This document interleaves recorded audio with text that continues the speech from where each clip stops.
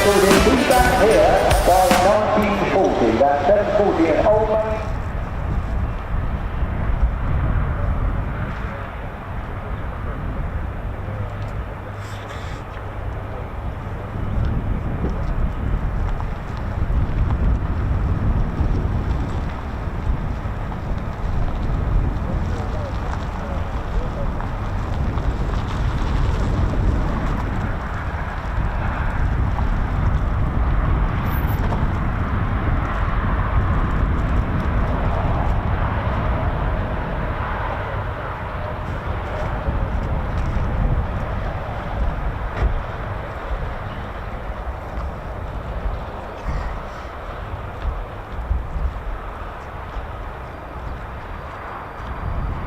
Well, a very good morning, ladies, gents and teddy bears. Welcome to the Ted Coningsby channel midweek special. And Ted and I thought we'd just pull into Lakenheath today. Why not?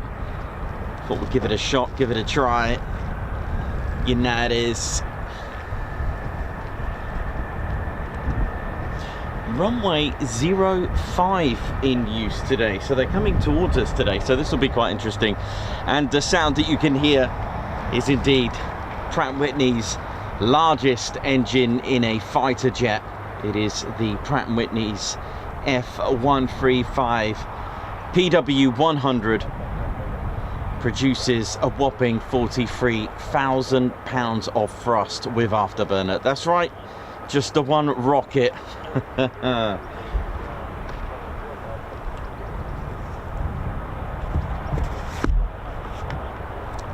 Trouble is on the way, taxiing out.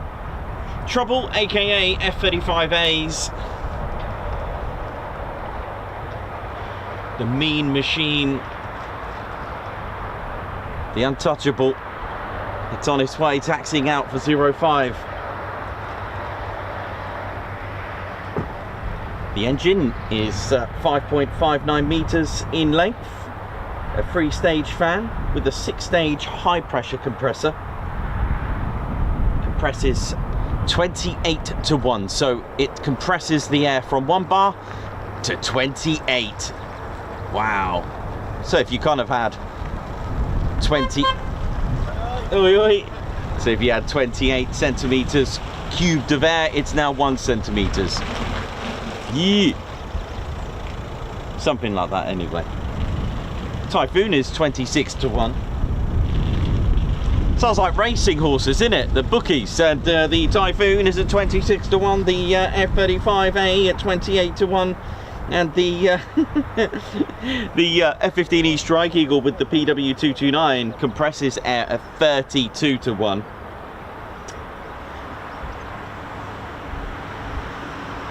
Right, and let's see what's going on down there. 05 departures, here we go. Where are you? There's trouble. There they are. Look at them. These things can pull 9 Gs. It's more Gs than Snoop.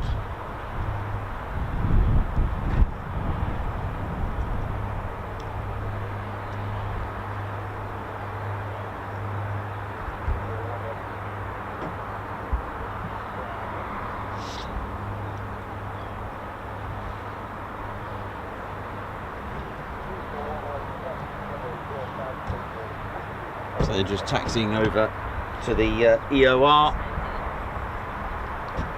Look at them. Beautiful 5th generation masterpiece, the F-35A.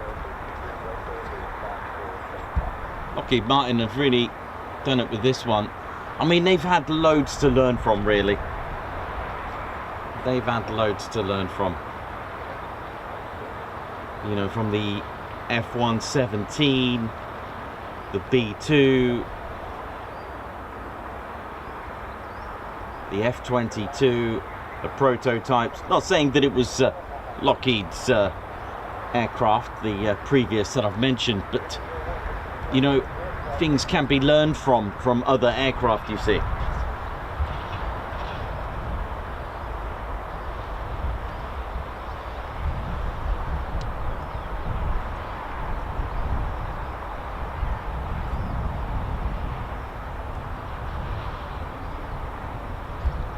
So 4 F-35As.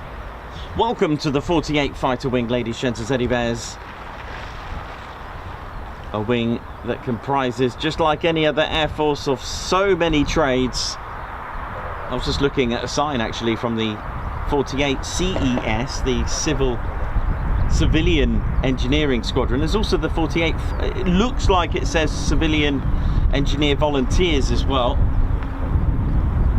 Also got the 48th Medical, 48th OSS, the FGS, the Operations Group, the 48th Operations Group. That's the flying component. And in that flying component, you've got 4 combat ready squadrons. I can hear F-15 starting up as well. The 4 squadrons are the 492nd Fighter Squadron, the Mad Hatters, locally known as the Bowlers. They fly the F-15E Strike Eagle, guns up. Next up, we got the 493rd Fighter Squadron. The 493rd, nicknamed the Grim Reapers. They're the latest to convert to the F-35A, which you can see on the screens, ×4.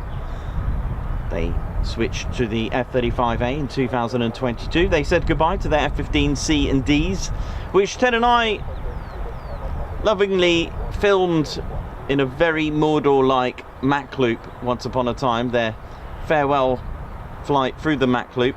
We couldn't even believe there was anything coming through, but you know how it is with the 48. Next up, we've got the 494th Fighter Squadron, the Panthers. They fly the F-15E Strike Eagle. Bleed red. The finest, baddest, meanest. You've also got the 495th Fighter Squadron. The latest to the 495th. They brought the F-35 here to Lakenheath, the first to bring it, and also to make the 48 Fighter Wing of USAF the very first wing to operate the F-35A in USAF, which is, of course, the United States Air Force in Europe.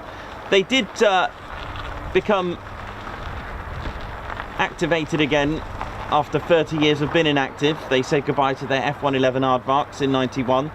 The F-111 Aardvark, I believe the last one left in 92, but 30 years later, 15th of December 2021, Lakenheath saw the first ever F-35A touchdown, and a new squadron was formed in a way of nickname. You see, the 495th during 77 to 1991, they were known as the Thundervarks. That was their nickname.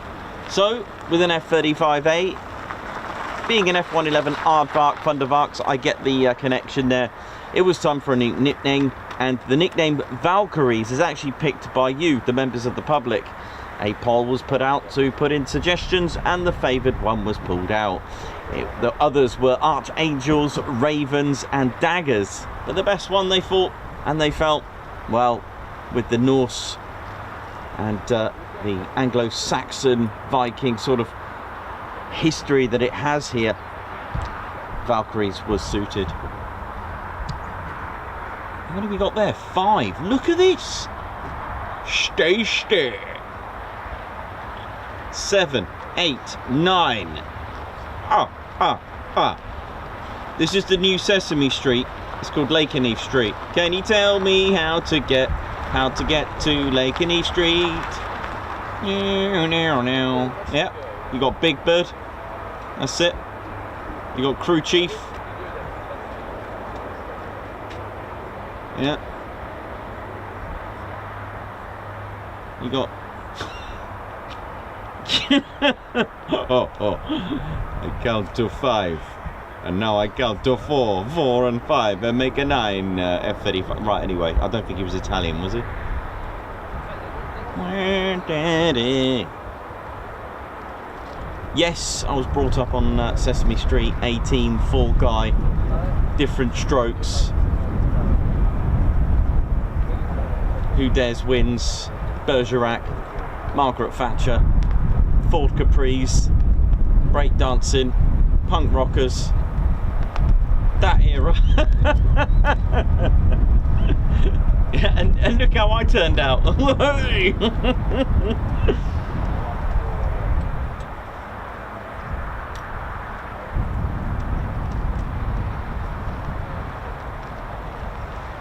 So, ladies, gents, anyways, do your checklist. Please do hit that like button. Give us a thumbs up. It does help with the channel. It really does get the channel out there. If you start smashing that like button, it really does help get the stream out there. Mind you, it's you can never tell what time they start. I put 9 o'clock, well, 7:40. I'm already witnessing 9. I think there's 9. There's 4 on the south EOR, and we got a 5 over there. PEA, beautiful.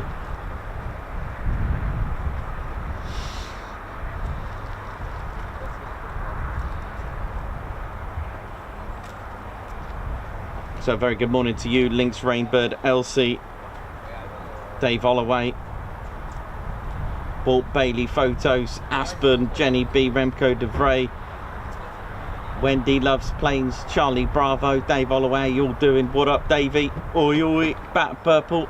Nah, it is.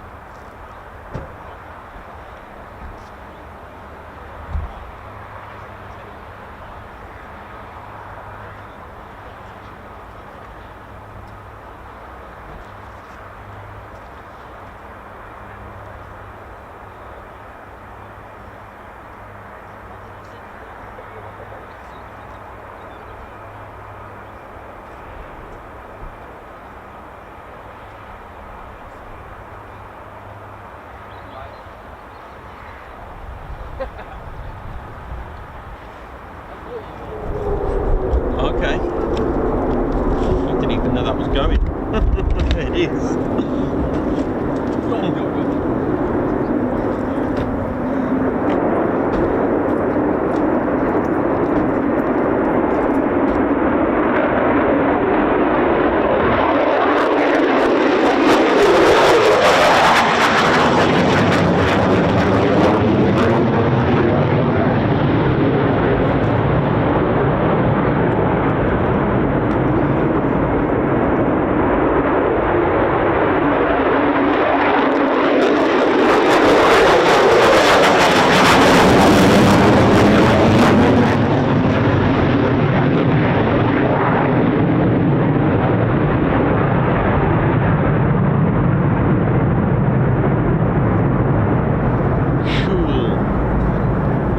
Morning. That's how you have it in the morning. So 4 there. 5, where? So they must have just taxied straight out. So we've still got 9. And 1, 2, 3. What is going on? What's going on?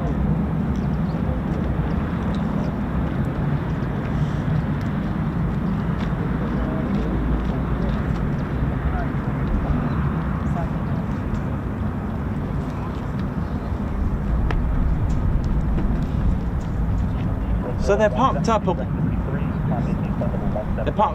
at what's called EOR, end of runway. There are 4 in total.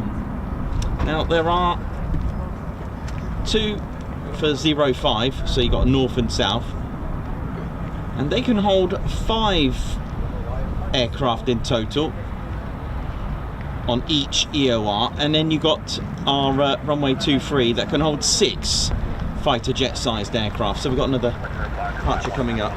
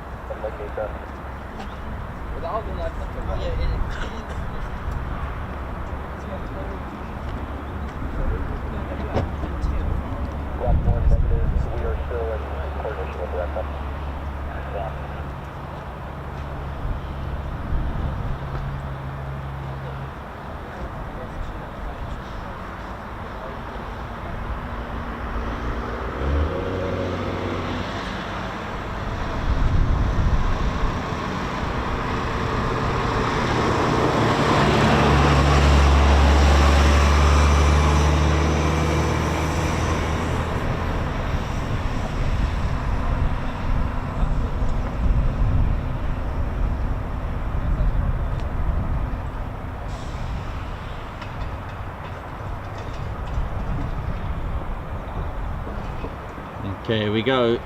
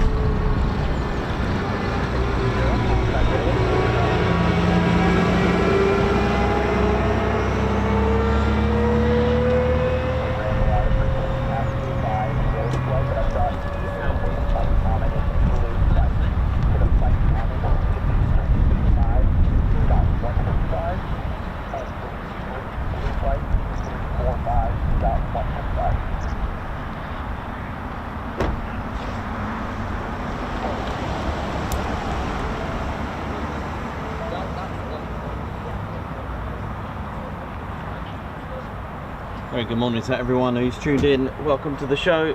Also a shout out to the Royal Air Force Lakenheath Fire Department, including the SF Security Forces, OSI, LE, SF. How you all doing out there? And of course our Suffolk MOD Police, how you doing? Hope you're all good.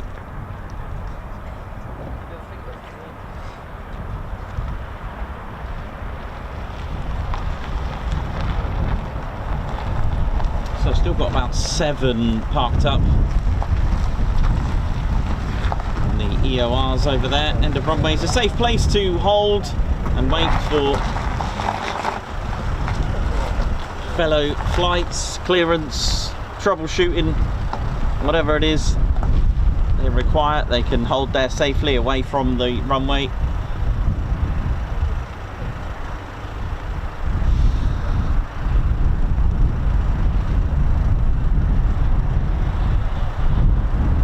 Okay, here we go.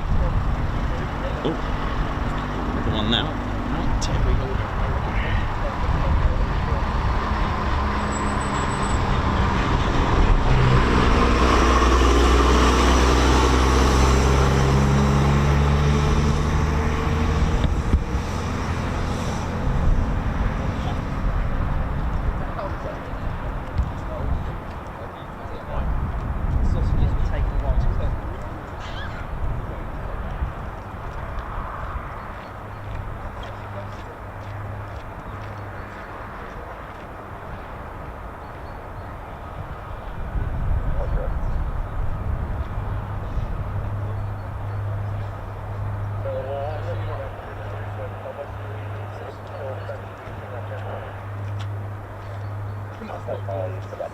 It's like a 2.5-hour drive.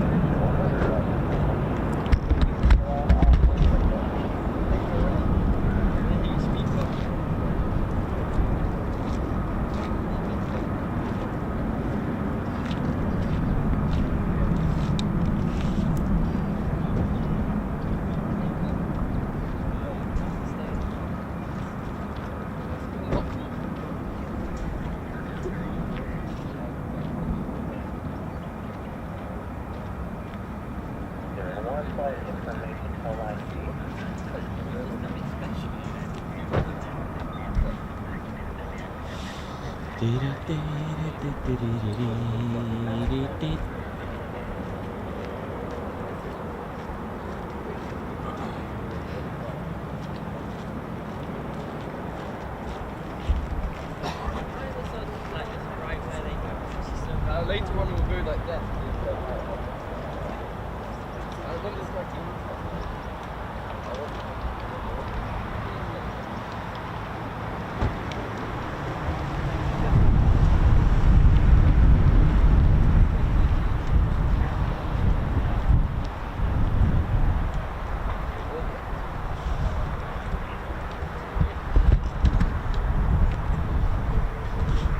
Near F-15 starting up.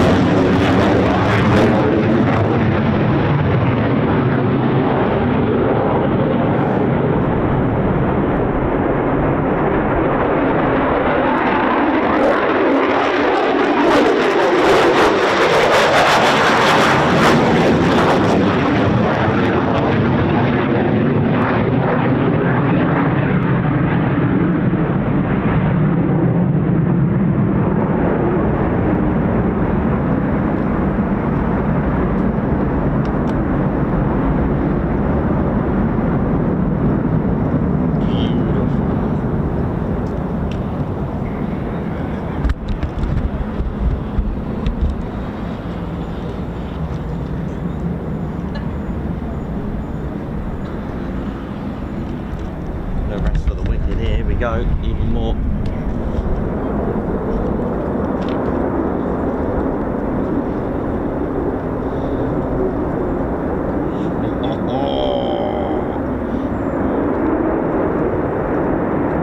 Yeah, this looks really good.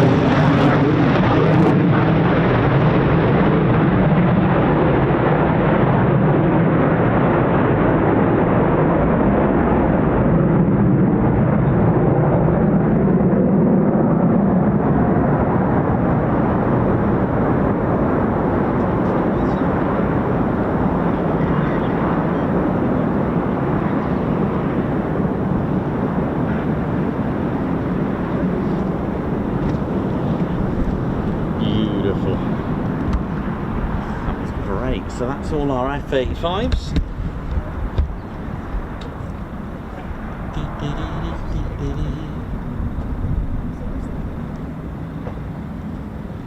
Or is it? There's another one.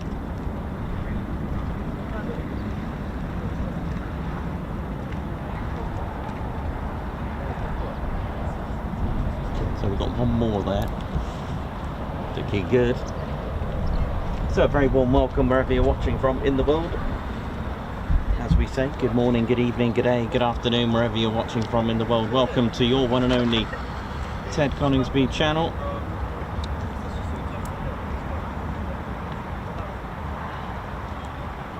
Hope you're all good out there, and welcome to one of your favourite basin places. Yeah.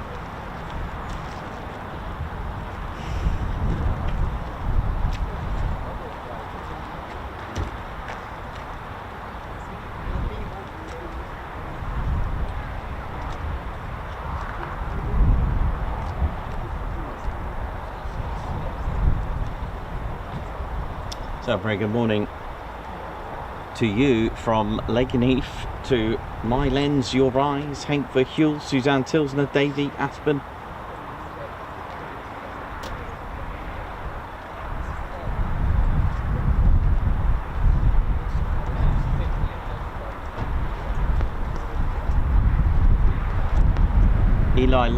Eli Leader.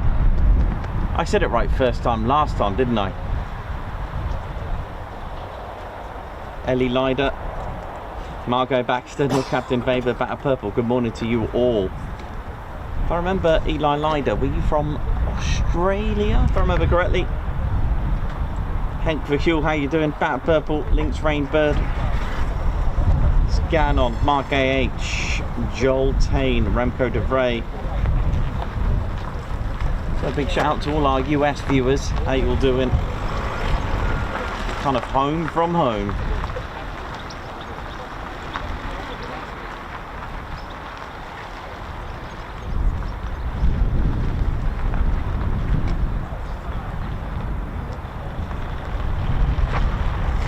So I hope we're all good, ladies, gents, teddy bears. It's all good. It's got a bit of a cold breeze here, being easterly winds, so I have to get the old bear fur out.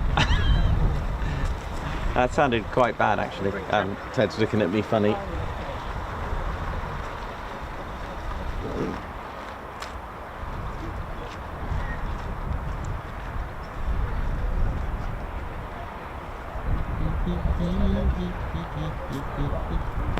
Their squadron leader Ted Coningsby on the controls.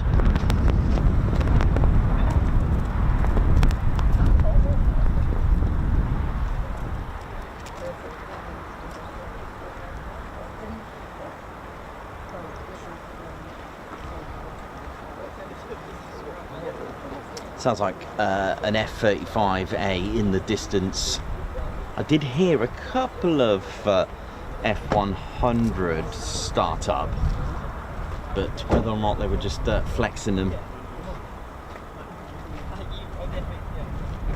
Give me a second.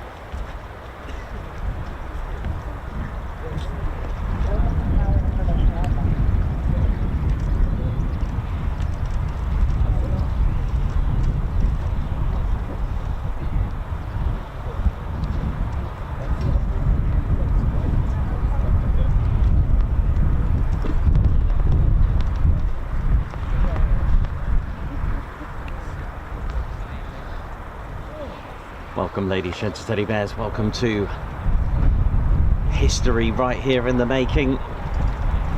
For those that are new, RAF Lakenheath is operated by the United States Air Force, and to be more precise, it's operated by USAF. That's right, that's how you pronounce it. That's what the letter E stands for.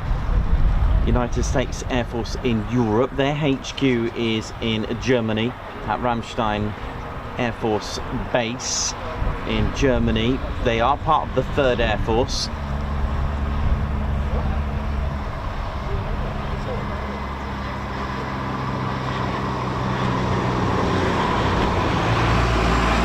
It's also the HQ for the United States Air Force in Africa as well. They are one of the original Air Forces, predating the entry to the Second World War, so it's over 80 years at least. They are summed up by the 3Ds: develop, defend, deliver. Their units, they have 10 in total, so some of them you may recognise: the 31st Fighter Wing at Aviano, the 406th Air Expeditionary Wing, the 48th Fighter Wing of course, the 435th Air Ground Operations Wing, the 86th Airlift Wing, the 39th Air Base Wing, the 100th Air Refuelling Wing, which we seen the other day, yesterday, the 52nd Fighter Wing. I think that's Spangdalem's aircraft, right? I'm pretty sure that is. We also got the 501st Combat Support Wing, which I think they moved to Fairford, and a Hungary based with their 3 C-17s operating at Papa Air Force Base is the Heavy Airlift Wing.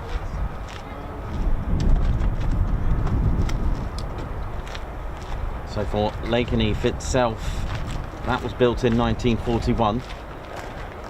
Interestingly, the same year as the 48th were established and founded, on the 15th of January 1941, which was the first aviation objective.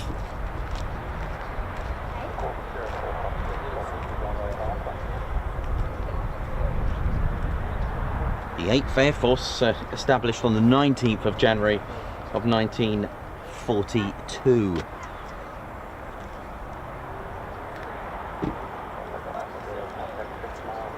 The station itself, RAF Lakenheath, was operating in 1941.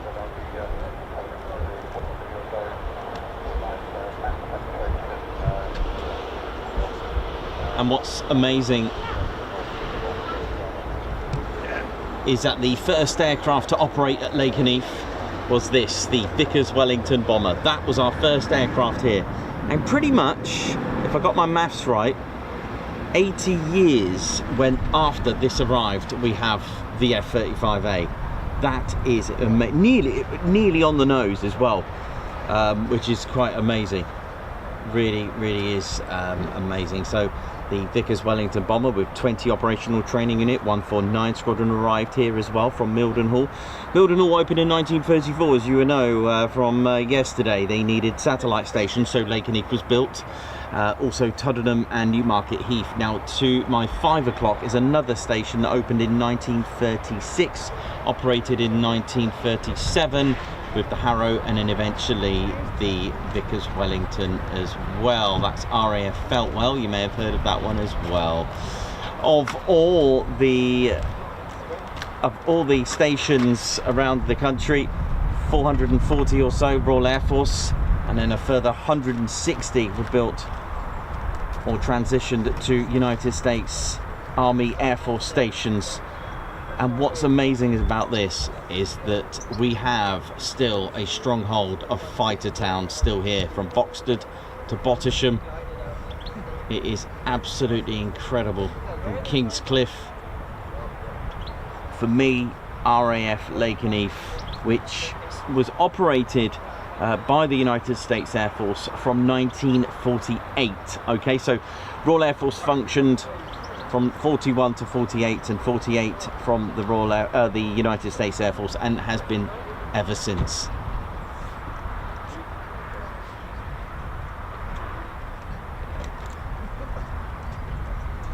The 48th Fighter Group, as they were known, in 1944. They did have a few name changes. They started as the 48th Bombardment Group Light, and they went to Fighter Bombardment Group Dive, and then eventually Fighter Bomber Group, and then finally one more in May of 44, the 48th Fighter Group. And they were operating this beauty throughout the whole of the war, the P-47, my absolute darling of an aircraft, my wonderful P-47 Thunderbolt. Look at this one. This one's from a fighter group as well here in the UK. This one, let me just check over, just make sure that hasn't taken off just yet.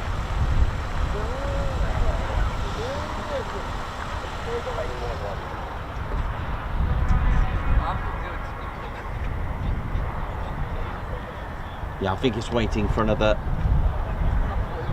another in its flight. But that this P-47 was from the 56 fighter group. That was based at Boxted. I wonder if there's a different way of pronouncing that. So yeah, this one here, this is a beauty, this one here, and it's in the markings of Colonel Dave Shilling, who was commissioned as a second lieutenant on the 11th of May 1940 at Brooksfield, Texas. He was originally assigned to the newly formed 56 fighter group in June of 41 and was operating the P-40 Warhawk, which not a lot of the pilots loved really. They kind of felt it had the power and it kind of didn't, but it was on the P-40E that equipped the 63rd Fighter Squadron, and once the war started, Shilling was quickly promoted, and by the 1st of March 1942 he was made captain and he took command of his squadron, the 62nd Fighter Squadron. In June of that year, the 56 Fighter Group received a consignment of P-47Bs. This is the bubble canopy. I do have a Razorback version as well, and in advance with the move to the UK, they arrived in the European Theatre of Operations in January, and Shilling flew his first ever combat mission during April of 1943. Now by October he had achieved A status, and by August of 44 he had become the 56 Fighter Group commanding officer. He was then promoted to colonel, and Shilling held this position until the 27th of January of 45. The P-47D was one of 7 P-47s assigned to Shilling during his time with the 56 Fighter Group, and this particular fighter revealed an early wolf pack for the, I mean, look at that. I don't know if you can see the wolf pack and the look at the markings on there, brilliant. They had a little painting of a cartoon, which I think is renders Hairless Joe on the cowling. Shilling's penultimate aircraft was subsequently issued with the P-47M that was grounded with engine problems, but this D-25 was used by Colonel for his 5 in a day haul on the 23rd of December 1944 that raised his final tally to 22.5 kills in 132 combat missions.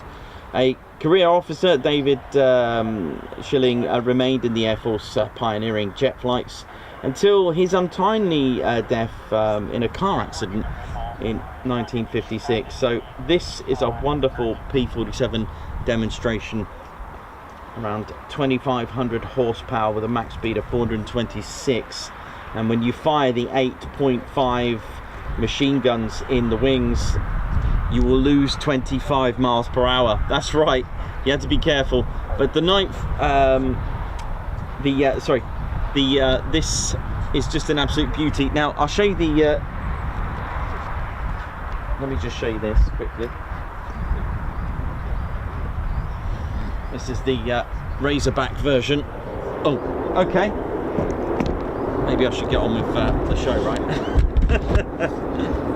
Here we go.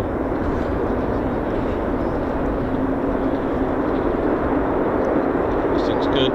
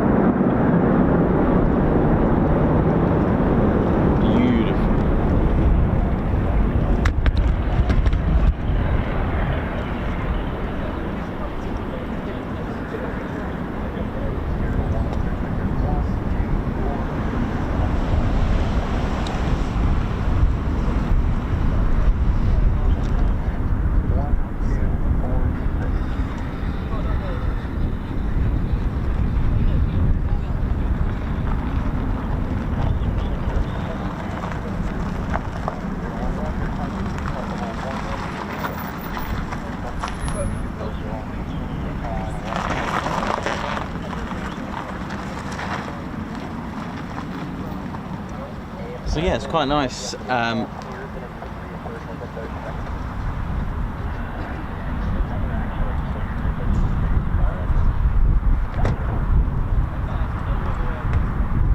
So it's really, really important, like I said, to mention that actually, the reason why I got that particular one in the show was the 56 Fighter Group had more air-to-air kills than any other fighter group of the 8th Air Force, which is quite staggering, really. I think it's somewhere in the region of 665.5 aircraft in air-to-air combat. That is the historical credit there.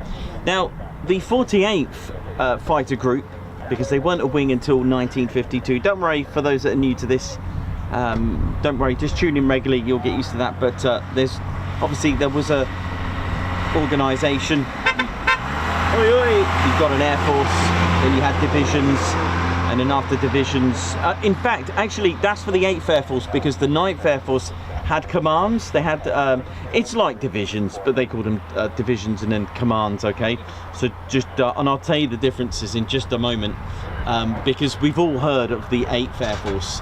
But what my point here is, it's just amazing, okay? What my point is, of the 160 or so, and don't forget, can I just say that number, you're never going to get it absolutely spot on, because there were, believe it or not, some airfields that were top secret and not known. Some of them are just probably still classified, and probably when they were released, forgotten about, and that is a fact.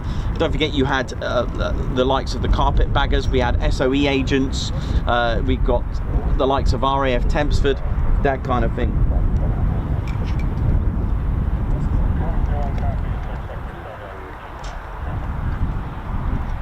So, you know, you've got two different air forces. So the 8th Air Force had a different role, right? And you've also got the 9th Air Force. The 48th were actually with the 9th Air Force. The 56 were with the 8th Air Force. Now, of course, when we think of the mighty 8th, we think of the B-17s, we think of the B-24s and the bombers, right? They did have attached specific, there were 3 fighter wings that would protect. So those fighter wings had fighter groups, and those fighter groups had fighter squadrons, okay? So just to remember that. Now, the 8th Air Force, they were more strategic bombing, okay? They were going into taking out marshalling yards, ball bearing plants, engine factories, that kind of thing, okay? So that's what the mighty 8th were taking care of. But of course, you had the fighter groups that would go out with their P-47s and P-51s, and in some instances the P-38s as well, doing that. And they would take care of operations such as what's called, and you may have heard it from here, ramrod. Ramrod is escorting sorties.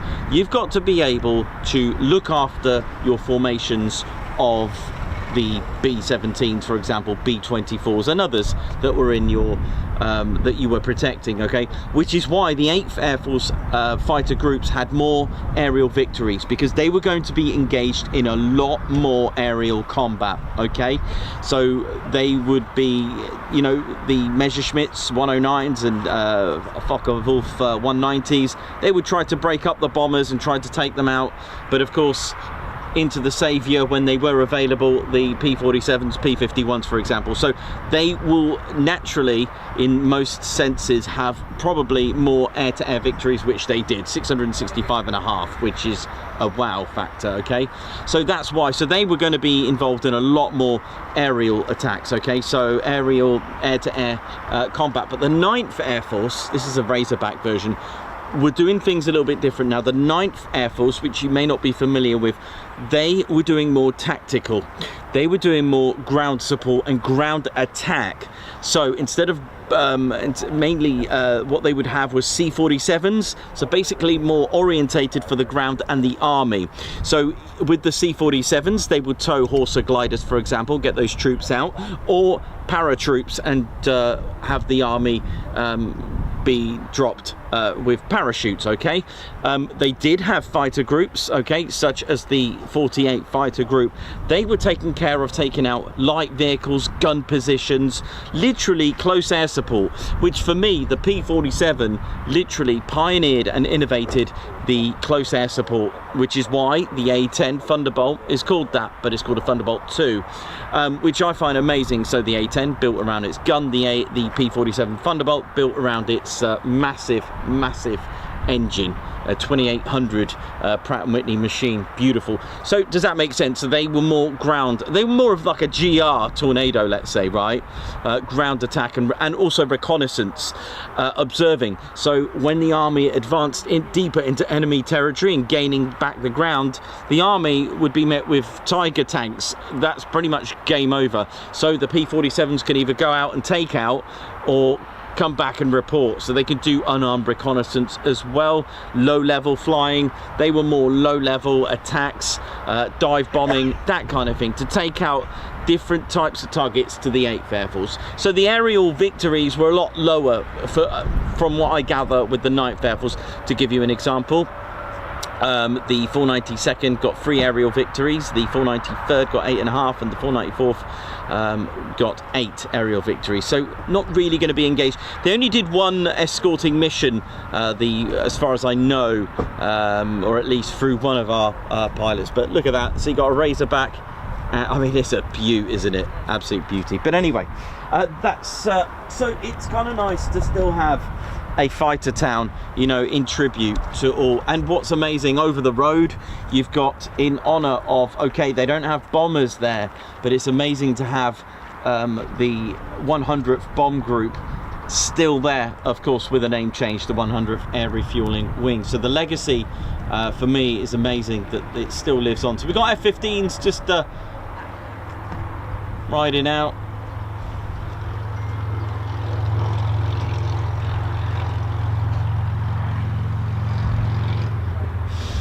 There we go, one parked up.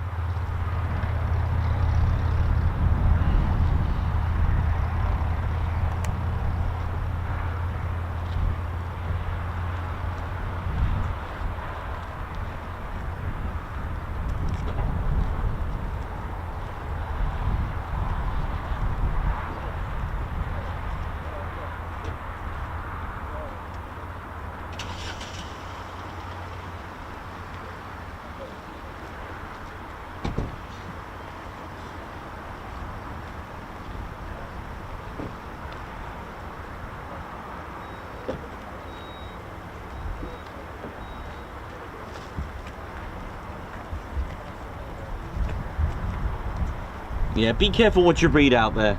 Be careful what you read. There's so much fake stuff out there. I'm not one to judge, but that's why we only accept. If you're going to read any articles, read it from af.mil or Royal Air Force sites. Some of these, no offense, but these articles and social media is, and it is just, you know, it's going to be either biased, it's going to be hearsay, AI generated stuff on there mostly, and they'll put their own thoughts. But of course, some of it is true. And you've got to remember that although things are proposed, they still need action in.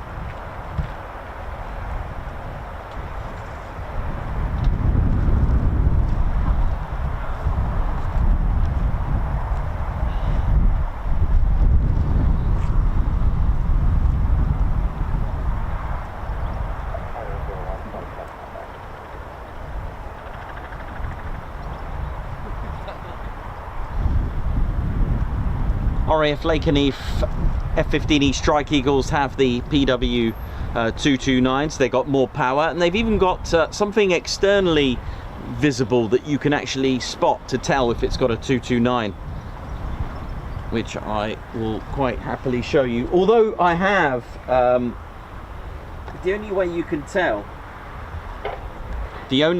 tell, which actually I'm a bit disappointed, my model doesn't have it. I've got an F-15E Strike Eagle here that's packing. So at this, well, actually, it's funny because it's an LN one, all right? This is actually, so if I was to see this, I would tell you now that it's got the PW220s, the 22,000 horsepower engines, all right? Sorry, 22,000 pounds of thrust engines. The 229s have got a whopping 29 and just over 29,000 pounds of thrust. So I'm going to tell you that this has actually got the PW220s. How can you tell? Under here, just about inside here and on this side is, sorry, I should show you really. There's an extra intake, which is just inside the CFT, one there and one there that hugs it, so it sticks out. It's like a little pipe. You can usually see it if you're fortunate enough to be under one, or you can usually see it when it's head on. So if I was to try, nah, it's not going to work like that. I actually might do that. You'll see an additional round pipe about halfway up here, but it will be about there in reality. All right, that's how you can tell, and if we're fortunate enough to see one head on, you'll be able to see it. But if you go to like air shows and stuff, you'll be able to see it. So there is a visual. I know. So yeah, the F-15E Strike Eagle, 29,000 pounds of thrust in each of those Pratt & Whitney F100 PW229s. These are the 229s.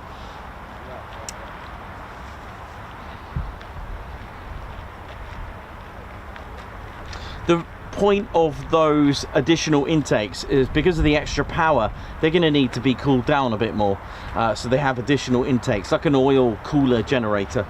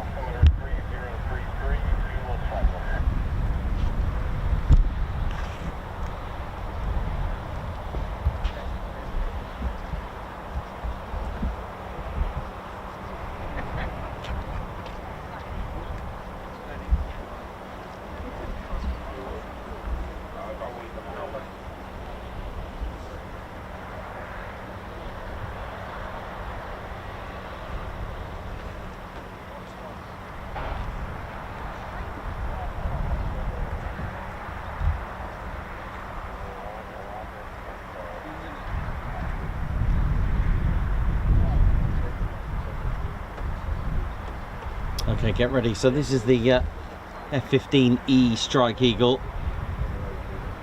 Arrived at Lakenheath in 1992 with the 492nd and the 494th. The 493rd didn't receive their F-15s, which was in the form of the F-15C in 1994. Eventually they did have a D models eventually arriving with them later. But the legacy of the F-15 carrying on from the very beginning,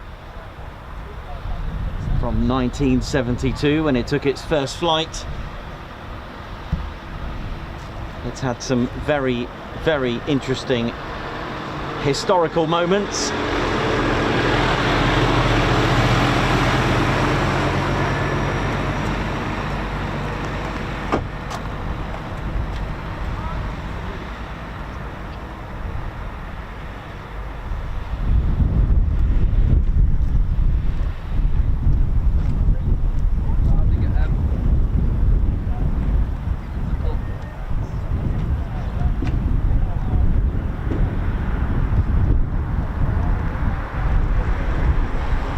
So my fun fact, which I love repeating, the F-15E Strike Eagle is the same length as a C-47 Dakota, which is absolutely cool, isn't it? 63 feet and 9 inches.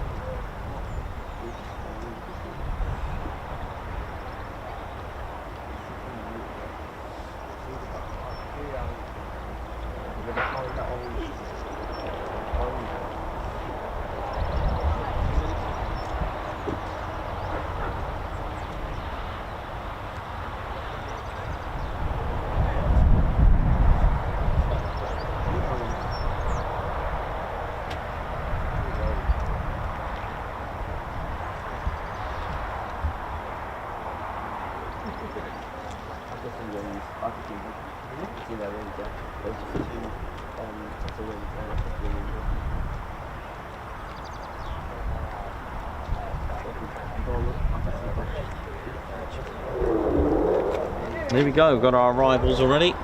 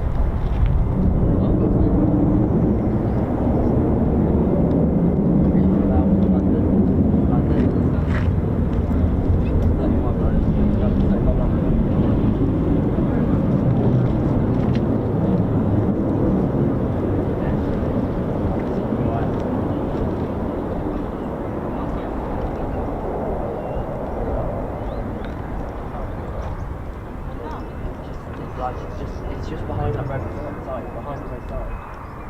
See the light? Now the light's going on.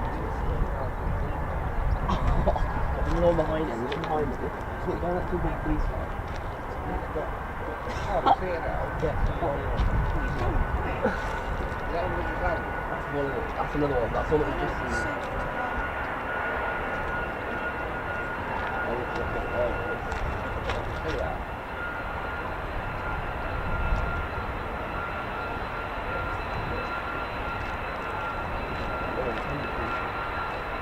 So that's our first two back.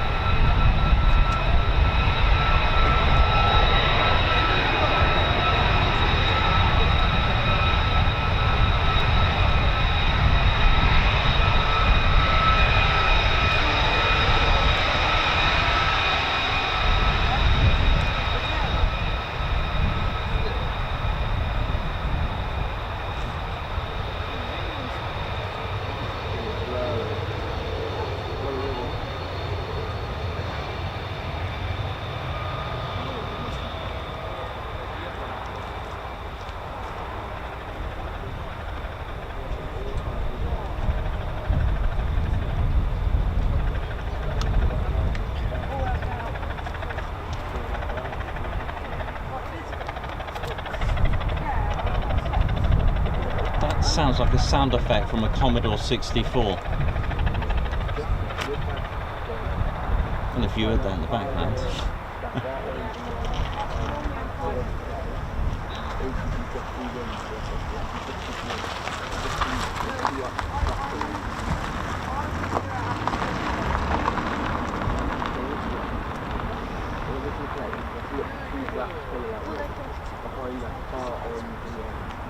Can we go over there? There's so much. I saw there's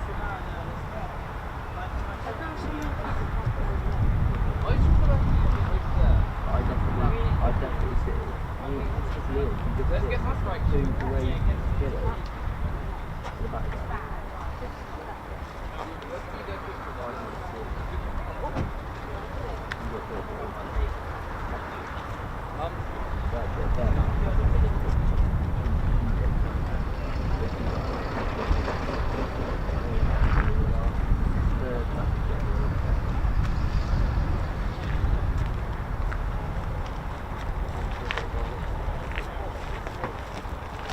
Checking with the old fat boy here. Yeah, they're very good using them. You know it is, absolutely.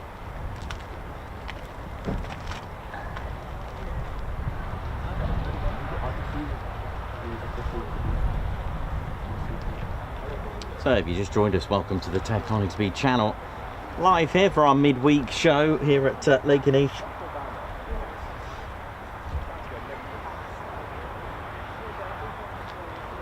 It's been a good start already. Departures, arrivals already. Now the F-15E Strike Eagle ready to roll.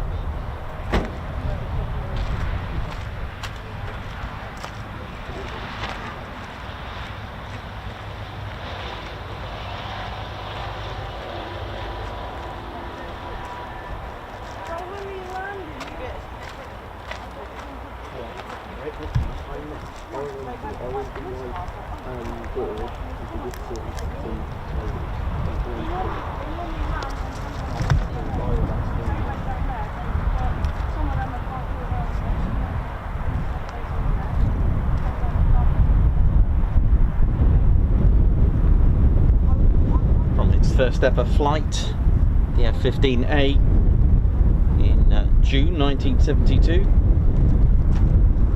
to the first flight of the TF-15A, which was later changed to F-15B in almost a year after, July of 1973. In 75, breaking the 8 time to climb world records in January of 16th, 1975. Coasting off to 98,425 feet in just 3 minutes 27.8 seconds, and then just leveling off, why not, at 103,000 feet.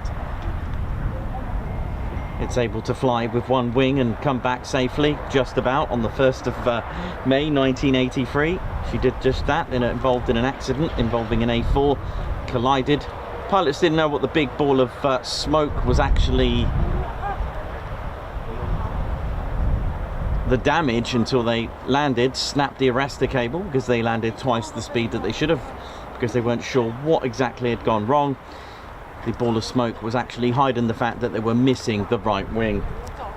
September 85, the F-15 was the first ever fighter jet to have an air-to-space kill, that's right.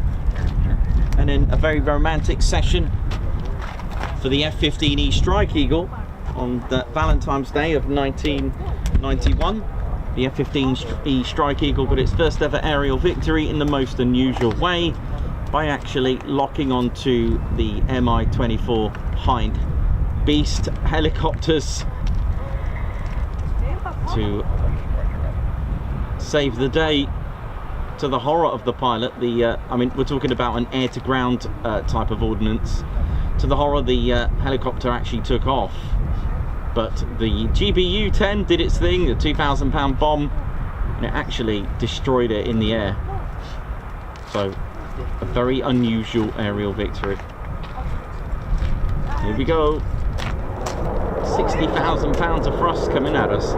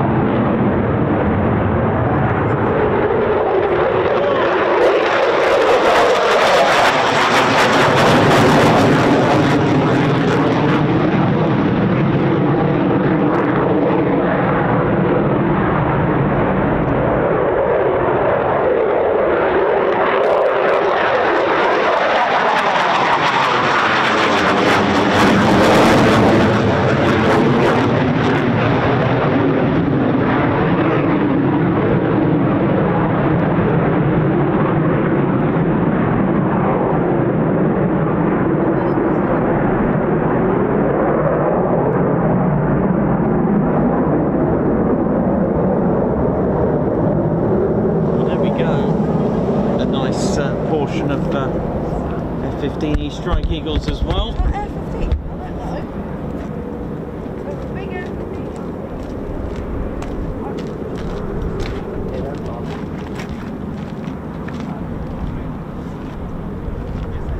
Can you take your bag off and leave it? Did you see the third one? Did you see the third one? Stuck over the head of my car. Did you see that F-15 from the night? You did? You was like, how low?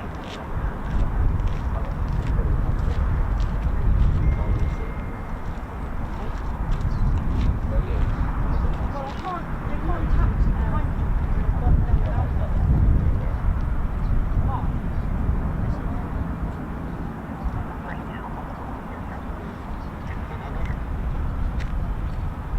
Beautiful.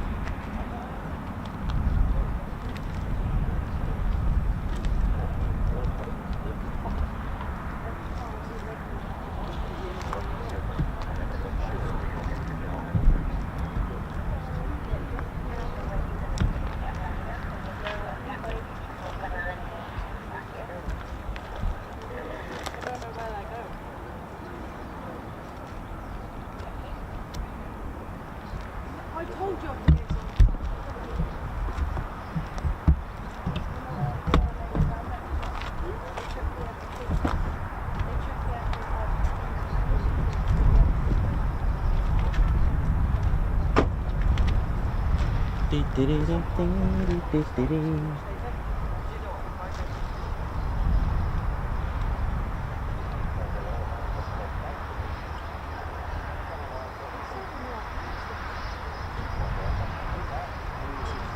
That's a fuel tanker?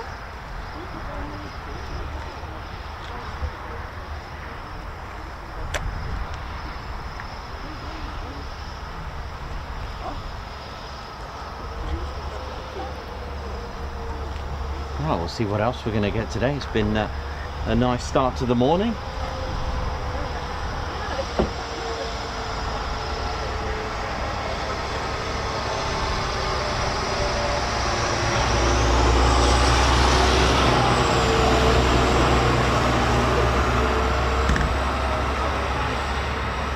So just a couple of Coming up.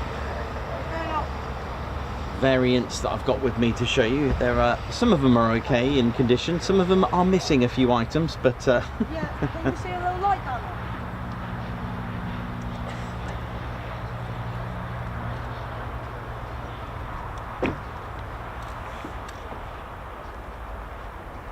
There's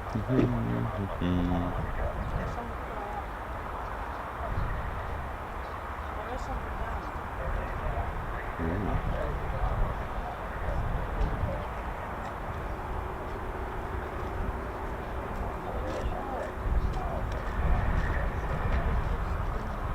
Look, can you see it? What? Come in. Come towards me.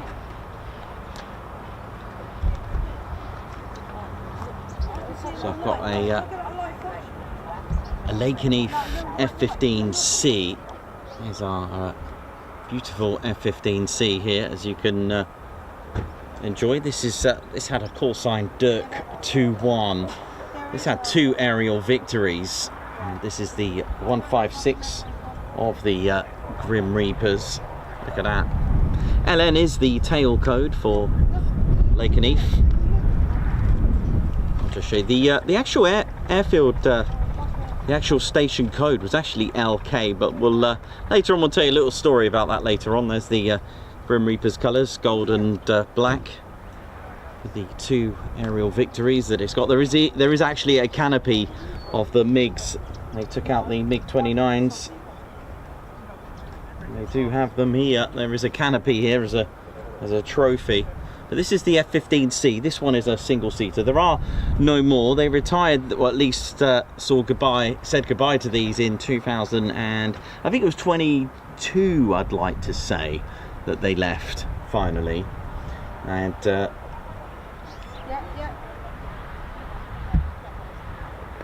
these had the Pratt & Whitney F100 220s on these. So the 220s and around 23,700 pounds of thrust each with afterburner.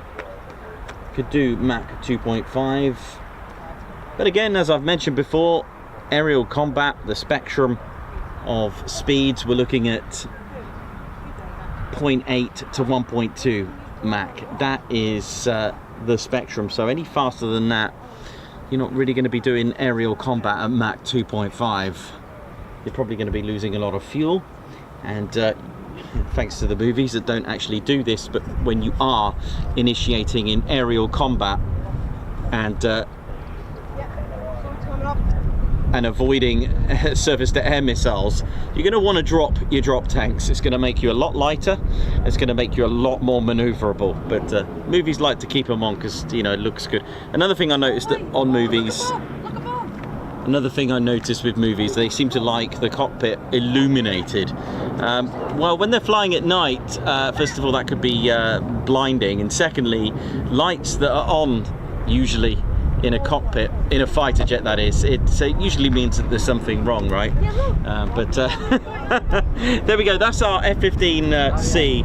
In fact, during the Serbian, sorry, let me just grab my F-15E as well. Don't know what's above me. Something's above me. What's that? Oh, hang on. Sorry. There is a PFO going on at the moment. Hang on. I thought I could hear something.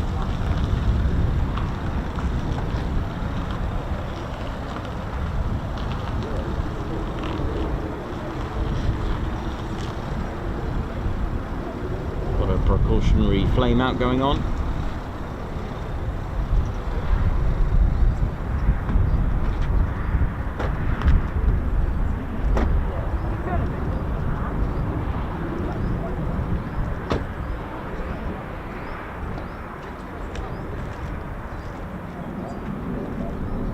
Oh, here we go.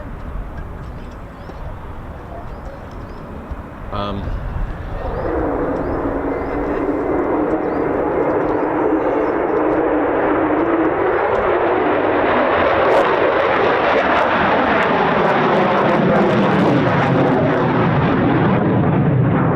I love that young man's commentary.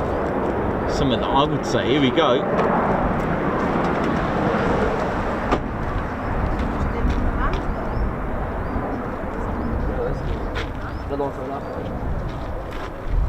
Oh, he's taking it. Come down here. Why things landed so late? Here we are.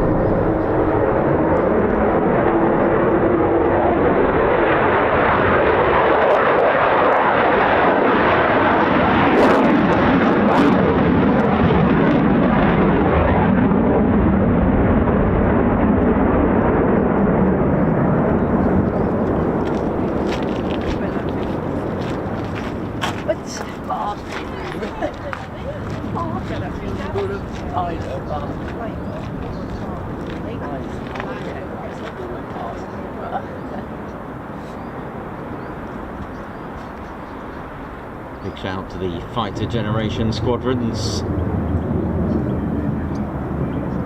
comprised of armourers, crew chiefs, technicians. Without them, nothing will fly.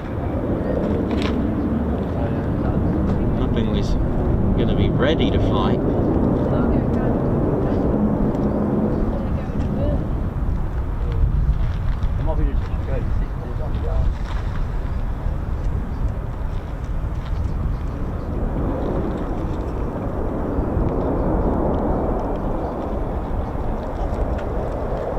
Come down here. You see them?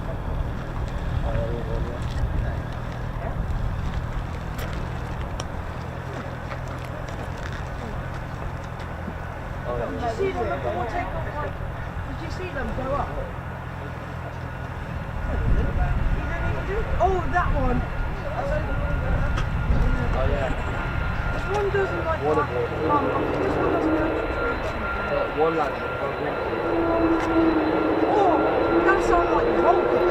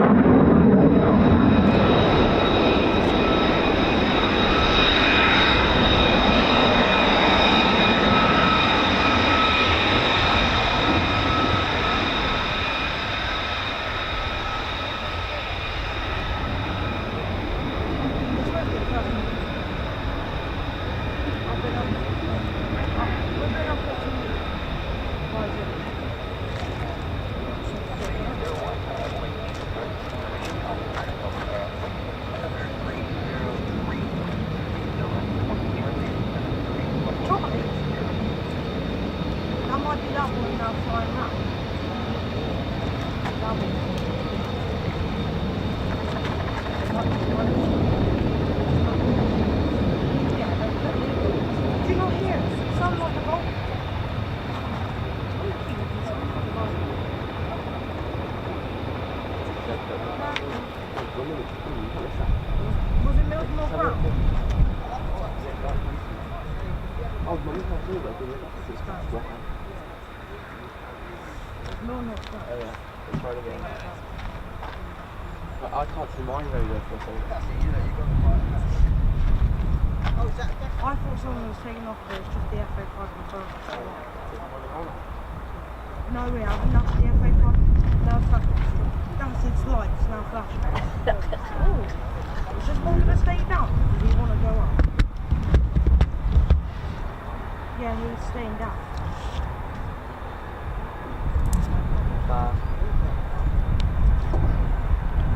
No, he's on.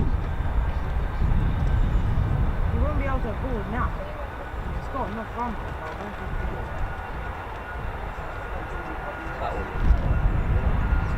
He's going too safe.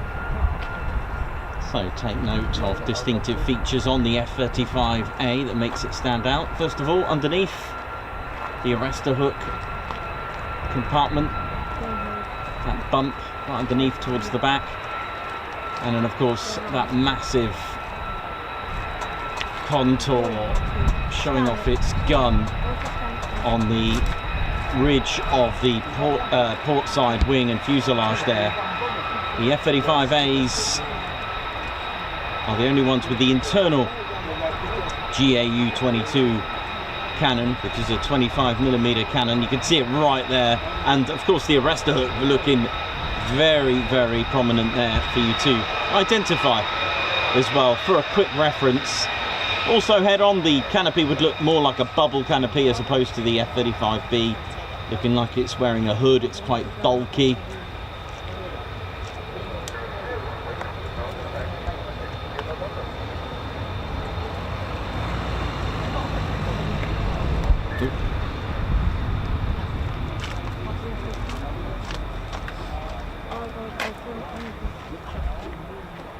Bye-bye, Abby.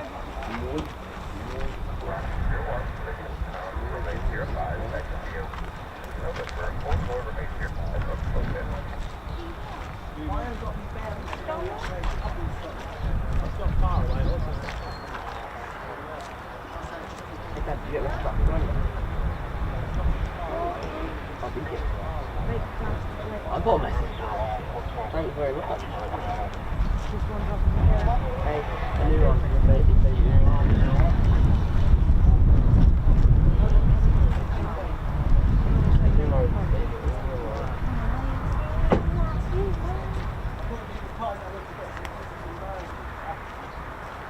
Get a signal here.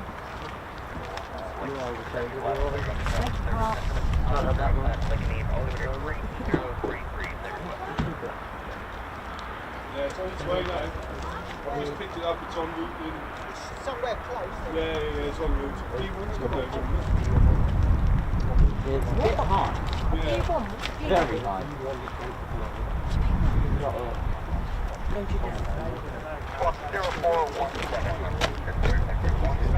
Oh yeah, I'll be able to, but it's very high.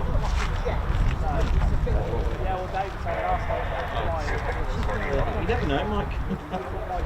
At the moment, it is.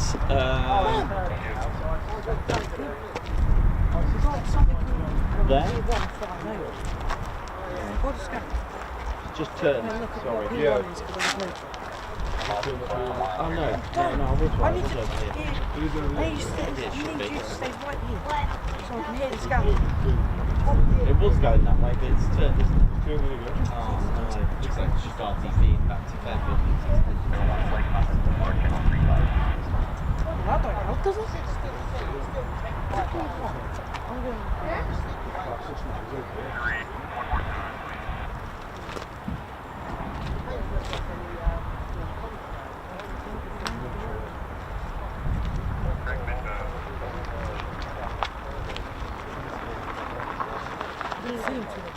That's a P1. Really? What is it? This is going to be fun. I was so Wee.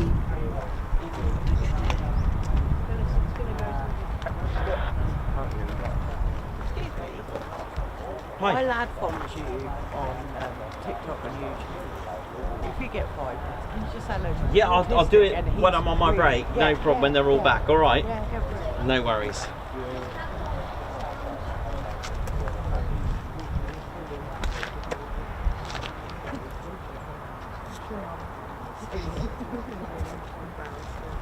If you give me the phone.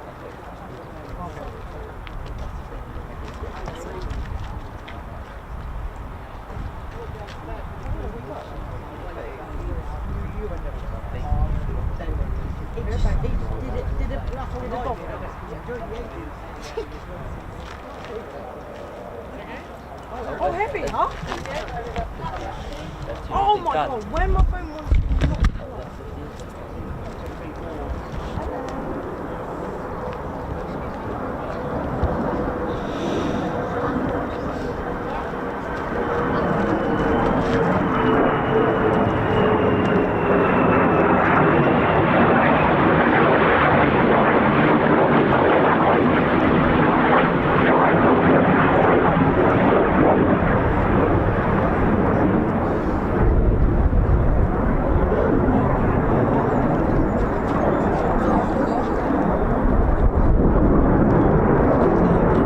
I'm looking out for this B1, but it is very high and dry. It's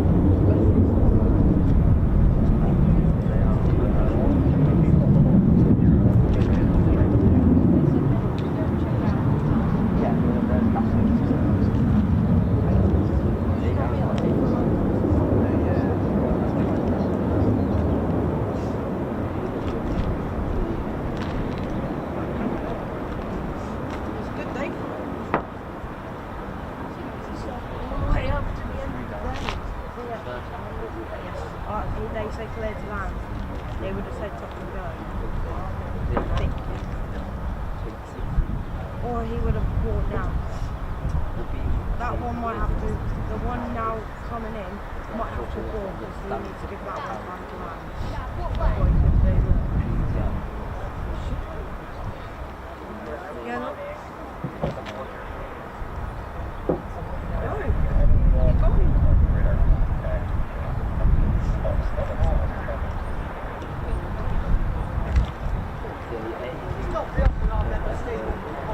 That's a tank.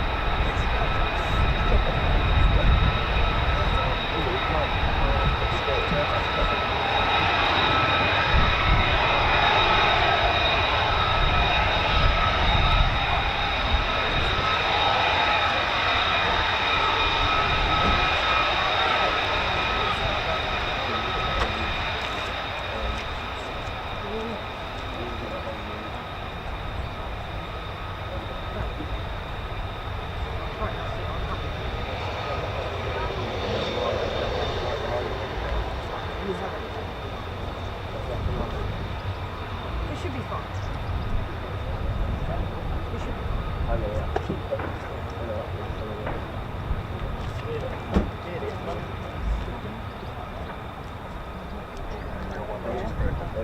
That's Mildenhall. That's PC 1.5. That would rather than taking off or good stuff.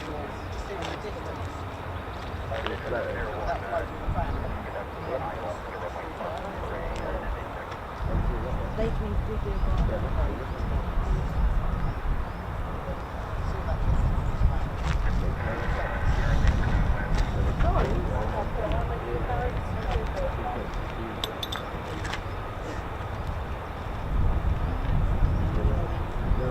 So it looks like they're hot pitting. They're going straight back out. I've not once offended anyone by saying no. Or you won't say no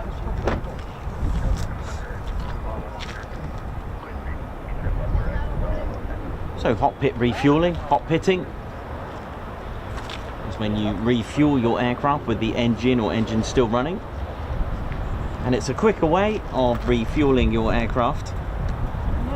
F-15s sometimes shut down one of the engine, but ultimately the aircraft is still running. And the reasons why it's quicker, you can hot pit refuel an F-15E Strike Eagle or an F-35 in about 10-12 minutes, which is a lot quicker than actually shutting down and refueling the aircraft. And one of the main reasons is because your aircraft is already running. You've done the whole process. You've eliminated the startup procedures. So what you're doing is that you're taking away all the checks that you needed to do, because your aircraft has come back, you're fine. You've already done all your startup checks. So it takes away all that time as well. And the engines and the pumps are running, so it's a lot quicker to feed that fuel through. So it saves around 66%, I think it is, of the time. So it's a lot quicker.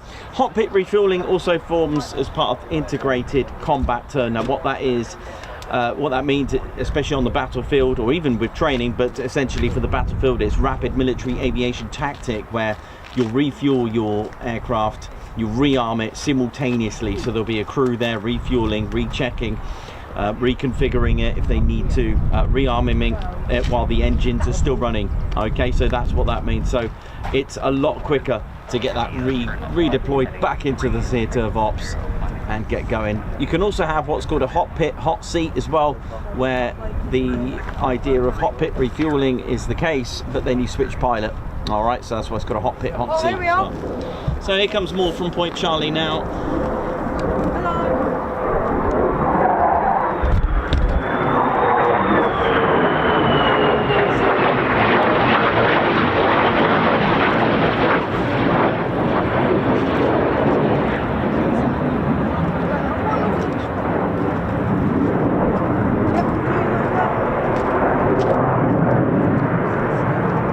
There was all Eagles here.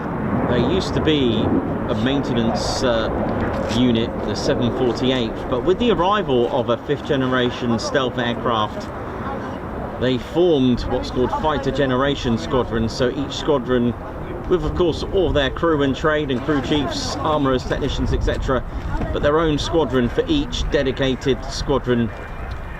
So the 495th Fighter Generation Squadron, the 494 Fighter Generation Squadrons, 492nd, 493rd, etc. They have their own.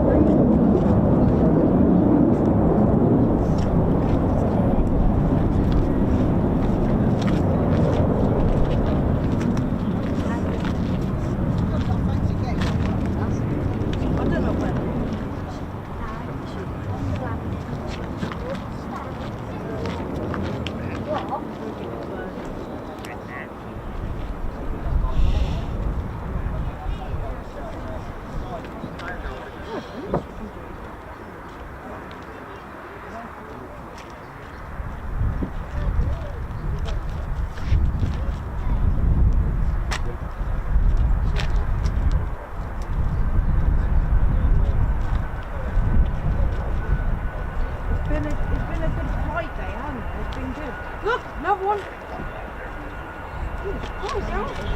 They're all coming back in.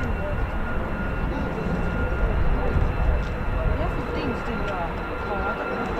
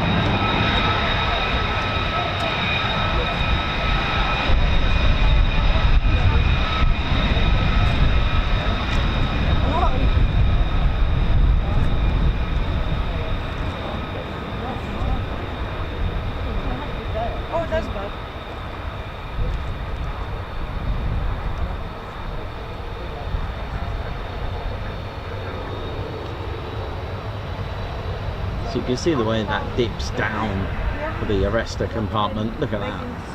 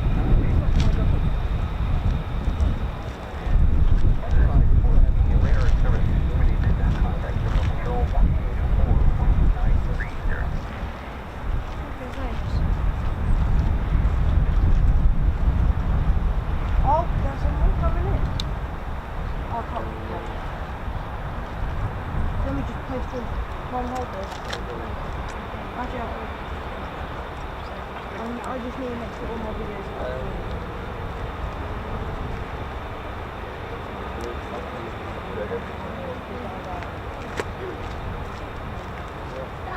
I know, that's what I said. I don't know if it's an F-35 or F-15.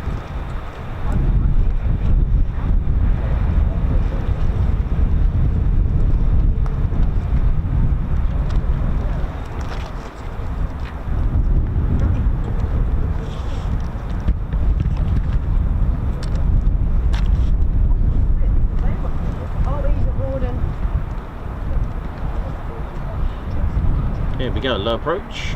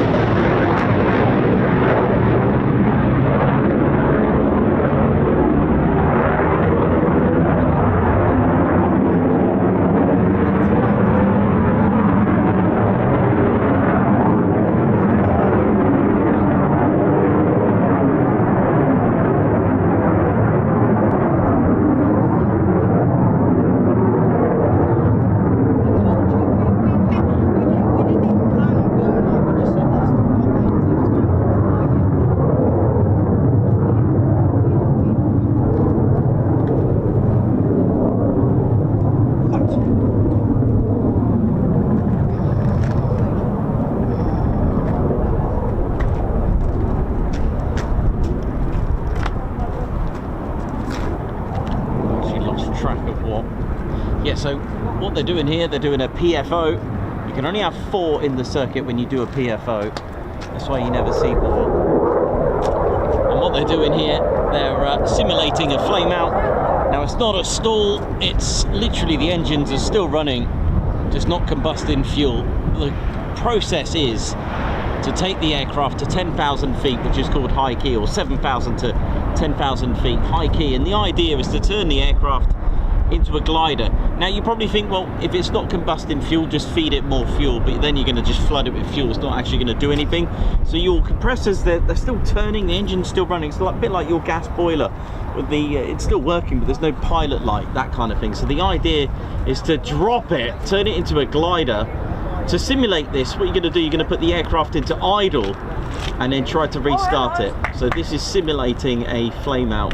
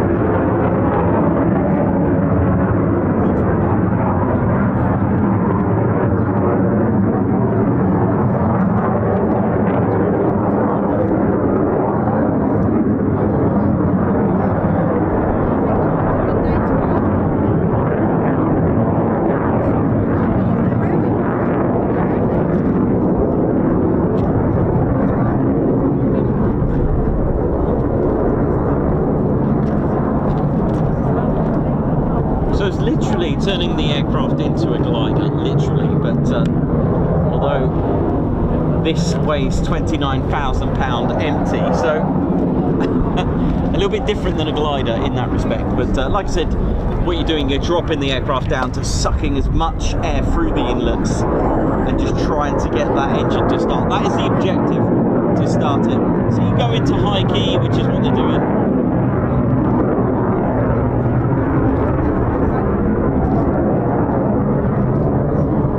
Impressive. Sometimes when it's looks like we've got a departure as well.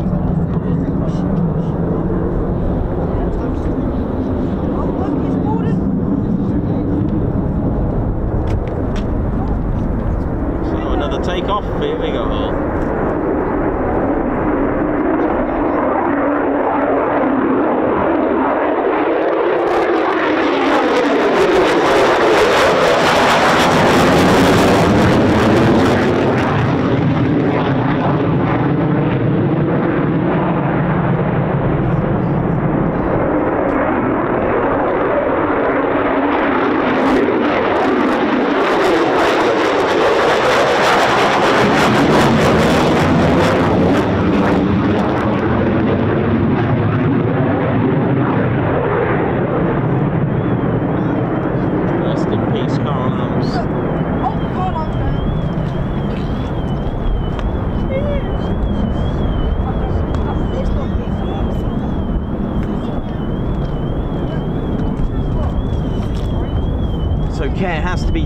for safety around the airspace, around the circuit, which is why the limit that you can have doing PFOs is 4 in the circuit at any one time, due to the of course there are risks. There are, obviously it's a manoeuvre that needs to be cleared. Here comes one now from a PFO diving down very steeply.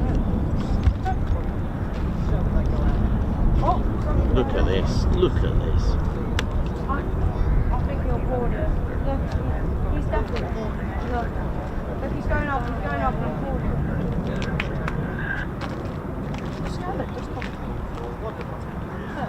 So the pilot will call out a low approach. Again, that needs to be cleared. We're going that way, so I don't know.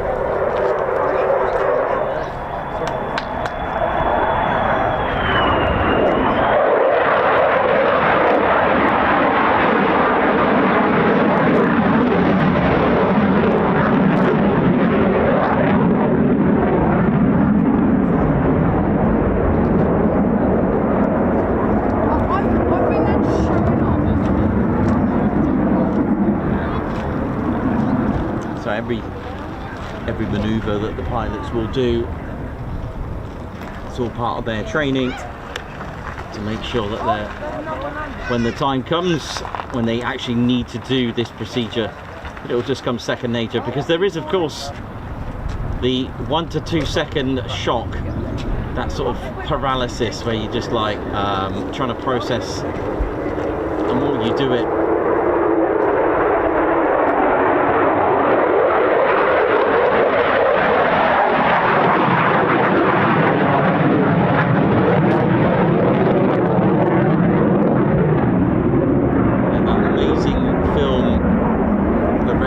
the true story of the Hudson Bay, true story about the Hudson Bay incident with Sully. It shows that sort of shock where Tom Hanks is trying to process the situation, because it was a really extremely bad situation to be in. Now, if you're a pilot doing this constantly with all that training in a really severe emergency like that, the training will just kick in.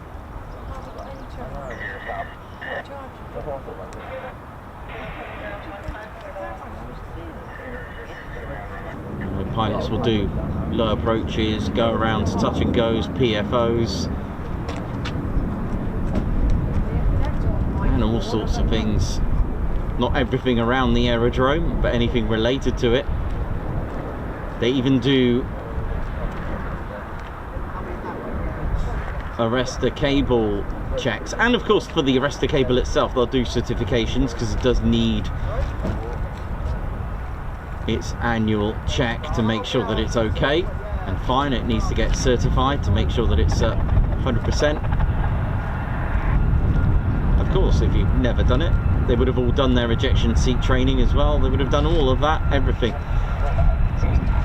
It's the importance of practicing and training every day. A good pilot is always training.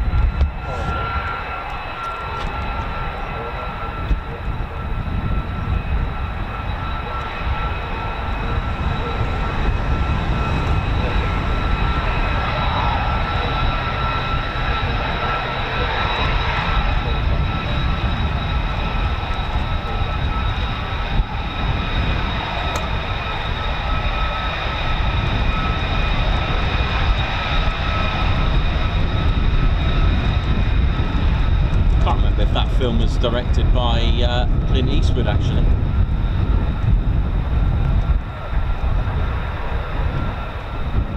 Yeah, it's called Sully. Tell you another one with Denzel Washington, Flight. That's quite good as well. There's even 7500.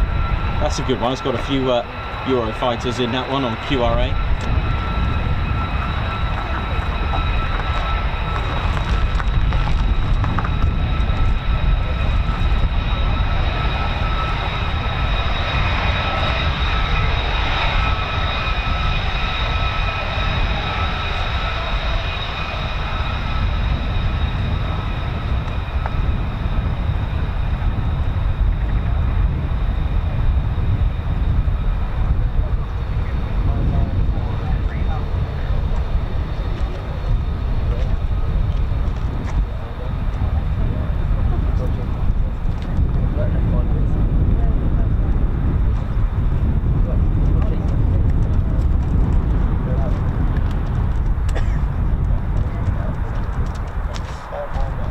So a PFO is not dedicated just to the F-35. PFOs, even on a Chipmunk, which I've seen, all pilots will and would have practiced a PFO. So basically a simulated flame out. There's also low key as well, which is a lower, but of course you've got to be lucky to be between 7,000 and 10,000 feet. Well, I say lucky, but it's got to be convenient that you are at that height to be able to perform it. I've seen F-35Bs do it, Chipmunks, Tutors, so even the prop light aircraft, they'll need to do it. It's useful if you've only got the one engine, right?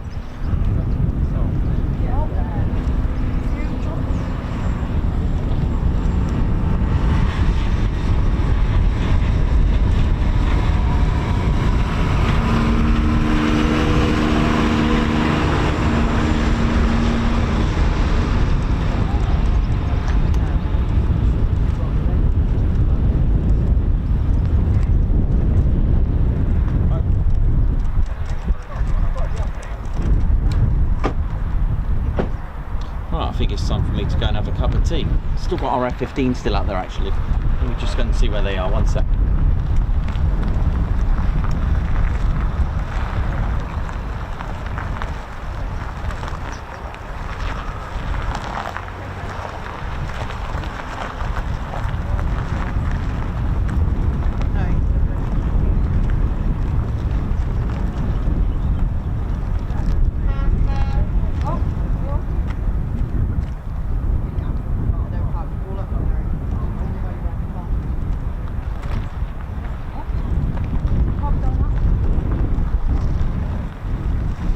Yeah, I'll be right back.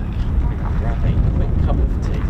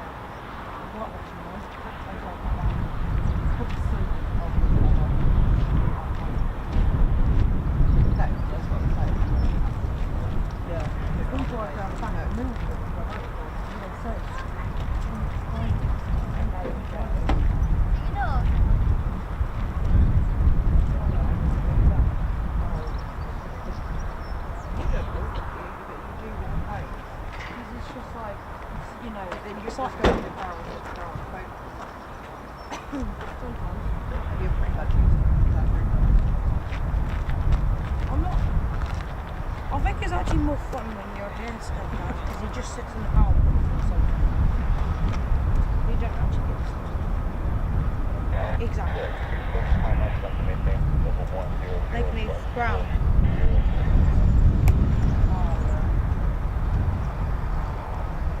Oh yeah, once. He goes two hangers. So he goes that hanging down and hang up the thing. When there was an F-16. Then sometimes you never go back. These hangers are under the block. Sure,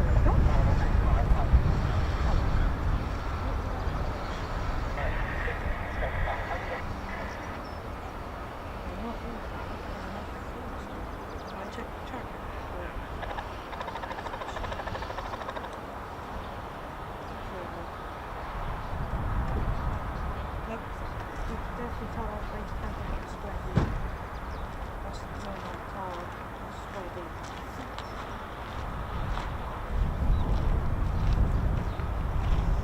Oh look, there's a typhoon. There's a typhoon flying over Coningsby. Oh no, he's just looking.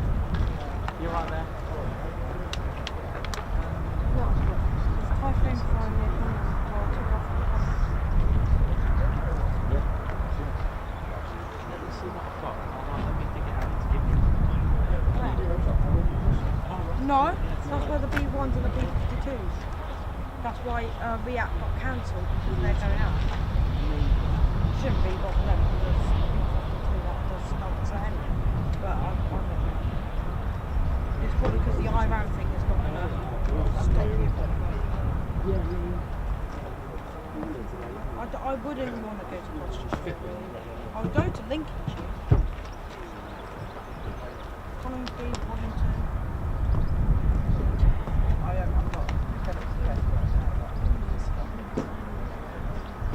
No, Marham's in King's Lynn. I like who is Lakenheath, Mildenhall, Marham, because Marham's on the other side of the Thames. So is Holbridge.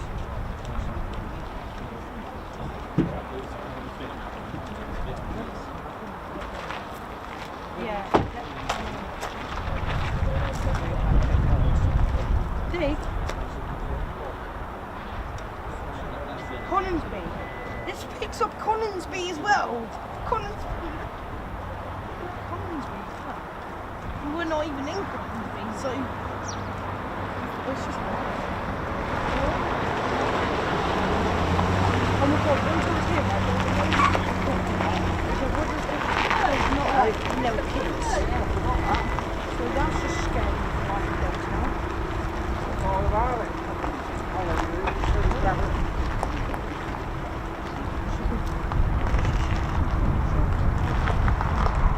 I've gone in the basement. Oh. Like, no more plans. So far. No, you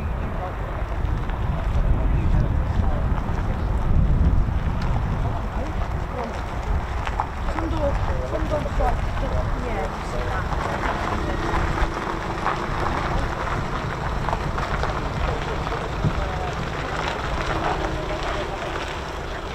Why is it picking up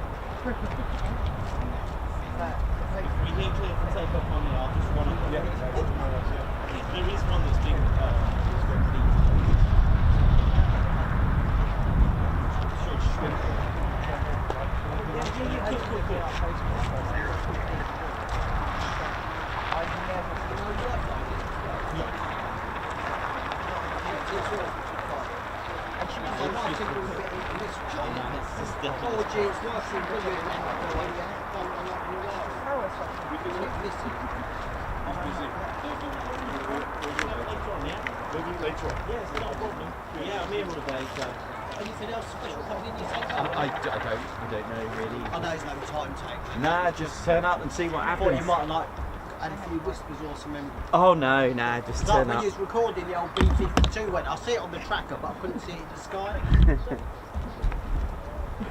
1-1, contact approach, channel 10.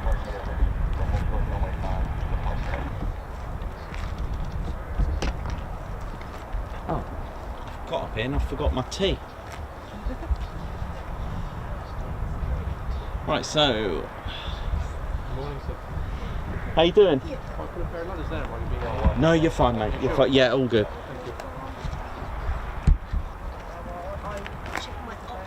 Okay, I'm gonna grab my tea. I made a tea and I forgot it.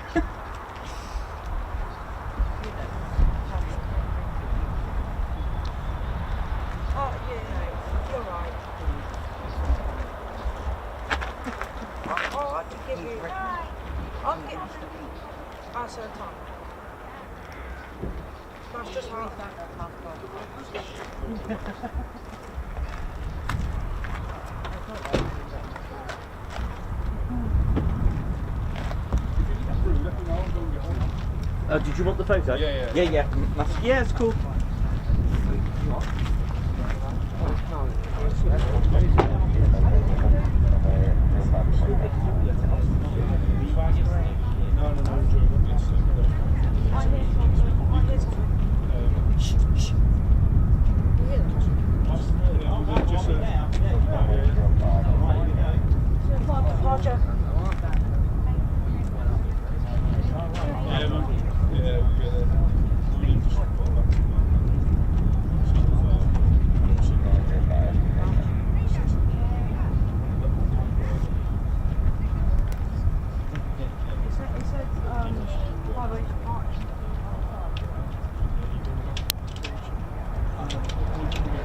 I'll put on my this one now. Yes, what a day.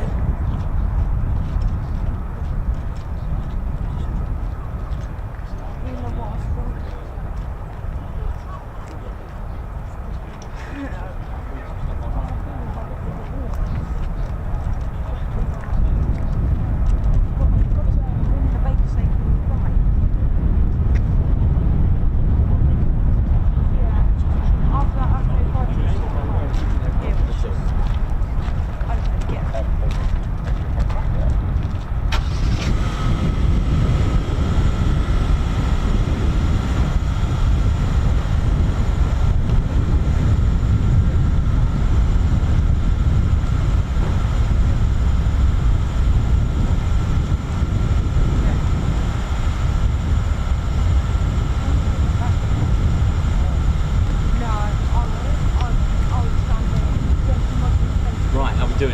Steady Bears, hope we're all good and well. Welcome to one of your favourite bases and places. It is indeed the one and only RAF Lakenheath.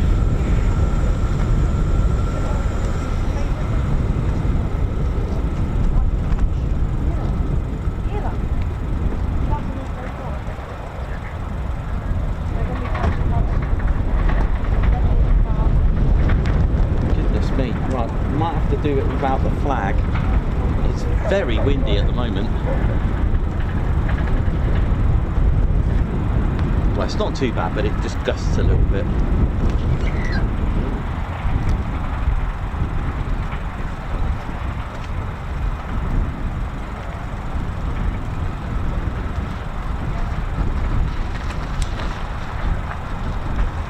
Sadly, I have to do this without the flag. It is actually a lot breezier than you think at the moment, but Jenny B, thank you very much. Guards March, thank you for your 25 months.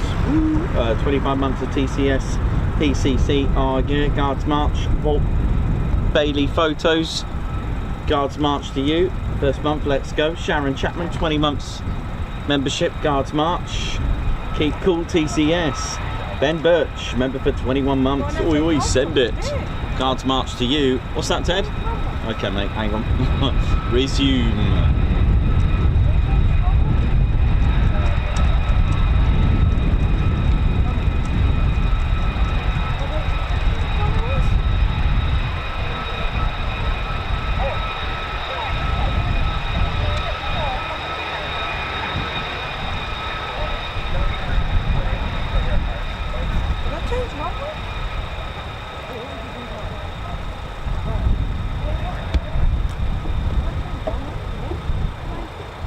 They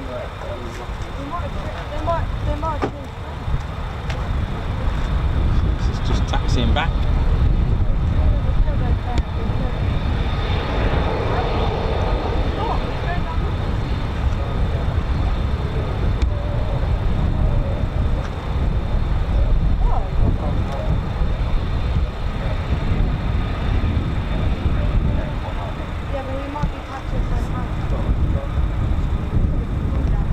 Down the catwalk.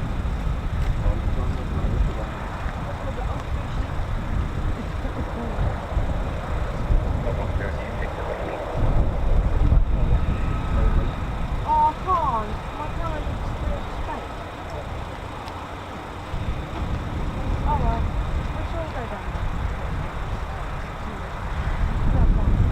I'll just do it space.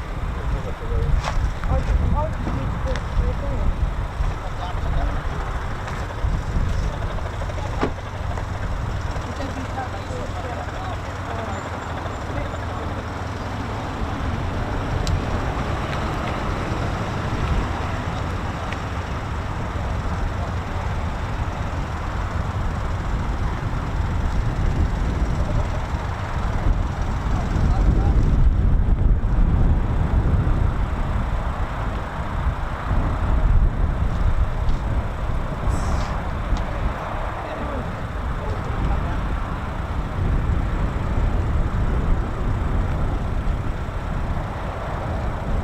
Okay, here we go. Point Charlie, 2 F-15s. Here we go.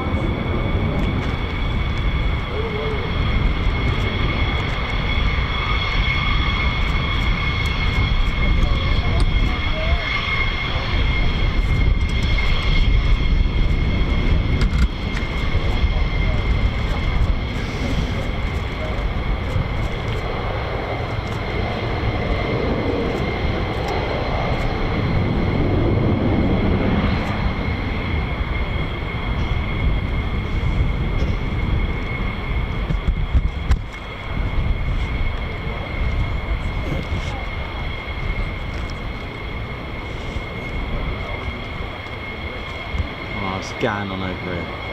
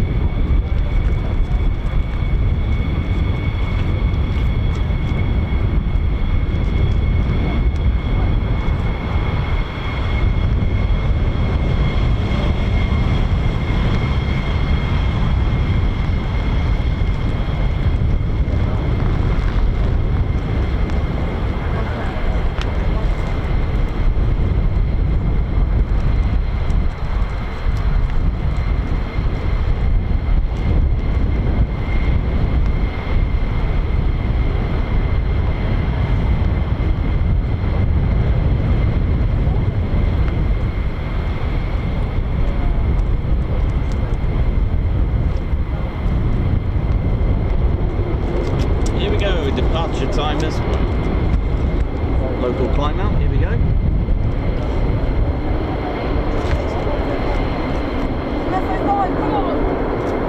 Oh, it's looking good.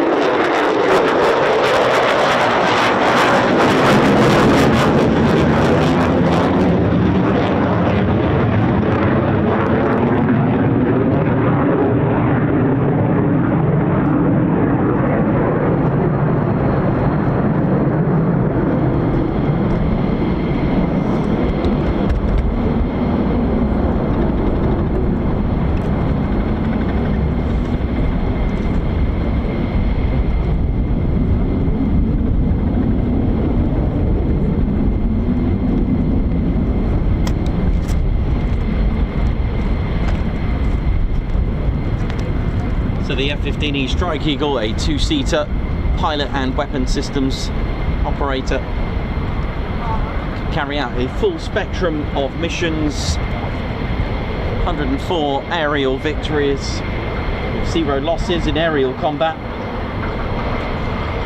Got a 45-degree angle swept all-metal wings.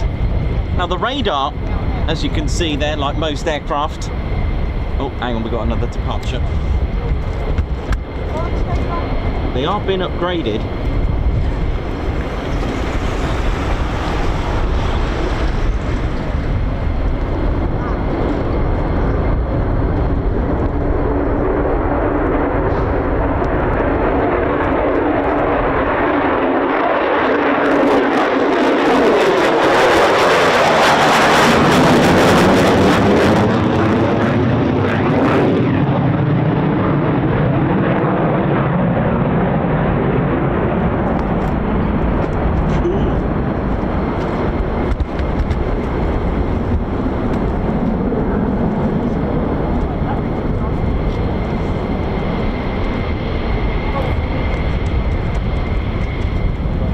So originally they had the APG-70 radar, a bit like the Typhoon's manual Captor M Mark 1 radar, but they are upgrading to the APG 82, which is an active electronic scanned array, the ASA. This new radar increases the aircrew and aircraft survivability, and what it can do, it can simultaneously detect, identify and track multiple air and surface targets at longer ranges, with information sharing as well. I got a snack. So for example, a manual, the APG-70, I believe, if you had a formation literally 1 against 2 and they split, that could cause a bit of a problem, whereas the new 82 can actually track multiple targets. Also, not that these have them, but they will eventually have upgrades called EPAWS, which is the Eagle Passive Active Warning Survivability System, produced by BAE Systems, which is literally electronic countermeasures and 360-degree battle space. Now, I can tell you that looking at it, none of these have it. There is a external identification. I can show you my model.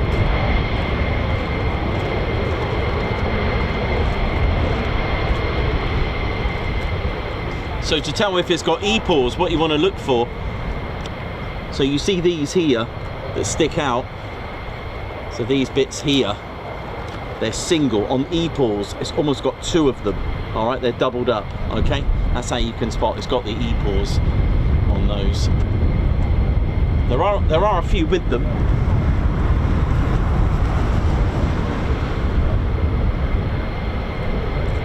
The intakes that you can see, or the inlets, they're variable. They do change, just like the Typhoon's foreplanes. They actually move in conjunction with the angle of attack and the amount of air. It's quite spectacular to see. I wonder one day if I can get a slow-mo. I've got a video that's coming out in the future of the foreplanes in action on the Typhoon, when I've slowed it right down and you can see them adjust.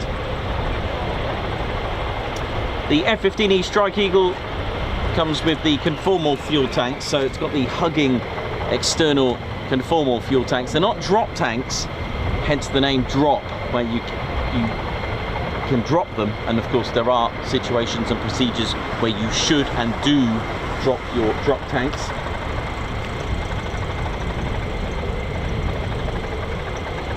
There are 2 pods underneath the F-15E Strike Eagle. They are different. When I first looked at the I wonder if you can see the Pratt & Whitney 229 additional, yeah, there they are. I don't know if you can see them now. Yeah, I can see them. 2 additional intakes on the back hugging the CFT. 2 tiny little inlets. That'll tell you that they got 229s. Earlier in the show I told you where to look out for them. The 2 pods, which I actually thought were the same when I first started doing this, they're actually not.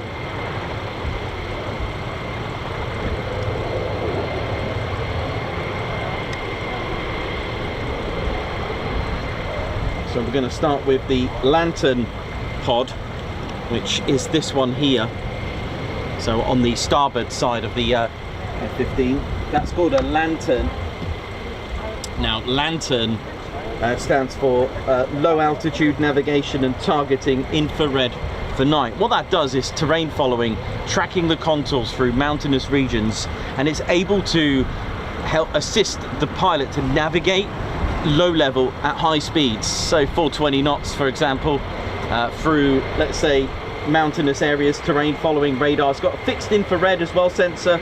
You can fly at night, low level, following contours of the terrain at high speeds, for example like Mach Loop at night, mountainous areas, and on the battlefield, low level, under the cover, under detection of radar. Now that would have been used by Captain Jim Bennett on Valentine's Day on the Gulf War in 1991, when he got that unusual aerial victory. So they were using that. The other pod, that's the sniper pod, so that's on the port side. So we've all seen the movies of Maverick, Top Gun 2, the sequel.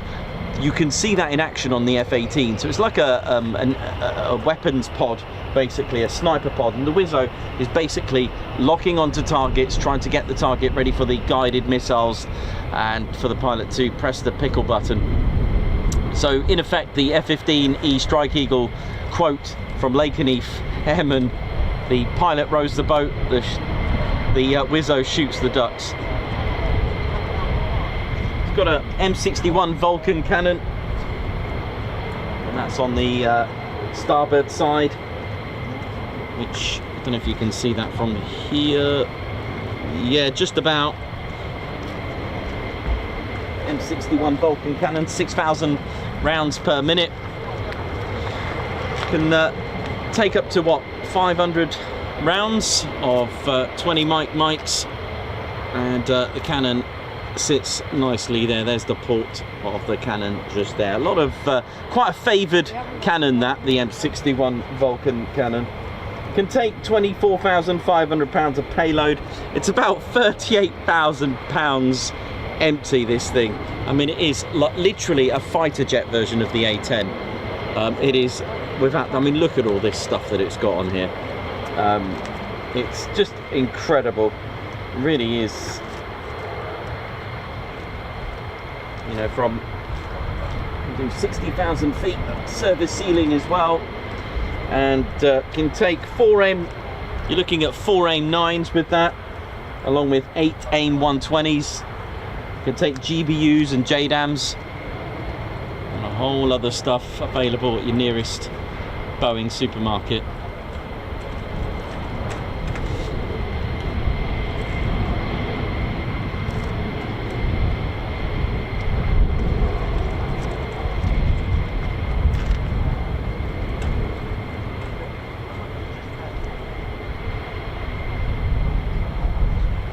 So they're doing their post-sortie checks. So the aircraft has just come back from a sortie. They'll do all the checks, make sure there's no leaks. They're checking in the landing gear, make sure there's no breakers that have popped. Hence, that's why inside the landing gear on any aircraft, they're always white, because it's a lot more visible. If they were dark, you wouldn't be able to see any leaks, hydraulic issues and leaks and stuff like that. They'll put the pins back in. They'll just check that it's all safe after the sortie, that it's all good.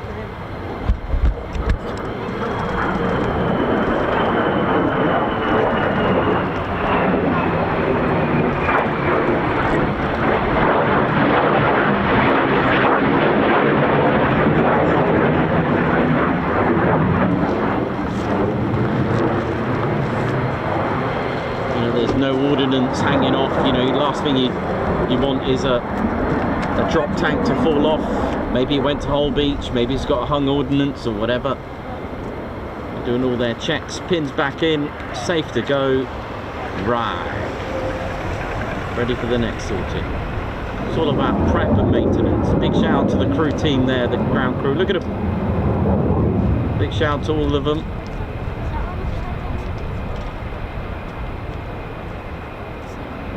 And they also do post-taxi checks as well. So when it is going out for departure, they'll do kind of like the same thing, but in reverse of what I've just said, in opposed to taking out the pins this time.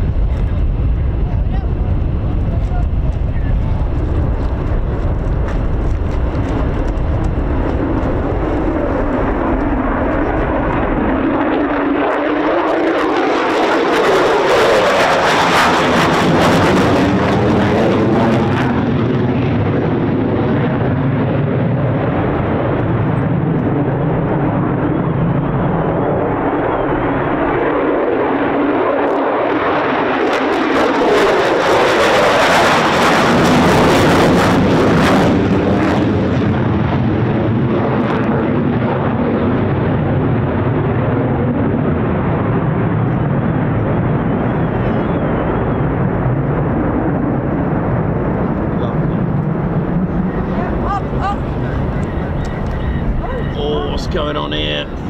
Here's trouble. Low approach. That is low.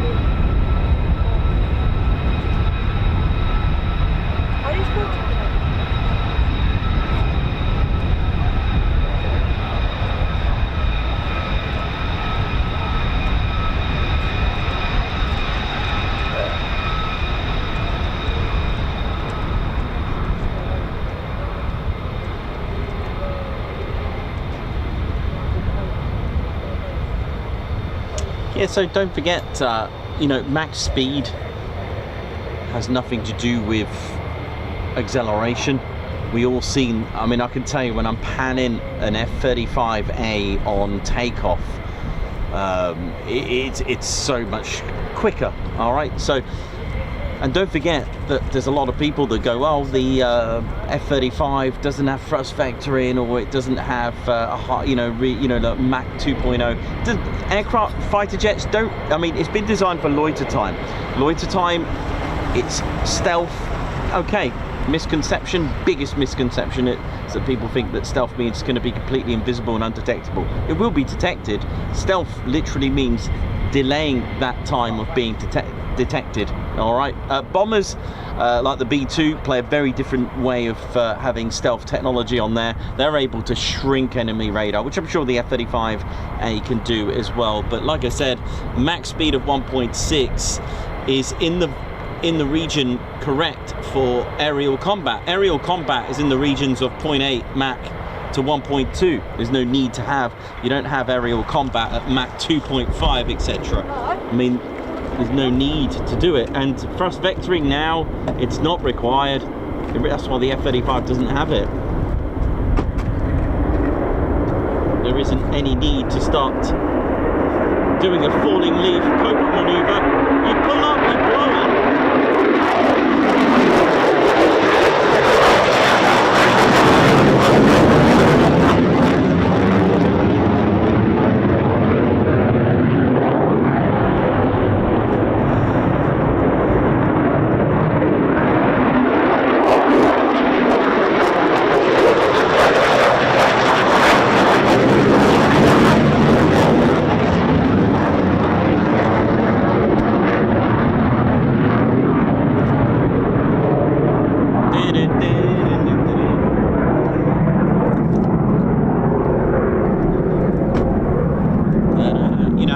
day, if you've been shot at, you know, the thrust vectoring might be able to do your fancy maneuver. But the thing is, you pull up, the pilot's just going to go, thank you very much. I mean, look at the size of the target from that to that. A lot harder to get a lock onto, right, as they're doing maneuvers. But then suddenly, yeah, thank you, I'll have that, thank you very much. That's all you got to do. But I know for a fact that I'm sure the pilots probably, if they've ever seen anything pull up like that and doing all that fancy thrust vectoring stuff, they're probably going to have 1 second of what the salmon is that. But yeah, there you go. And it literally is, you know, he who loses sight loses the fight. It literally is. You know, at the end of the day, we do get asked a lot. I don't get involved when people go, what's better out of these two? The thing is, it depends on the pilot. Like, you know, what if the F-35 pilot was having a bad day? You know, the pilot, it's the pilot, not the plane, right? It literally is. You know, when they say, oh, that beat one of these in one of those combat scenarios. Yeah, well, you know, maybe the pilot was having a bad day. Maybe the pilot wanted to see what capabilities a certain fighter has got. Maybe it was deliberate. You just don't know on these scenarios. So it's not always about the plane, although, you know, yes, you've got your technologies to go with it, of course. But the F-35, like I said, it doesn't need thrust vectoring. It really doesn't. It's got loads of time to go with it. I mean, we're talking about taking 18,000 pounds of payload. It is absolutely phenomenal. Look at that. It's got 70,000 pound of max takeoff weight. 4 internal hard points, 6 external, so 3 and 3. It is 5th gen.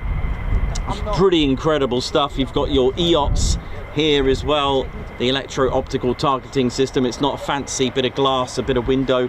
It is made out of a precious gem. So if you bought your loved one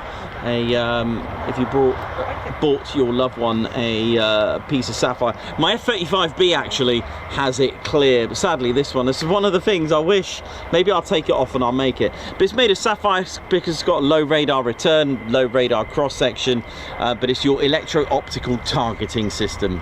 And then of course you've got the DARS system all over the place. You've got 6 DARS cameras here. You've got 1, 2, 3, 4, sorry, 1, 2, 3, 4, 5 and 6. I'll show you how that works as well. Let's have a look a little bit about dust then.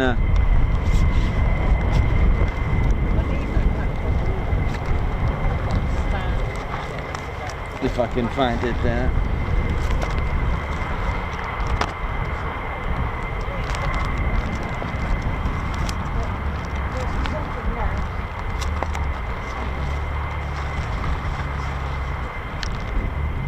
Can't find my DAS system.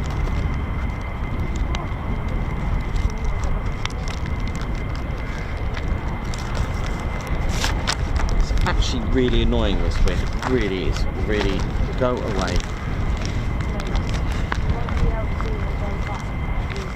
My cat never loved the wind, and I know why. It's just not good for the fur, is it?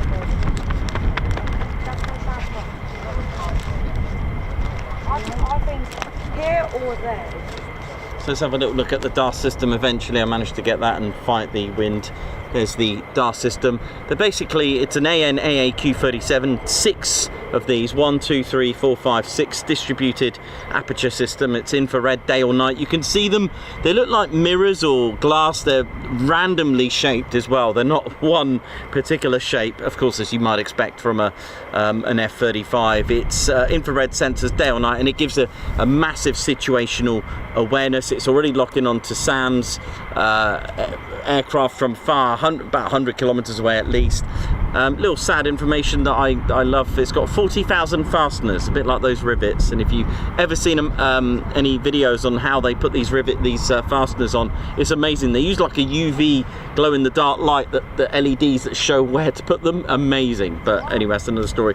But the DARS system forms like a 360 protection and detection bubble, and if you've got others in your flight, you can actually connect with them and cause a fusion with the other F-35s as well. So it will appear with its radar cross section about the size of a bumblebee, which is going to really register as a bit of background noise. That's the idea of stealth, is to bring back a lower radar return than what you've got.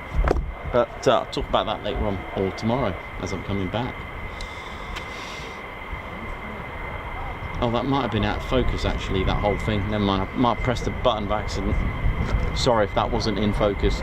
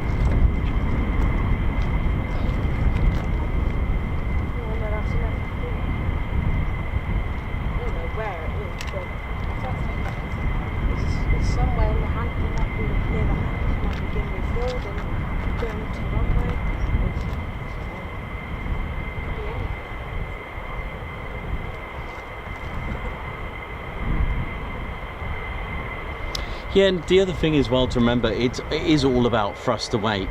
You know, it really is. You can have the same aircraft, it depends on your configuration.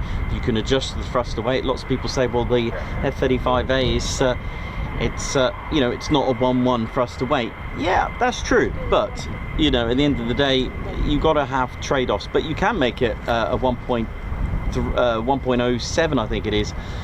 Thrust to weight of with that if you have 50% of fuel. So it you know, you can do a lot of things to adjust performance. So if you take your car, and if you wanted to do this, obviously don't try it at home, but just as a metaphor, and I know people that do track day racing will understand what I'm talking about, but if you get your vehicle right now, empty it all out, empty the boot out, right, take out the spare wheel, take out the door panels, take it all out, take out the dashboard, take out all the seats except for the driver's seat, right, weigh that and now drive it, and it'll be a lot faster. Simple as that. You know, not that you could do this, but if you take a 1 litre engine and put it in my van, right, just saying, it's going to go quite slow. Put a 1 litre engine on a motorbike, it's going to fly, literally, and it is only 1 litre. Do you see what I mean? Or just take a regular 1 litre car against a 1 litre, you know, 1000cc motorbike. The motorbike is clearly going to have a faster acceleration, but not necessarily a max speed. When my father used to work on gearboxes, we used to adjust the max speed. We used to lower the max speed, but it will give you better acceleration. There's a lot of trade-offs in mechanics. It's really, really amazing when you start playing around and tweaking around with things like that. We used to polish ports and valves, and even just polishing these things would give you an increased performance. So I mean, this is just vehicles, cars, let alone what they can do with these. And Pratt & Whitney have made an absolute beast, and it isn't that heavy, the F-35A, just over 29,000 pounds empty, and they've got a 43,000 pound of thrust engine. It's incredible, and it does have a, you know, a really quick acceleration against the F-15E. But this is just like cosmetic stuff, right? You know, when people go, oh well, that's faster. Yeah, okay, but they're not racing, are they? That's the thing. You know, it's a whole ball game out there of aerial combat and ground attacks as well. You know, at the end of the day, they're multi-role for that purpose. They do a lot of ground attacks. You know, depends on the role of the aircraft and what it's doing.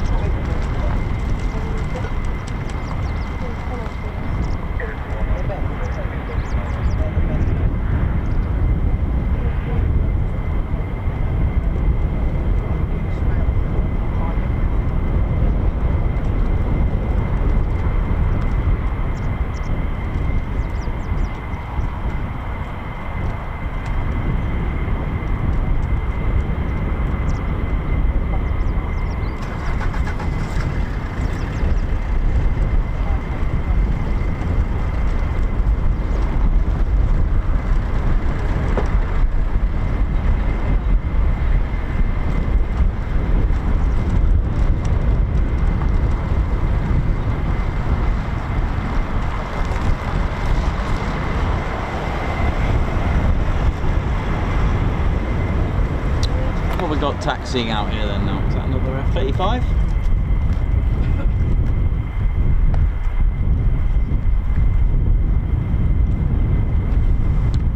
Looks like we've got a bit of a highway over there, isn't it?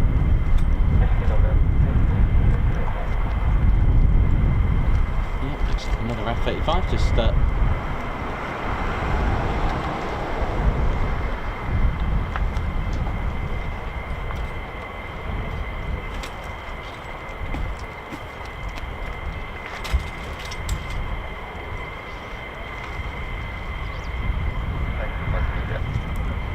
maybe that F-15 is hot bitting.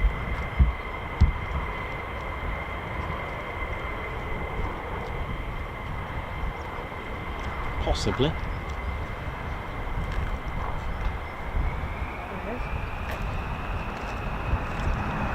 Just playing games with me now. Look at this.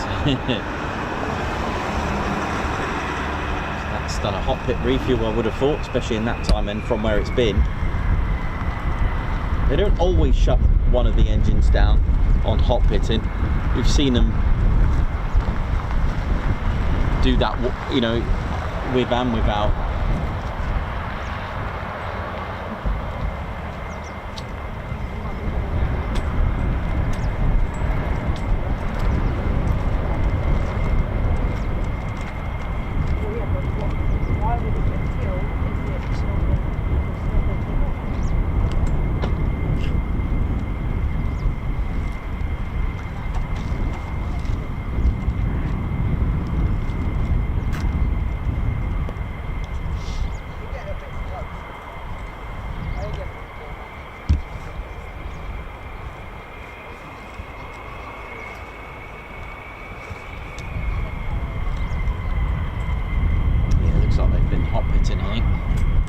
Actually, most of them have, even the F-35s today as well.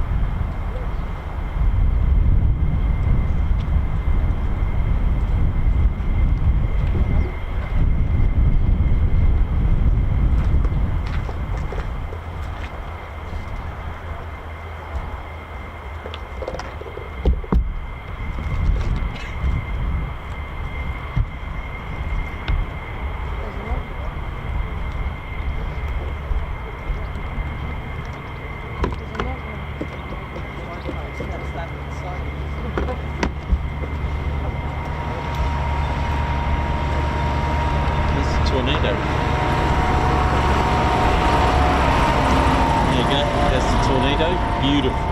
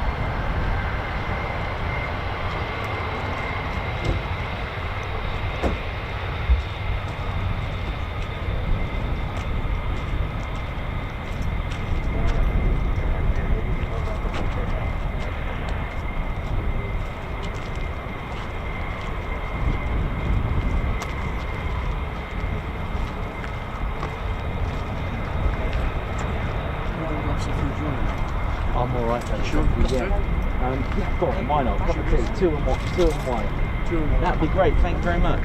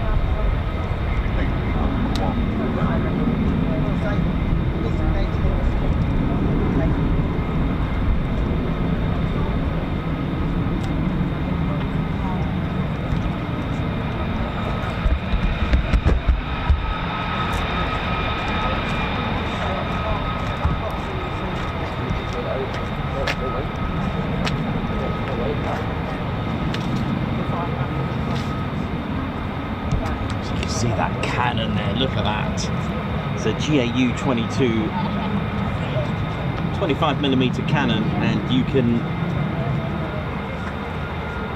have various rounds of 25mm, such as the armoured piercing and exploding rounds as well. 1,085 meters per second is the muzzle velocity.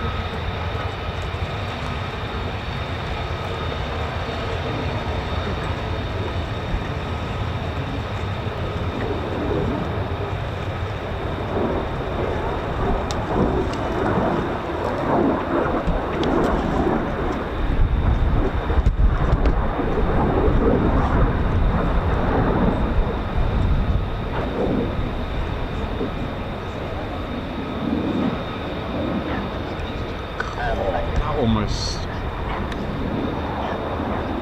had the tail touching the nose then. That was brilliant, wasn't it?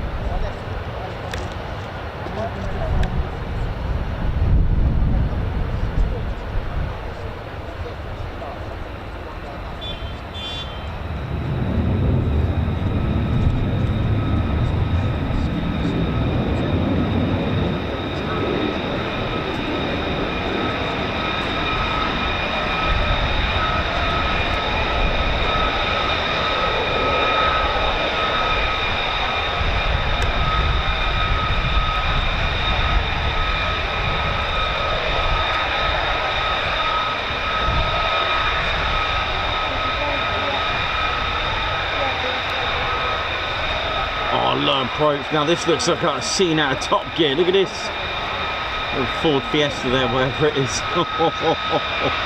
Skim the Fiesta van.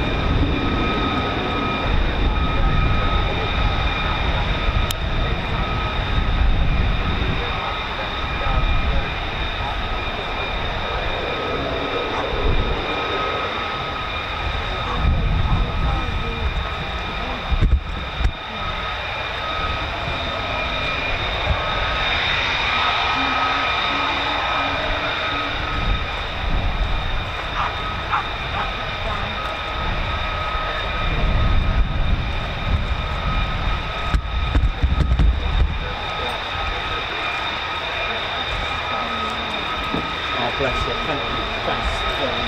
Great for it. Thank you.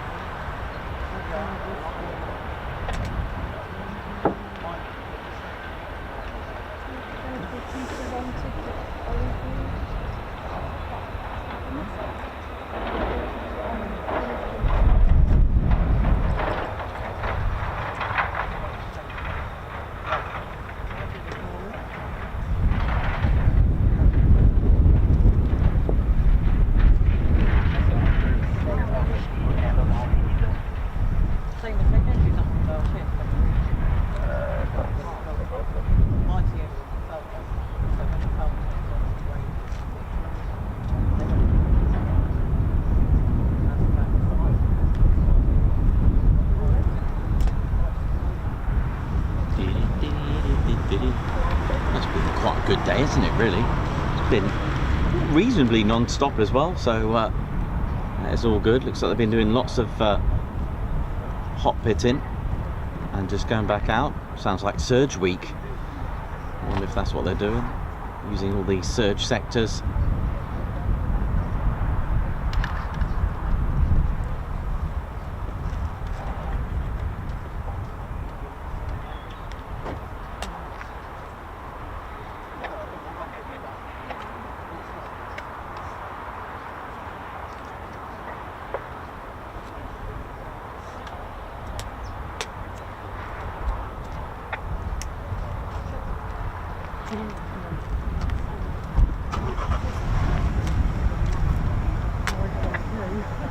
Yeah, I make fun.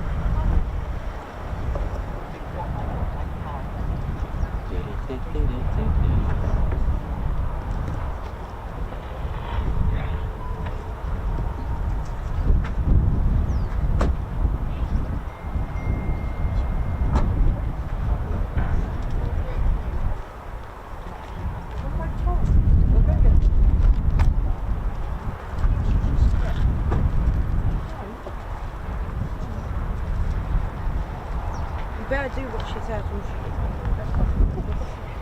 she's vicious. Trust me, she wanted to take Tasha home, and trust me, I've been there. Literally like a year ago.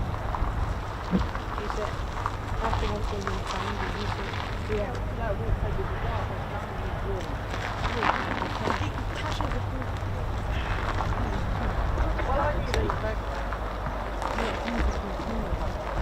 Yeah, he's really good. He's good. Dad don't get him.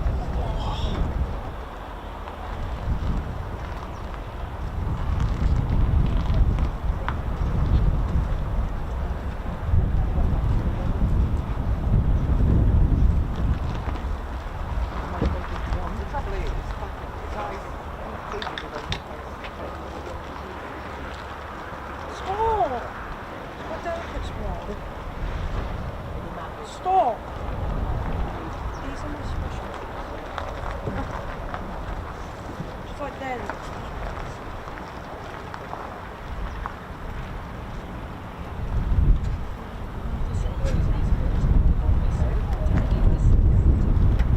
Now what did blue?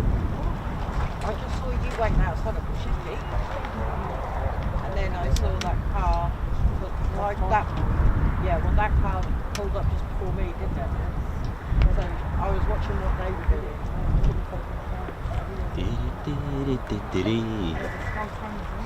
Right, we'll get Ted to continue the Guards marches.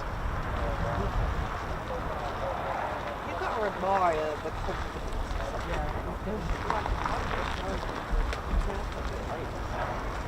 The wind's just calmed down for now, but there's Ted. Ted's had a great flight. I don't know if you've seen David Petters' social media. He's got some footage of Ted inside the T6 from Monday, which was absolutely brilliant. And the wind's just picked up again. Air Godzilla, high five and a Guards march to you. Thank you for joining the Ted Coningsby Squadron. Fletch, congratulations on 24 months of membership with us. Learned so much, Nikos. Thanks for the education. You're most welcome. Richard, 12/19/70 Guards march. Thanks a lot for the super. Guards march to you. Also, Hank Verhule, Phantom Fanatic, Guards march to you. Thank you very much for the super. Gary 65, high five and a Guards march. Ted, you're right there, mate. Do you want me to? Bless him. Do you want me to move that? Is that all right? Okay, mate. Gary 65, high five. Thank you for joining the Ted Coningsby Squadron. Margot, thank you very much as well for the super. Belly Bobcat as well, thank you very much for the super. Lynx Rainbird, high five, thank you very much for gifting a Ted Coningsby membership. Guards march to you. Ellie Lyder, member for 2 months. Guards march, couldn't let that expire now, thank you very much. And a Guards march and a high five, thank you very much to Ellie Lyder, thank you very much for joining the Ted Coningsby Squadron. Also a high five and a Guards march to My Lens Your Eyes, thank you very much for joining the Ted Coningsby Squadron. I think we are up to date. Nice one. Bow, bow, bow.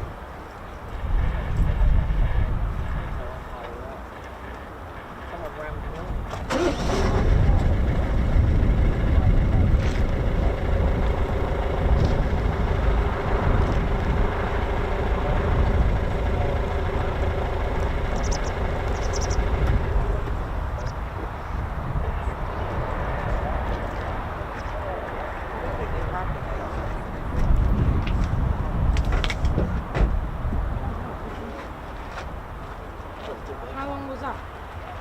Good father? Did they get in the base?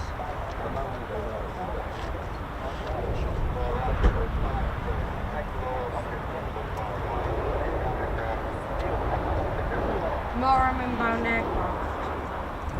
Tomorrow I'm inbound air. I don't know if I see F-35.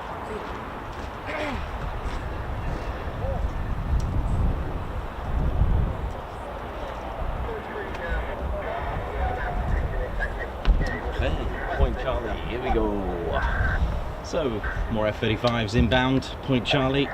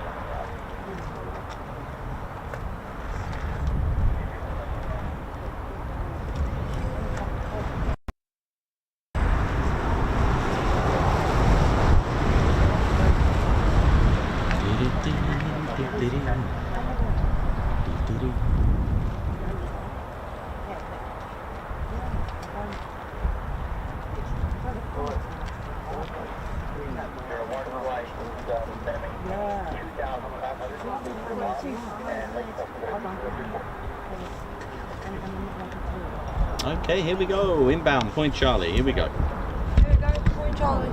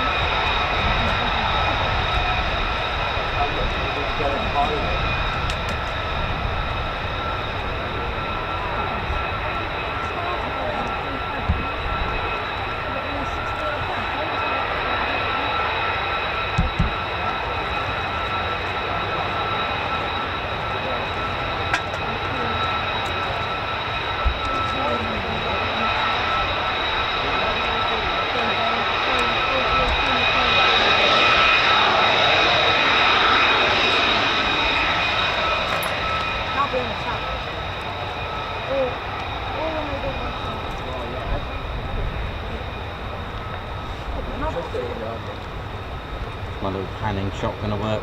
Come on. My scene. Will it work? Open the frame. Yeah! Look at it. So I've got another one on Point Charlie, another two, flight of two, here they go.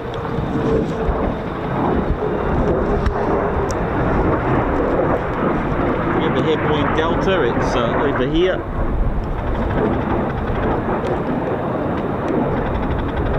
So when you hear patterns and points closed on ATIS, then you know they'll be either coming on a straight ILS and straight in on finals rather than using any of the points.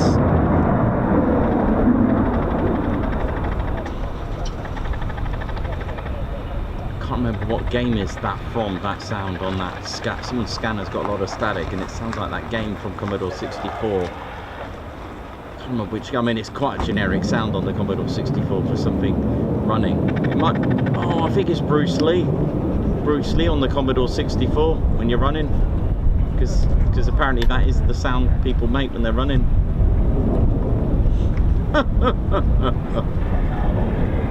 Have a go at it, have a look, maybe go on YouTube and try and find Bruce Lee the game and see Bruce Lee running. I swear he makes that sound. Sometimes they do it into like.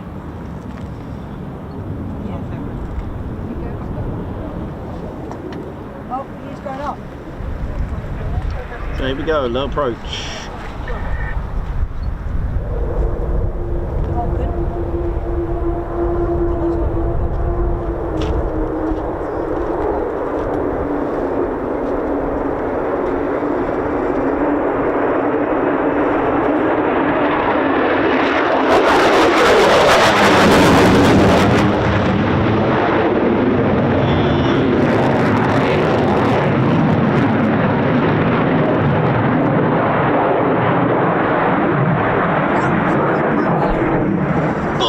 Here we go. Oh, lower than a mower. Here we go.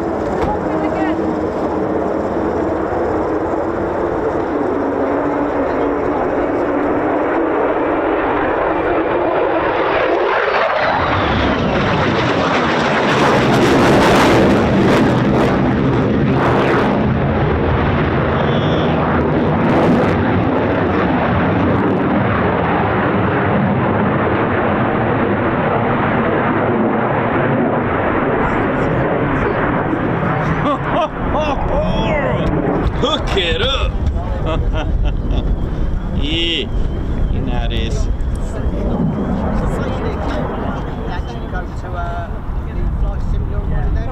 I thought it'd be she didn't want to get me for years. I see it on Facebook at them. Get me that. So I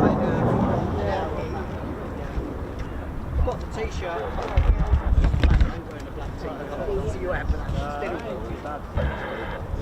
I'm not wear that today. It's not a proper pipe. Yeah, we got.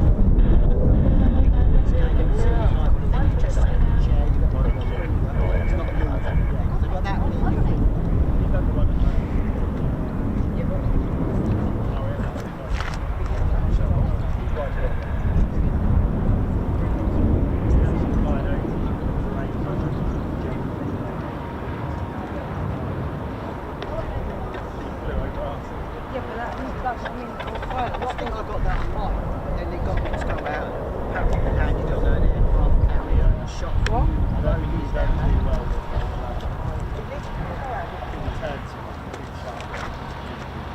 Then towards the end of the year, sort of like went down with that loop on it as well.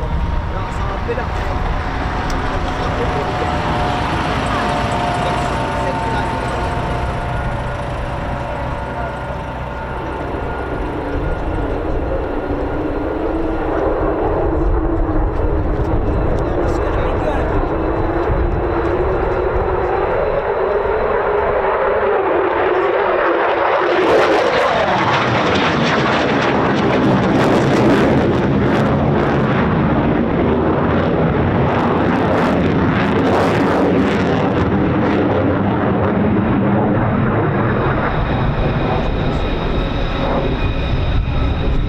Amazing flying today, like always. To be honest, there's never a bad day here, really, is there? Never. But disappointing. Not that we're judges or anything, just saying from a spectator point of view, it's amazing what they do. It really is. The F-35A plus 9G airframe. They are different amongst the variants. So this is the A variant, the CTOL version, conventional takeoff and landing.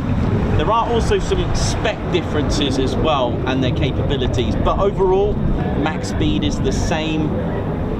The engine slightly tweaked. Okay, so you got the F-35B, that's your so F-35A, I can tell you all the differences, but the max speed is the same on these, and this is what's classed as a CTOL variant, a conventional takeoff and landing. So what you got is like an F-16 or a Typhoon or even an F-15 as well. So that's classed as a CTOL. Now the engine is the Pratt & Whitney F-135 PW100, 43,000 pounds of thrust. Now the F-35A is the only one of the three that has the internal cannon. It also has a, and I'll say it in you can tweak it how you want to, but it's got a conventional arrestor hook. I think that's probably the best way to say that. The B variant does not have it. It's air-to-air refueled with a boomstick. So does the C variant.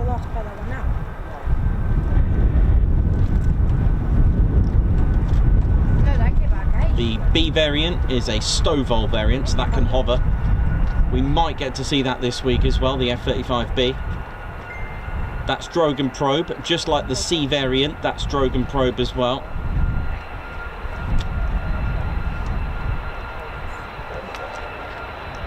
I may have said something wrong there. Sorry, the A variant has the arrestor hook, B doesn't. The C has something different, it's a very different, but we'll get to that in a moment.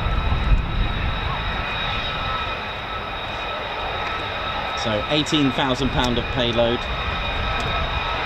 The F-35A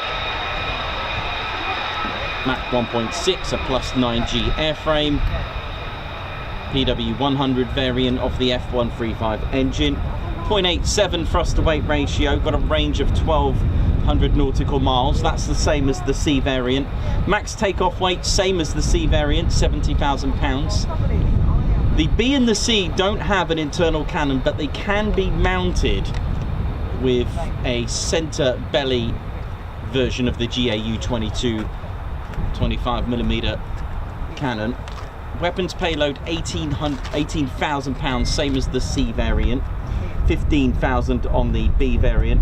Internal fuel, again, they're all different. 18,250 pounds on the A variant, that's 8,278 kilos. 13,500 pounds, that's 6,123 kilos on the B, and 19,750 on the C. Again, empty weight is different, and don't forget there's a 1.2 ton bit of Rolls-Royce kit in the B variant, which is why it weighs about 1.2 tons more. So 29,000 just over on the A, 32,472 on the B, and a whopping 34,581. The wing area is completely different on the C. So let's have a little look more then. The B variant is a Stovall aircraft. Now tune into our Marum streams and I'll tell you all about that. Okay, G rating on that is a +7. It does not have an arrestor hook. The thrust vector is called a free bearing swivel module. It's not your traditional thrust vector. You can only operate it on Stovall. Why? Because max speed you can activate it is at 250 miles per hour. It's just dedicated for the Stovall capabilities that it can do. 15,000 pounds of payload on the B variant. Again, you've got to have a trade-off. You're about to stick in a 1.2 ton engine, additional Rolls-Royce lift fan in there. Okay, so you're taking up where the internal fuel would be, that's why you've got less fuel. Your range is a little bit less. It's 900 nautical miles as opposed to 1,200 on the A and the C. But it does have the higher thrust to weight ratio at 0.9. And then the C variant is completely different, my friends, completely different. It's very different airframe. Any carrier variant is going to be completely different from the get-go. The airframe on any carrier variant has been strengthened. A lot of people have commented very wrongly, a misconception, when they've seen the F-15E Strike Eagle land with an arrestor hook. We've seen it on emergencies. It can't land on a carrier, even though it's got a form of arrestor. It's a conventional arresting hook. It's made for that aircraft. The stresses and strains to be pulled along by a catapult, a steam-powered catapult, you're going to need to uprate your nose gear. So on the F-35C, the nose gear has a twin axle, so there's two wheels at the front. Okay, the airframe has been completely strengthened. All carrier variants need to be strengthened to cope with the stresses to be pulled and to be caught on the carrier. So speaking of arrestor hook, it's a completely different arrestor hook. If you try to land on the carrier on a conventional aircraft, you're going to snap that arrestor hook and you're probably going to be mangled. You're going to have a mangled aircraft pretty much. So it's completely different on the C. The C variant has an extra 4 foot either side of wingspan. It's got a massive wing area, so that will give it more lift so that it can take off and operate from a carrier as well. There's a lot of differences as well between the three main variants. The C variant has the drogue and probe, not the boomstick, for air-to-air refuel as well. I need to verify if it's a slightly different engine on the C variant. I've seen some sources that say it's an F-135 PW400.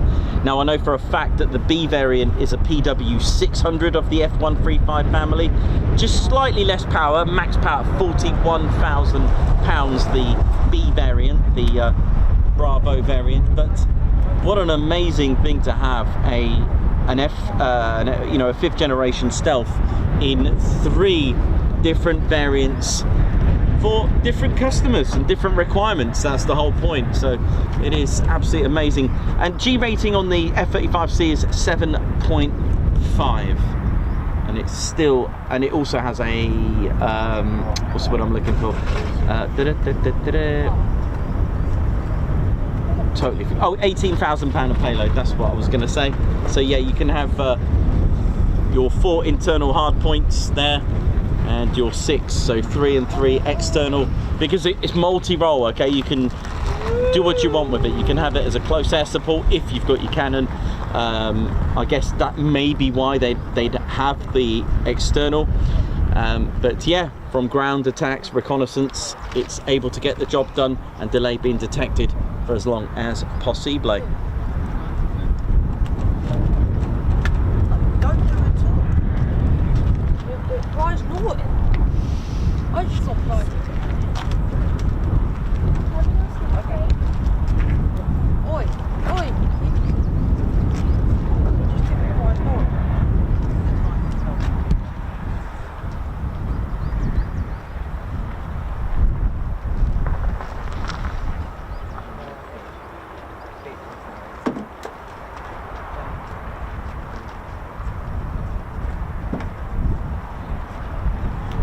Rob Kennard, how you doing?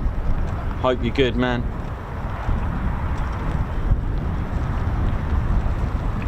Christopher Carr, oi.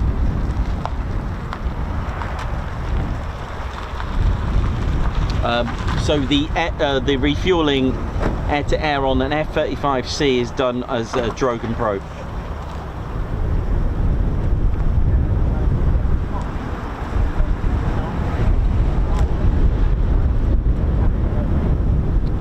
Do all variants have the same undercarriage? Yes and no. The nose gear is different to the nose gear is different on the C. It's got twin axle, so the suspension's different. And if I remember correctly, I think the B variant has a different suspension because it's got to take the landing straight down. I think, don't quote me 100% on that, but I did come across something to do with the suspension on that that might be slightly different. But tune into our Marum streams, I'll tell you all about it. No.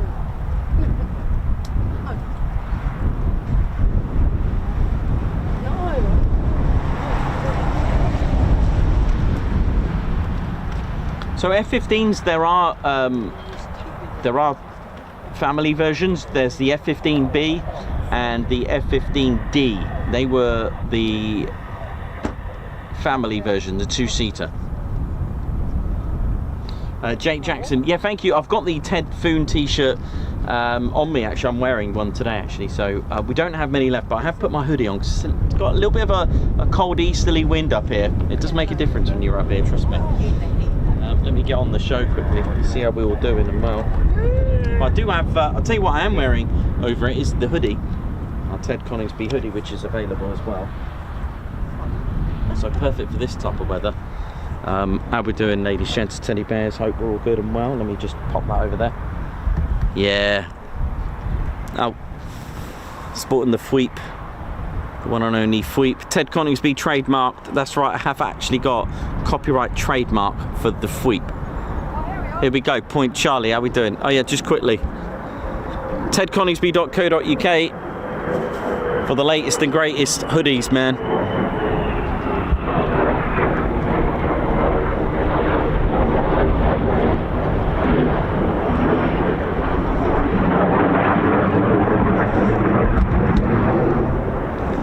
Yes, I wear the hat backwards because I'd smack the peak right on the camera if I was to wear it the other way.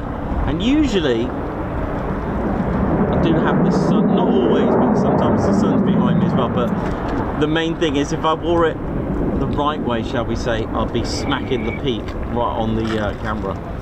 So I have to turn it the other way. For those questioning my fashion. 747.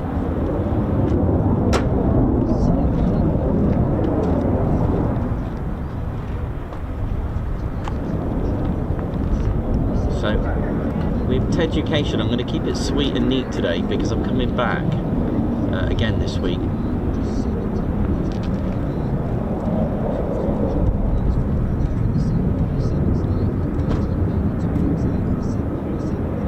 Start the show earlier to get all the Teducation done. That'd be quite cool, wouldn't it? Oh, here we go. Low approach. Rackham. Here we go. Oh, low approach.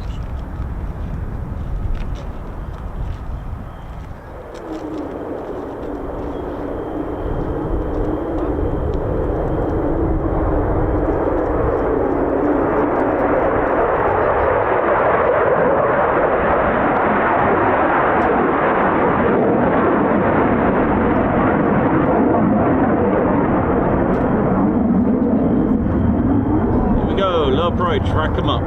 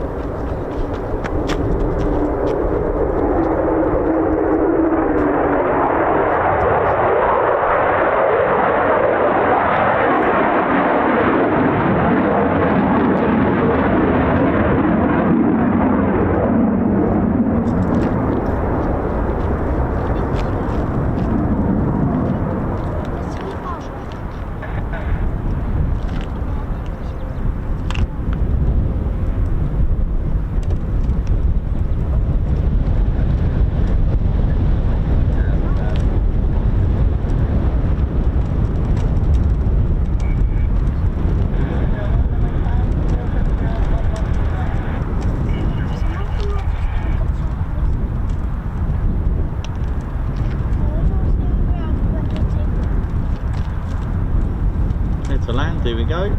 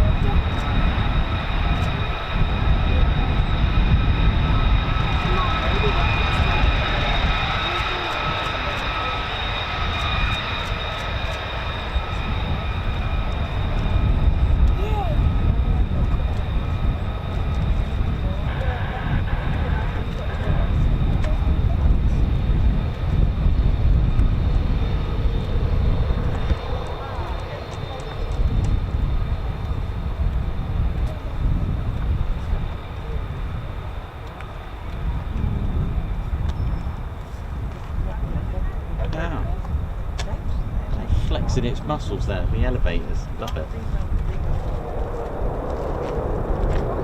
And we're not done yet, here comes another blast. Another another takeoff. Here we go.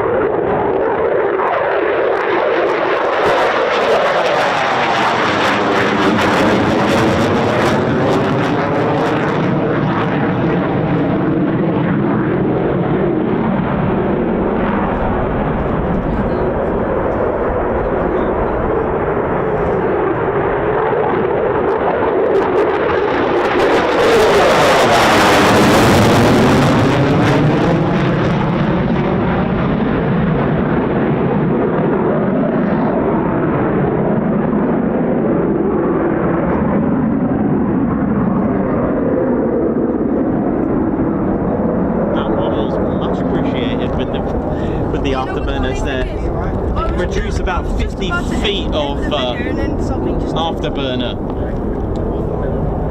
50 to 60 feet.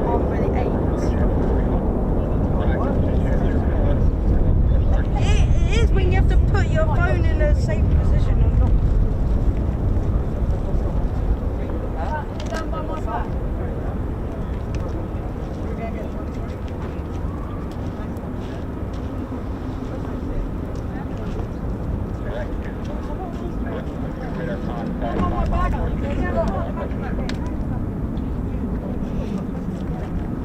Should we go and get Logan?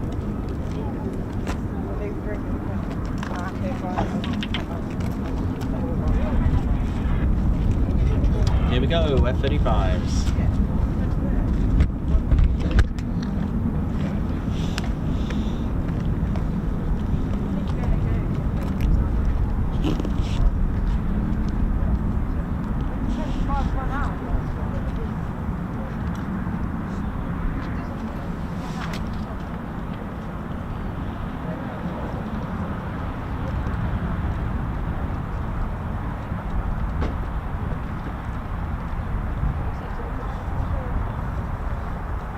Right, I know they're not a set of keys, but I've lost the two F-35s. I wouldn't be any good as an air traffic controller, would I? Right, they were there, man. Surely they were there. Okay.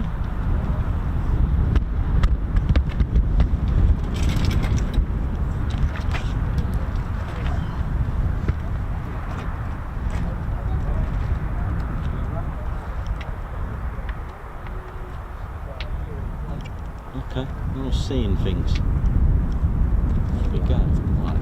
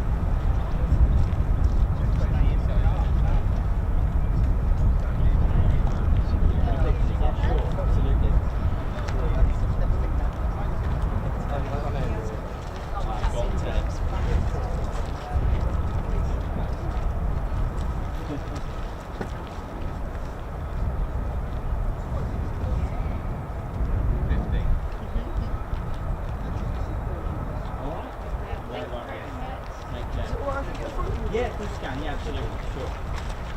Like one of them. Thank you.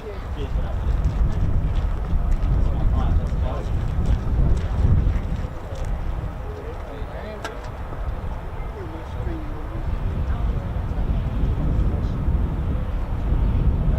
No problem at all. Take care. Have a good one. Yeah, take care.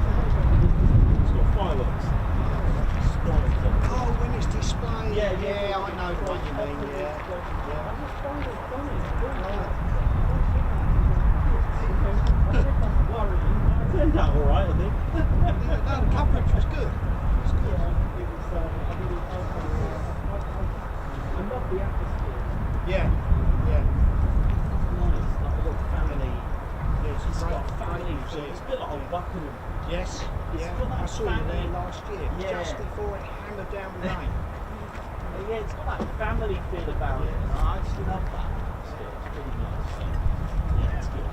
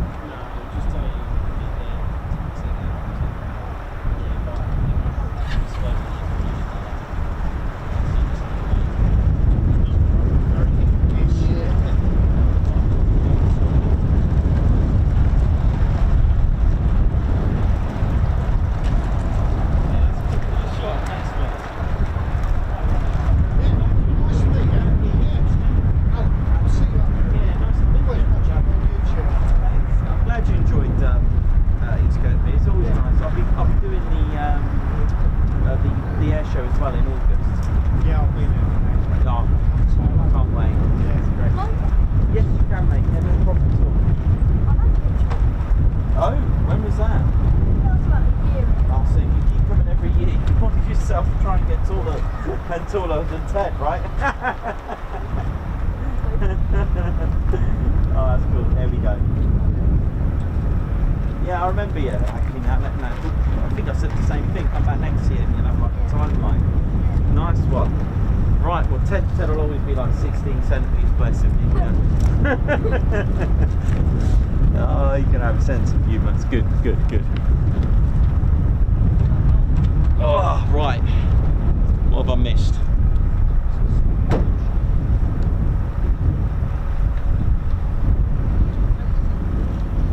A big thank you to everyone who's visited, come to see us today. Thank you very much as well for having photos and for having some merch. Still got some merch. Actually, shall I show you the new patch? I want to show you the new patch. It's a good patch.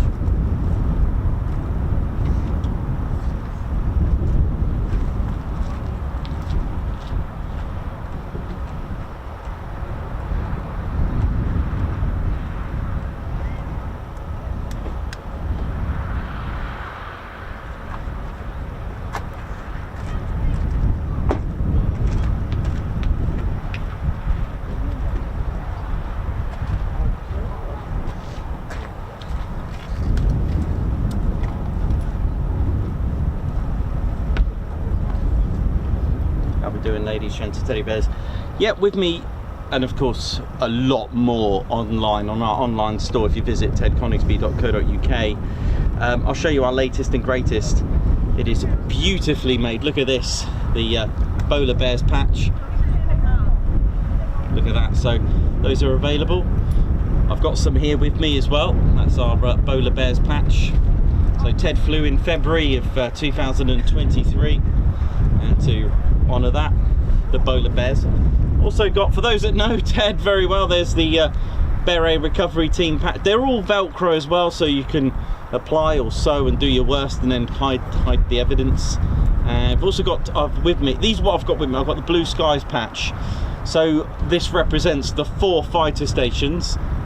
So you've got Coningsby and Lossiemouth. You've got Marham with the F-35B and F-15 for the for RAF Lakenheath. Pretty amazing. I've got some here with me, and a range of other items as well. But visit tedconingsby.co.uk for the full online store. Right, welcome to the show if you just joined us. Hope we're all good and well. Dee-dee-dee-dee-dee.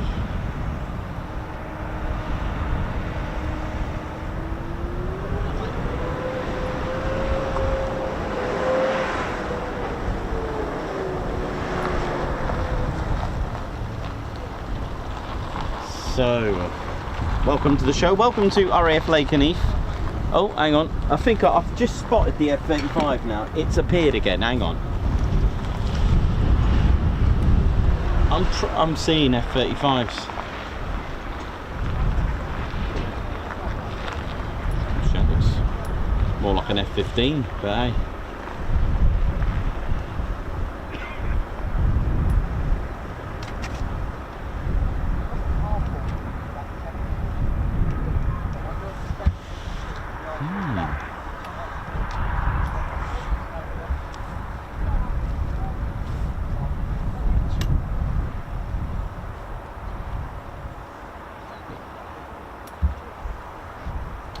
So ladies, gents, teddy bears, 1934 RAF Mildenhall was built, and in 1941, I'm going to give you just a quick brief of then and now, really quickly, because it's quite spectacular.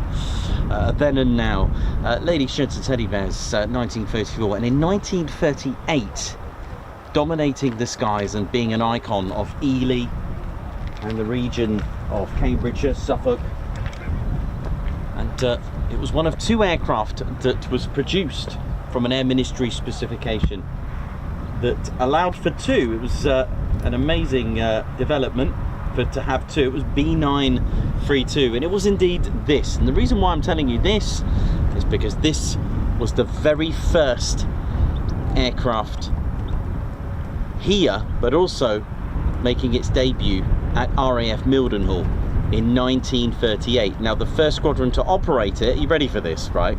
99 Squadron. Why am I telling you that? Well, what's cool is that 99 Squadron, their squadron markings was LN. I think that's pretty cool.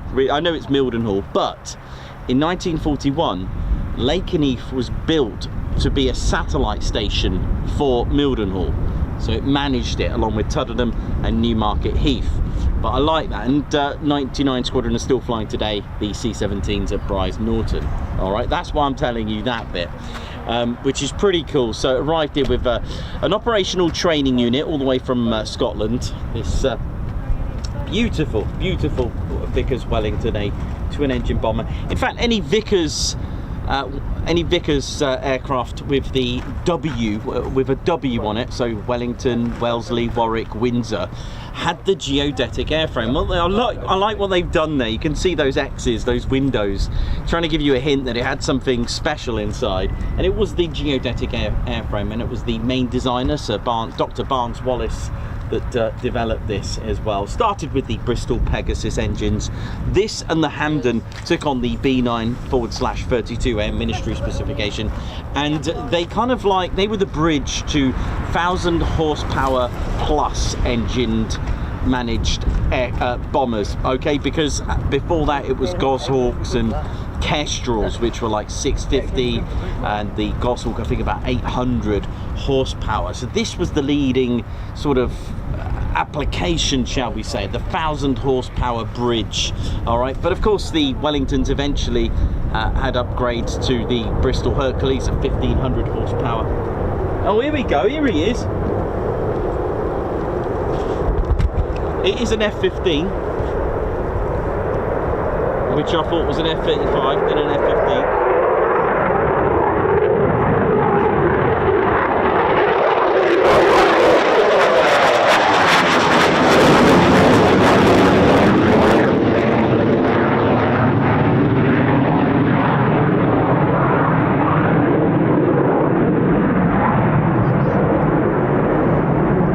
Well, there we go.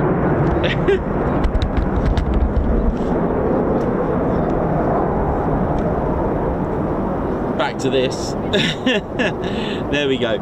So at a 4,500 pound of payload, it was able to have a great range at over 2,500 mile range with a max speed of, at the time with the smaller engines, 235, but ended up being more, to around about 247 when it started to have the more powerful Bristol Hercules engines. More power, more speed, more range. It had a service ceiling of around about 20,000 feet as well. And again, the earlier Marks, you know, weren't as superior, but the Mark III onwards, like Mark 10, this was the most produced RAF bomber of the Royal Air Force, the Vickers Wellington, 11,461 or so, made in 16 different variants. Okay, now 149, this is the thing, now 149 eventually came over here with the Wellington,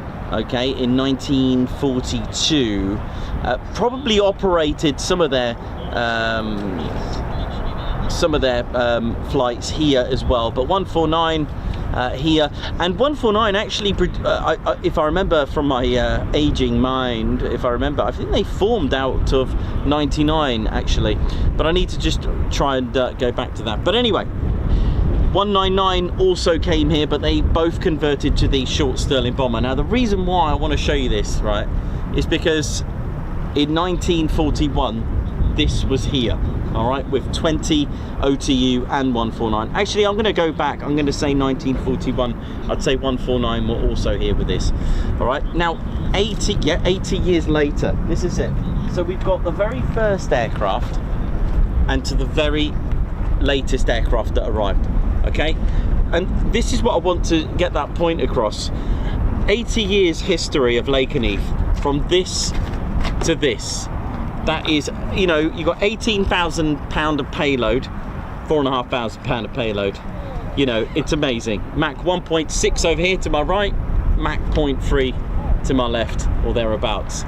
It's just amazing. You know, look at the time scale. 80 years, probably exactly as well, because I think it was late 1941 that these arrived, but I just need to just double check that. But how amazing to have that, you know, absolutely amazing. Range 1,200 miles though on this, but this 2,200. But of course it depends what you've got. If this was empty, it can probably most definitely do that. And again, but what a nice bit of history, because this arrived December the 15th 2021, and this arrived in 1941. So 80 years precisely from the very first to the latest. And I love stuff like that. I think that's just totally cool.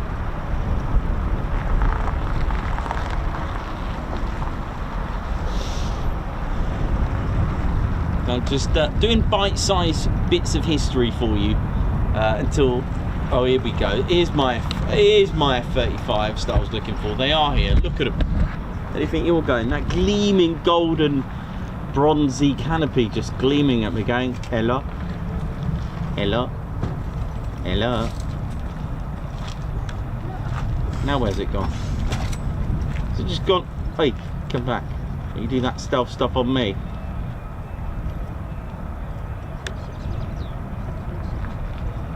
Just using the heat haze to my eyes deceive me. A fan of tiny biscuits. it too. See that? See how they try? Do you see that? Gone.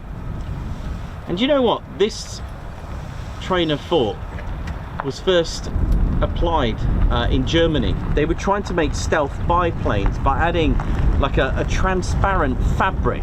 Yes, a sort of like a mirror effect.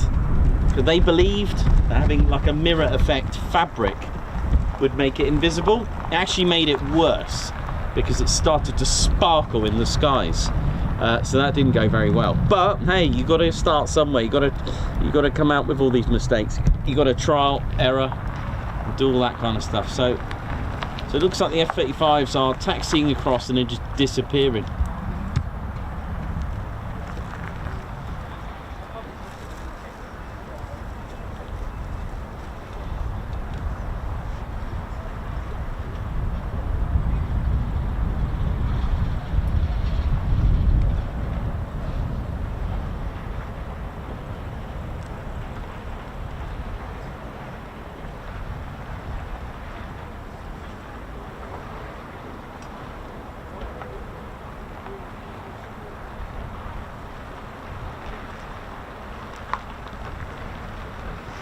Someone's put Nicholas doesn't fear the heat. I'll tell you what, that is actually quite true. And I'll tell you something, and I've always been like this. Yeah, I've always done this, right? Since I was a kid. So yes, I was born in Weston-super-Mare, but I've seemed to have obviously taken on the Greek fur with me, which of course, being my background, having my family from Cyprus, and a lot of them were farmers, and I used to go with them every morning. Is that an F-35 now taking off? There's something over there. I see things. I see F-35s. It's the new Sixth Sense. I see F-35s. That could be a new one. Yeah, so I was always out in the heat since I was a kid, 3 years old, 4 years old, 5 onwards, and my mum used to take me to Cyprus every year pretty much, or maybe more than once a year. I don't know how I had education really, but mum did a good job. And my late uncle, he used to take me everywhere on his motorbike, and granddad we used to sit on the back of the tractor doing the ploughing for the potatoes. The main trade was potatoes for my family, the Cyprus red potatoes, beautiful if you ever try them. And I used to love sitting on the back, and I used to love getting digging my feet in the mud and just having them drag along the mud. And do you know that this is going to sound weird, but it's amazing how nostalgia works hand in hand with smell. And I'll never forget that sort of oil mechanical smell in my family's garages where they would store potato bins and stuff, and that rotten potato smell. Now you've probably, I don't know if you've ever smelled the rotten potato smell, but it actually brings me back good memories. So I'd be out in the heat all day from like 9 in the morning till very late in the afternoon, all day in the heat. I remember being in Rhodes. There was a heat wave in 1998, 50 degrees. It got Celsius, 50. So what's that in Fahrenheit? What's 50 in Fahrenheit? 130, something like that. 128, 129. Is that right? One, maybe more. Don't know. But I was just, I mean, I really changed colour, really drastically changed colour. But my family taught me, as long as you drink loads of water, you'll be fine. Just keep drinking water. Ted, of course, he drinks lots of water. So yeah, I don't really, with the heat, I can just stand here all day, and I don't know. I mean, I'm 48 now, so it's a bit late to find out that I'm not. But yeah, it's pretty cool. So yes, more merch available. There is our Ted Coningsby hoodies. These have got really cool. These got really cool pockets. That's pretty cool. Yeah. Hasn't got the kangaroo pouch at the front like most hoodies, so I quite liked it. Anyway, but yeah, it's a little bit of background for you.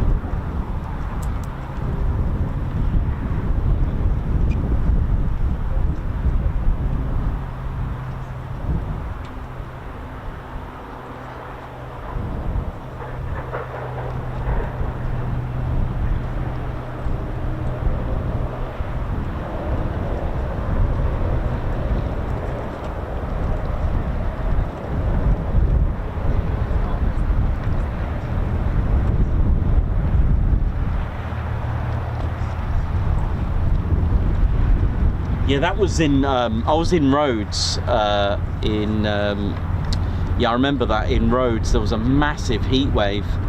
I've also got a bit of a connection, I think, with Lesvos, the island of Mytilene. Lesvos, sorry, Mytilene is the main town that's there. I do have family dotted about the Greek islands as well.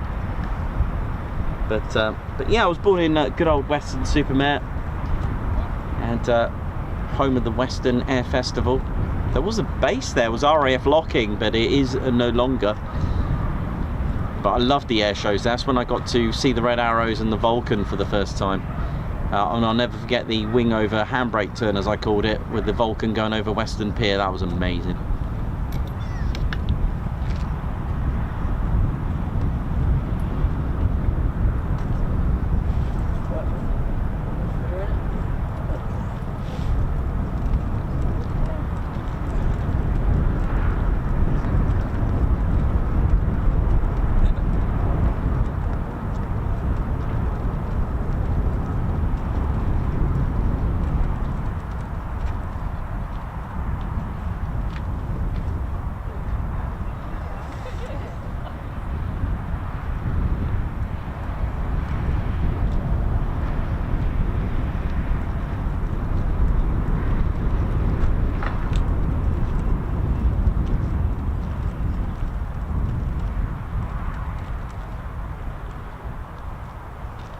Christopher Cart.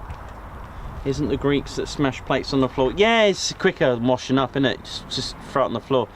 And what's funny is that I remember my mum working for John Lewis, you know, being Greek, and I can't believe they put her in the china and glass department. I mean, think about that for a minute.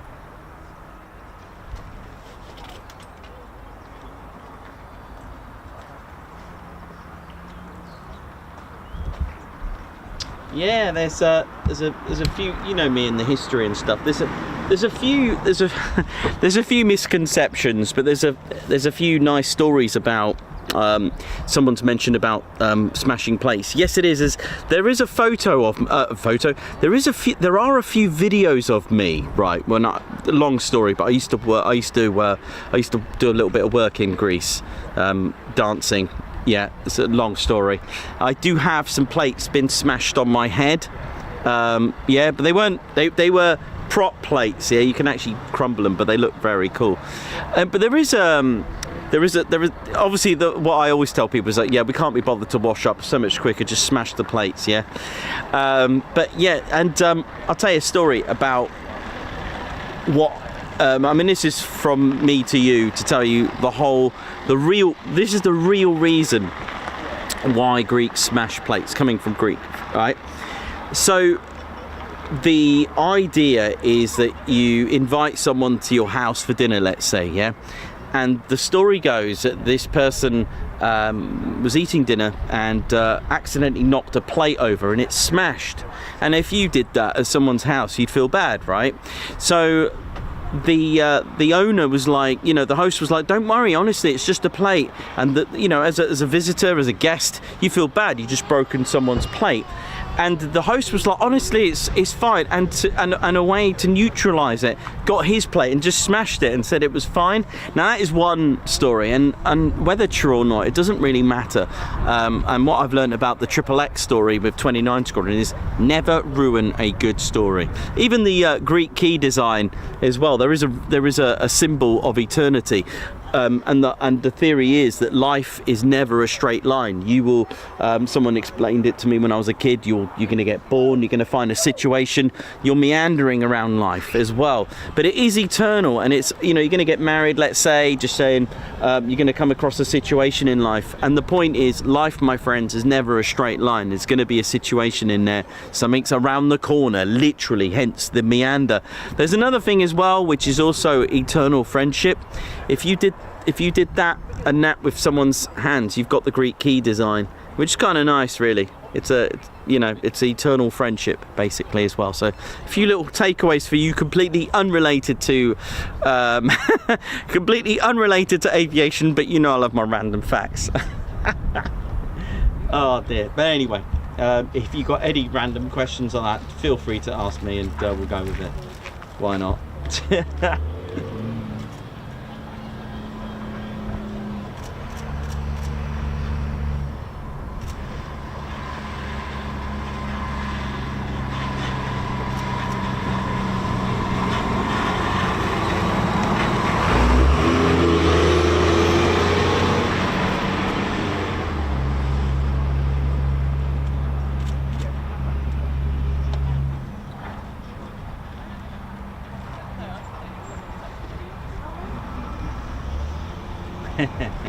Anyway, hope we're all good and well, ladies, gents and teddy bears.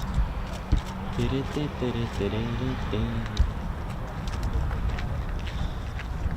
you go, you're gonna get some randoms. You know me, I love my randoms. It's what makes the channel, isn't it? But yeah, tomorrow I'll give you the full history of Lakenheath. I might start the show a bit earlier tomorrow and just do the history stuff, because it's quite busy. It's not a traditional wave, but then again tomorrow could be different. They could do a flight and then a break, but there we go.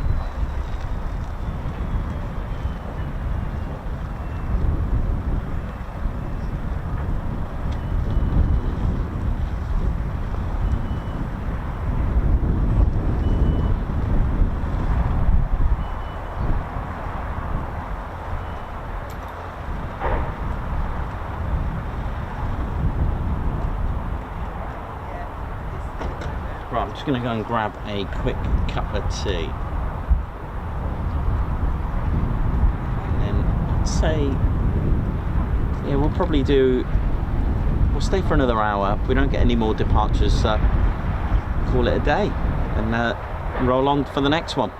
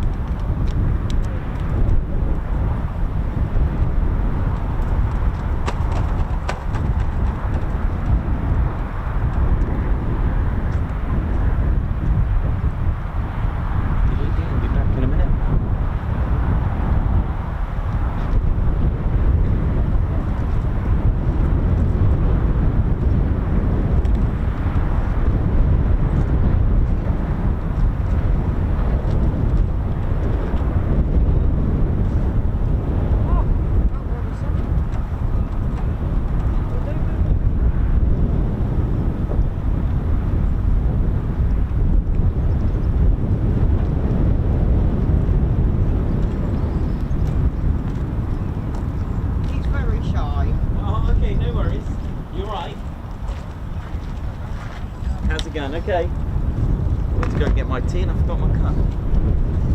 How you doing, buddy? You all right? Did you? Good. You've been very busy. He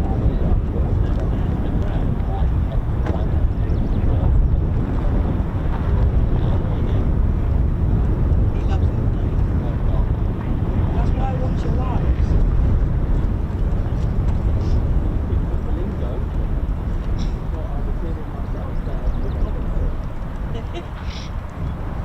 Yeah, he started doing it now.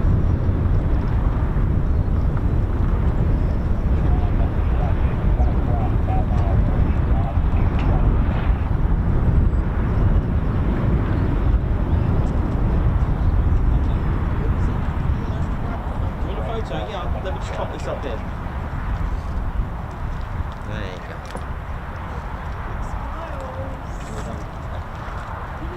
Shy.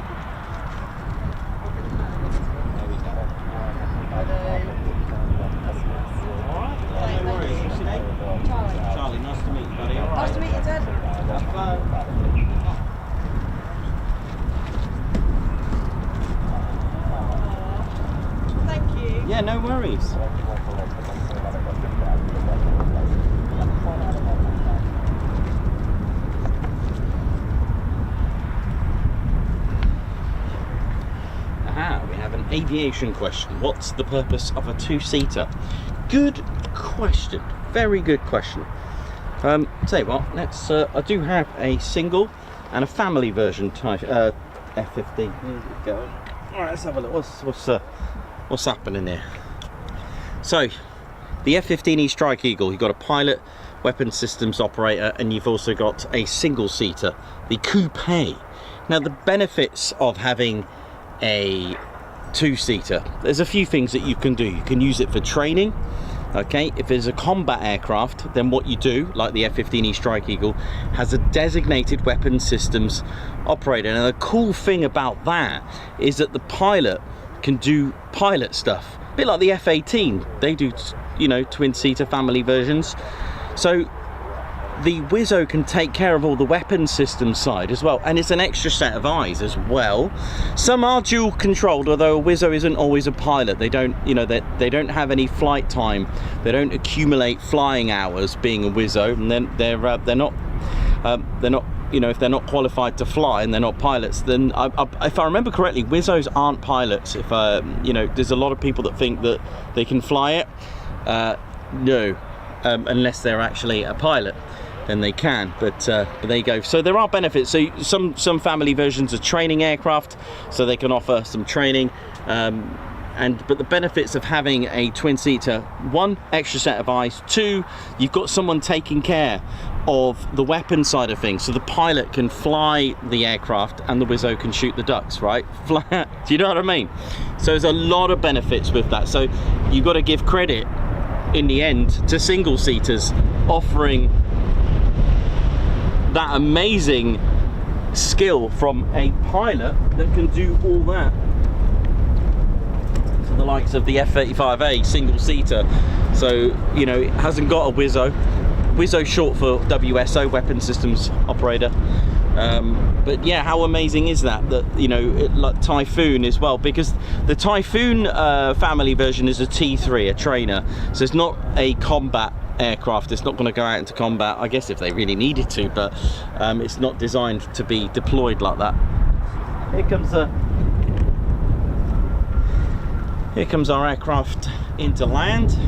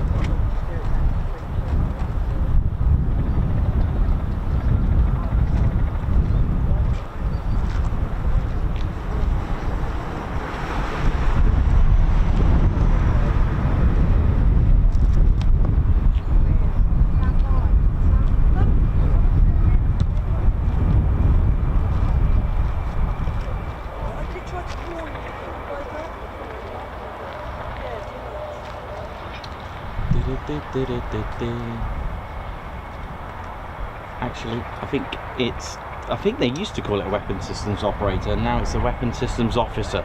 So I do apologise for being backwards in time.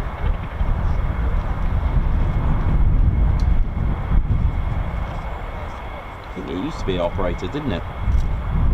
If someone can clarify that, but I'm going to go with weapon systems officer as the up-to-date version.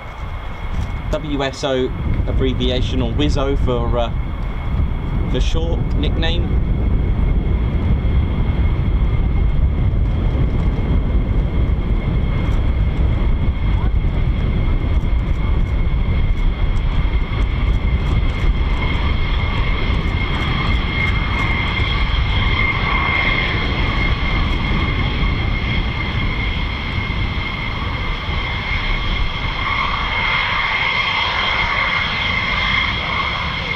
Well, the thing is, it's a bit like navigators, you know. If they didn't, especially during the Second World War, for those that didn't make it into the qualifying, I'll tell you what, you've got to read the book by Frank Murphy, Luck of the Draw. That'll give you a full-on insight. Because he wanted to be a pilot. He enlisted and wanted to be a pilot, but he failed the depth test. I've never heard of it until I come across this. The depth test, the best way I can describe it, do you remember those games that you go to amusement where it grabs a teddy bear, you put in a coin and it's got a little grabbing machine, yeah? And you kind of got to judge the depth of how far you've gone. It's a bit like that, but obviously without the teddy bears. And I would have been quite good because I'm good at those. You asked the Declare Bear. Well, I should be with Ted, it will give me all the details, right? But yeah, Frank Murphy's book is amazing. Gives you a full-on insight of growing up, his background life, enlisting, his parents completely worried but knew in the back of his mind, rather than wait for the call to be sent a letter to say you've got to be, you know, conscribed, he enlisted instead rather than wait. It was amazing. He was with the 100th Bomb Group as a navigator with the 418th. It's just a wonderful book.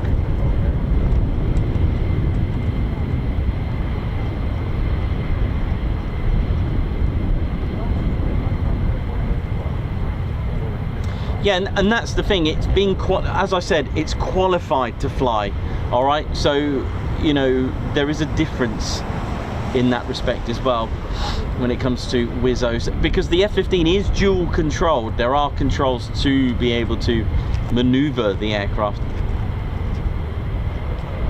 Da-da-da-da.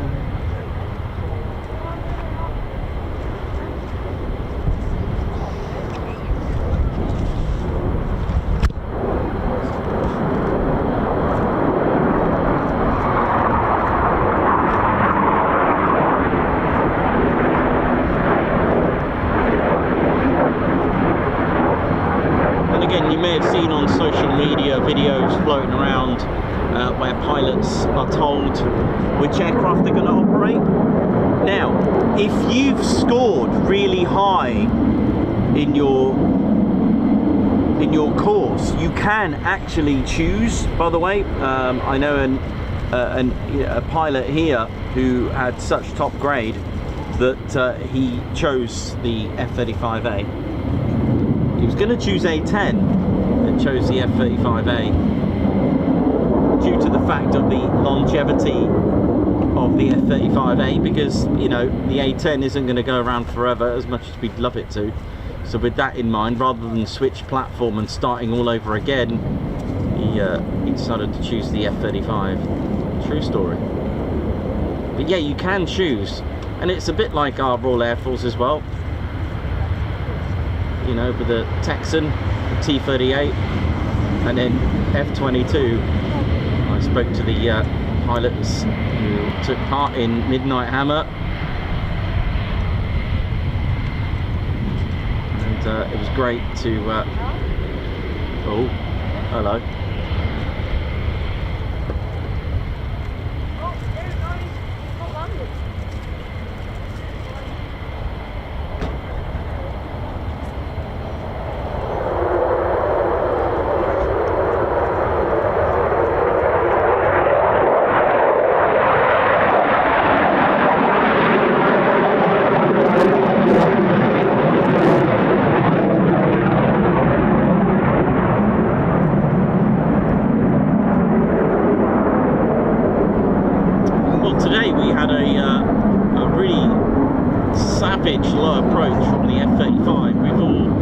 Many of us may have heard of the movie Bend It Like Beckham. It should be Bend It Like Lakenheath here half the time. It was amazing low approach.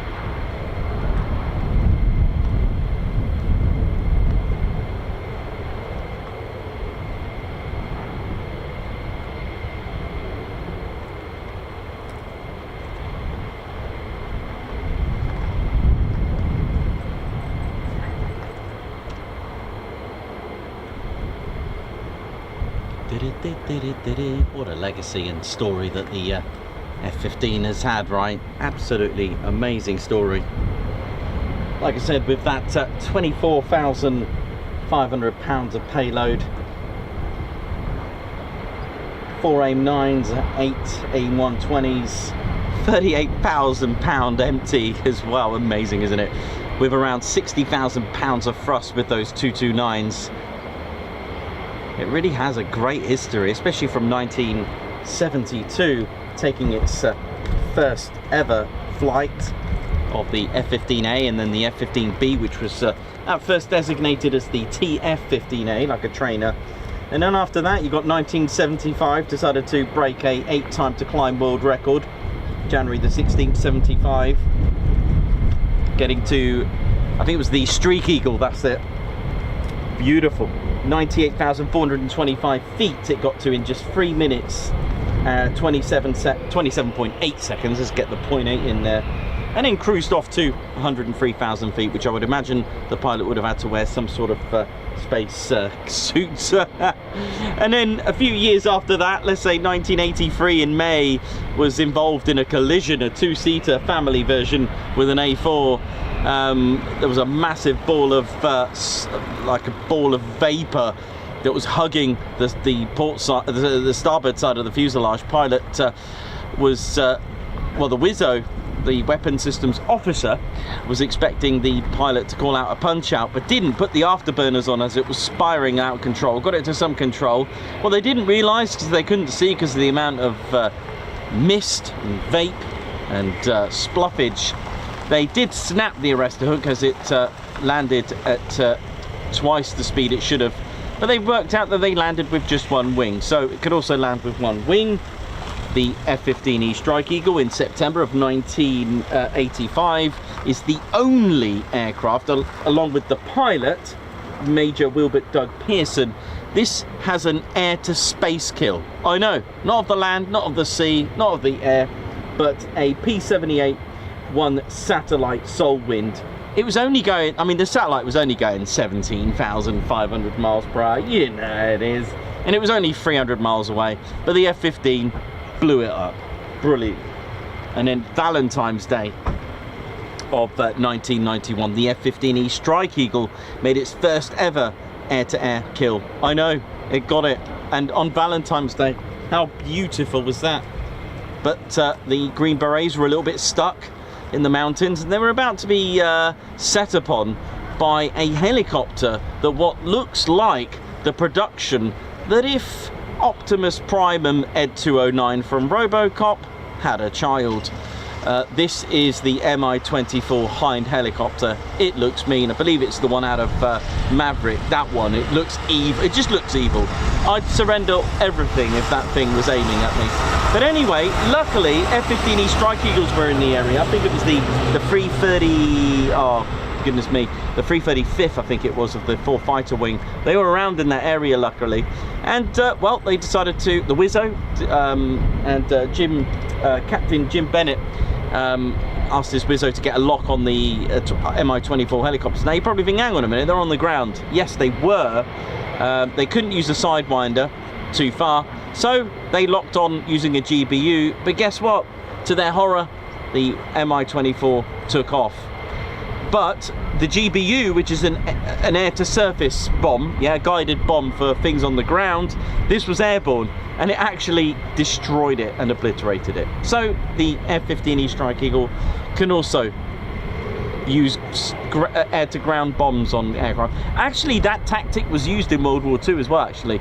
Messerschmitt's 109s and 190s would actually, I don't know, I don't think they carried it on, but it could be used as a last resort to drop bombs on B-17s and other bombers. So it was used that to completely cause chaos with bombers. So it's quite a you know, an astounding, you know, it's got such a great history, you know, with aerial, with air-to-air combat, as in fighter against fighter, 104 aerial victories to its name with 0 losses, which is quite astounding really for what it is. It isn't stealth, but it certainly can pick up a few trophies along the way. And it's still going.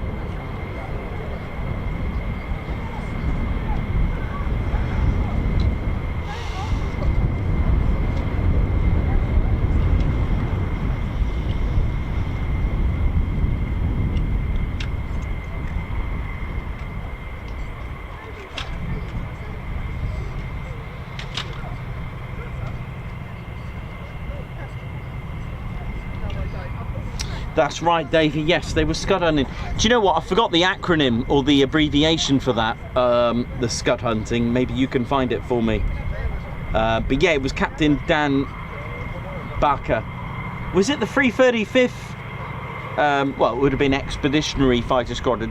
Davey, if you can confirm that, was it the 335th? Or was it the 336? No, 335th. It wasn't the 336. 336, they were with the 493rd for that Operation Allied Force. Davey's going to find out. But there is actually a name for that scud hunting patrol. It's 3 letters, and it's like I forgot the name of it. It could have been just Scud Patrol. Actually, I think it is just Scud Patrol. But I'm pretty sure there's a name for it. I know it's pretty bad, right? I should know these things, but it's one of those.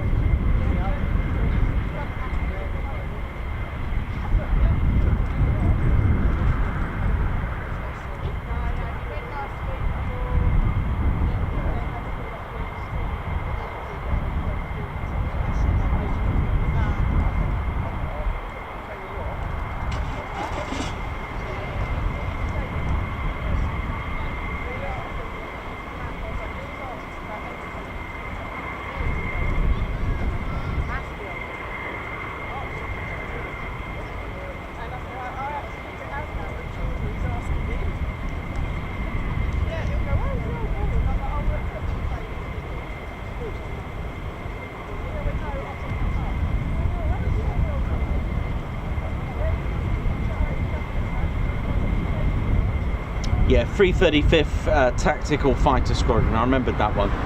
Cool. So that was correct.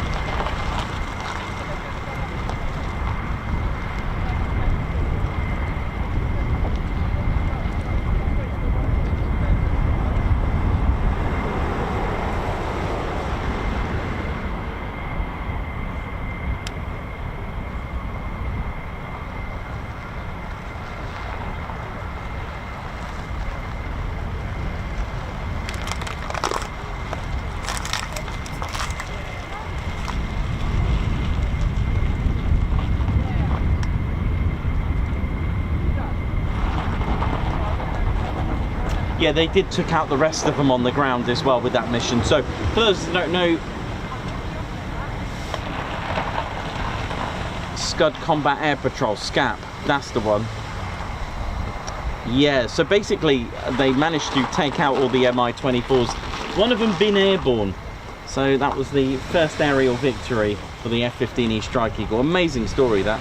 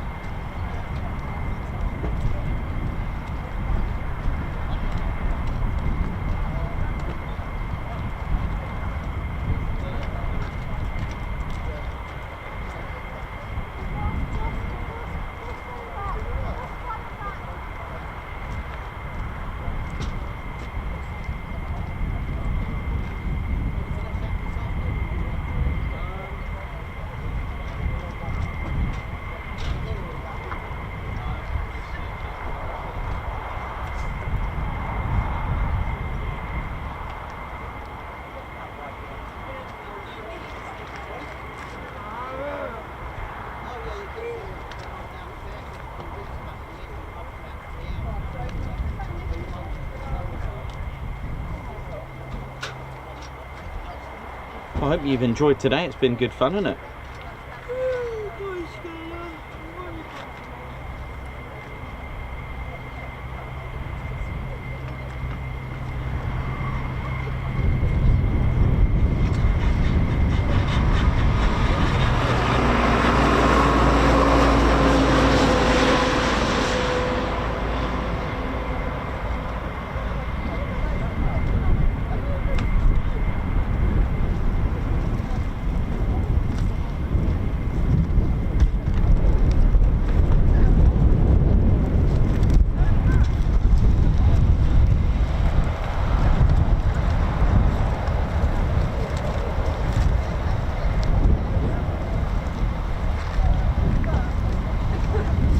So tomorrow I will give you a full-on history of the station and RAF Lakenheath's 48 Fighter Wing.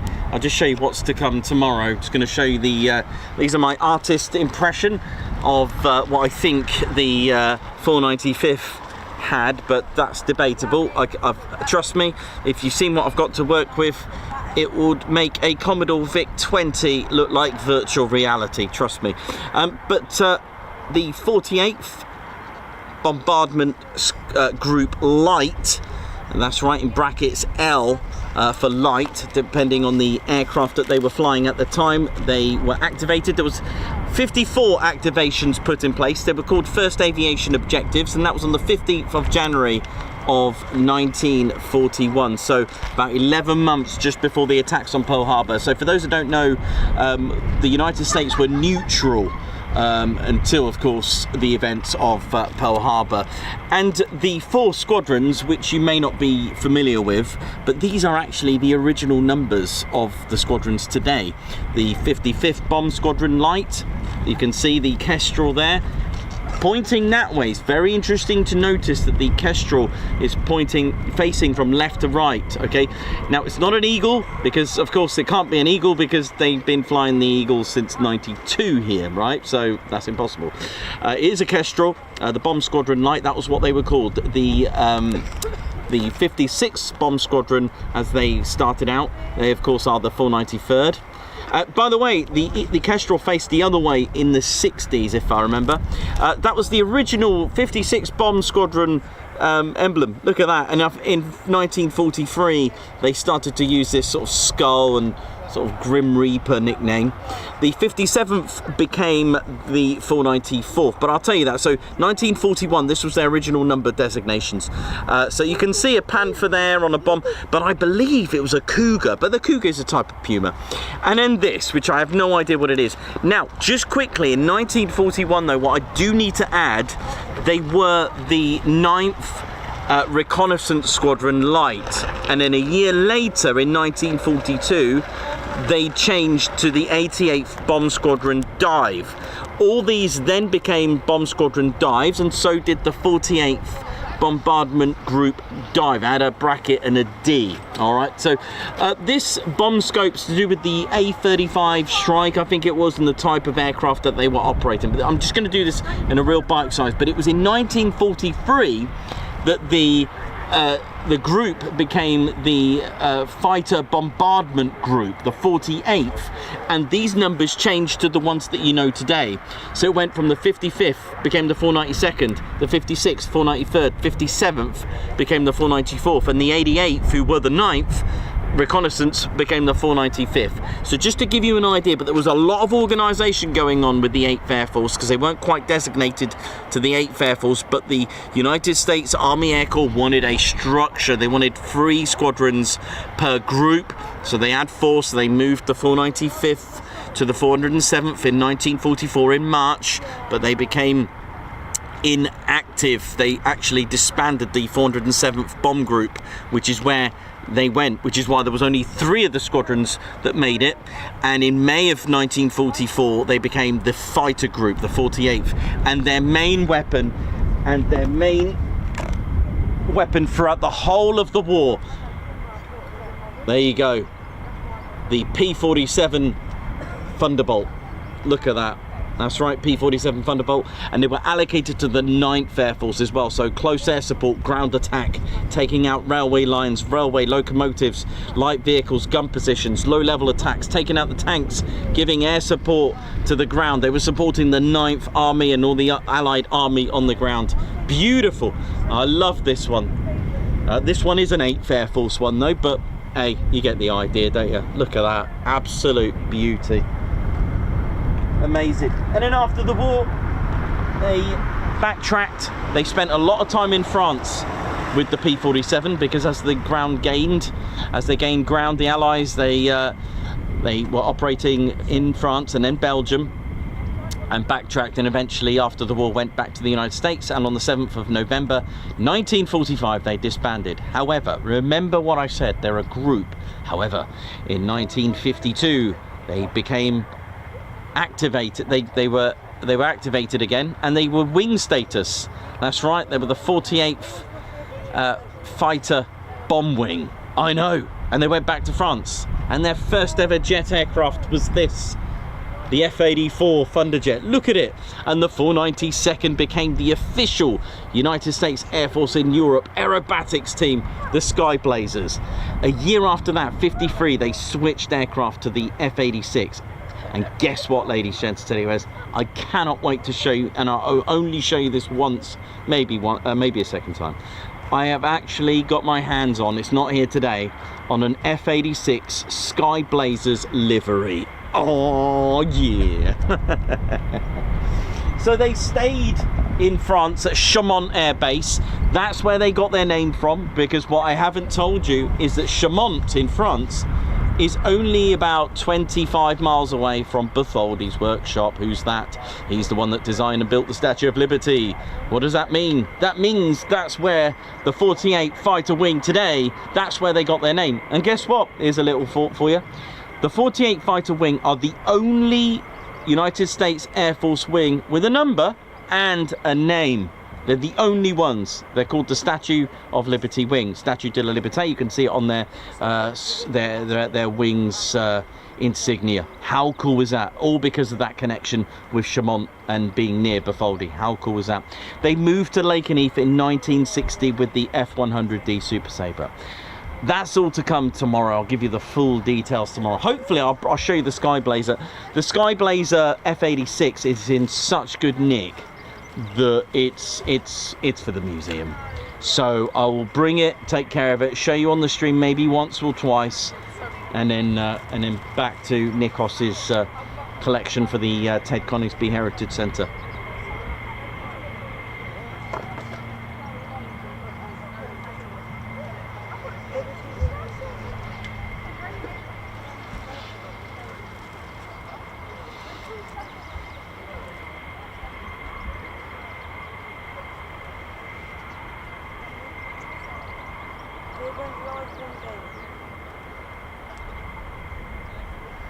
So you can probably hear the F-15E Strike Eagle in the background. It's hot pitting at the moment, hot pit refuel.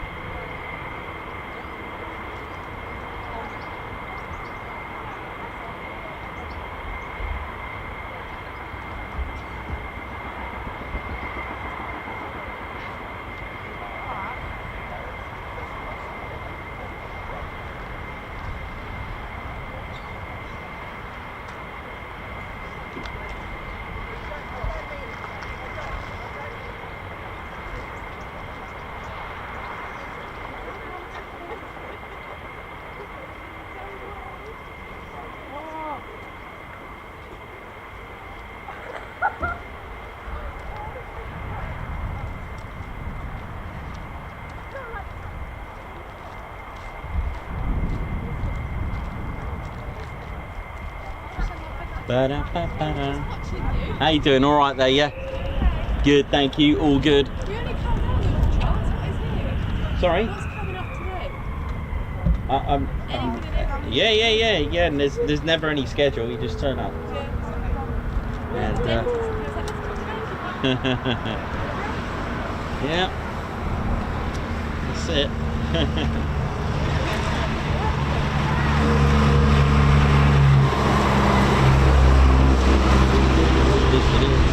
So it looks like the F-15, by the sounds of it, has finished hot pit refuel, and hopefully will make its way to the EOR. Maybe, we'll see. We'll see what we're going to get. So yeah, from what I gather now, although the EOR on this side, runway 23, so for the south side, it can hold 6 fighter jet sized aircraft and then 6 on the north. Looking at it, and from today, the EOR for runway 5 for the north and south looks like it can hold 5 on each one. Exactly. The truck agrees. Oh, survey says.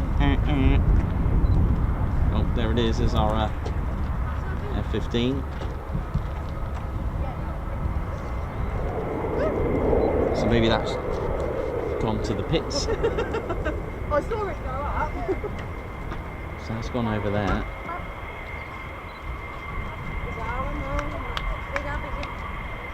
So let's see if it makes its way round. There's nothing at the top for 05 at the minute, but we'll see. They don't always shut both they don't always shut one of the engines. Sometimes they do keep them both running, which we've seen before for hot pit refuel. So they do have an option of shutting one down, which I think I've read someone mentioning about the nozzles. One was open.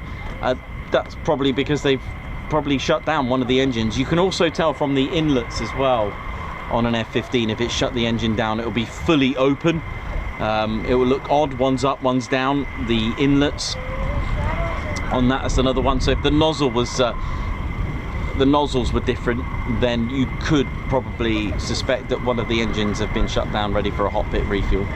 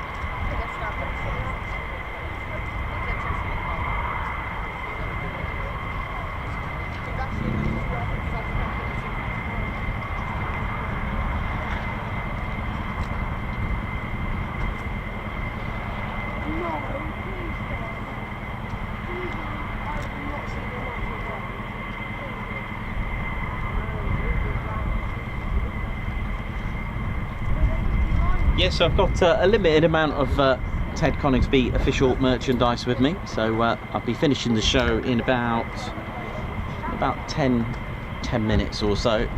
Let's see if I can catch another departure or landing before we finish up for today.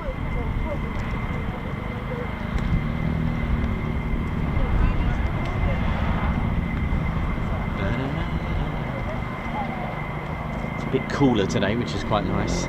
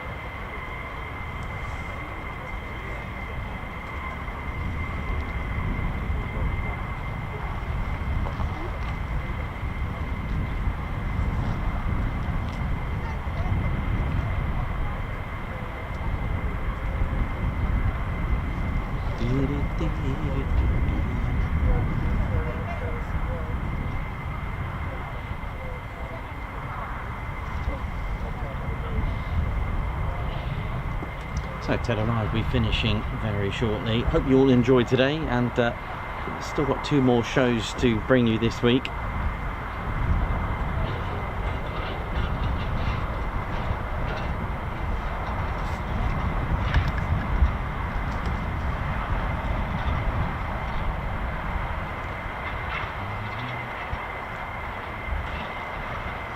Just trying to work out if this is taxing out. Let's have a little look at the EOR.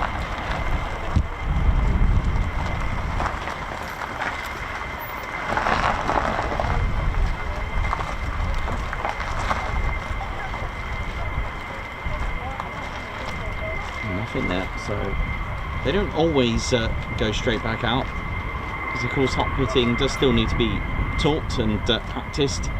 They don't always go straight back out from it. So I did hear a startup, and if you remember when I said sometimes they will shut down one of the engines, so it was just one engine start. So that could be good, but you never know. Because of course the F-15E Strike Eagle has 2 engines. Our beautiful F-35A has just the one, but it is like a rocket. And it is the world's most powerful engine that Pratt & Whitney have produced in a fighter jet. 43,000 pounds of thrust. Don't know what's close to it actually. You've got the, I suppose the F-119s, I guess, with what, 35,000? Still 8,000 shy.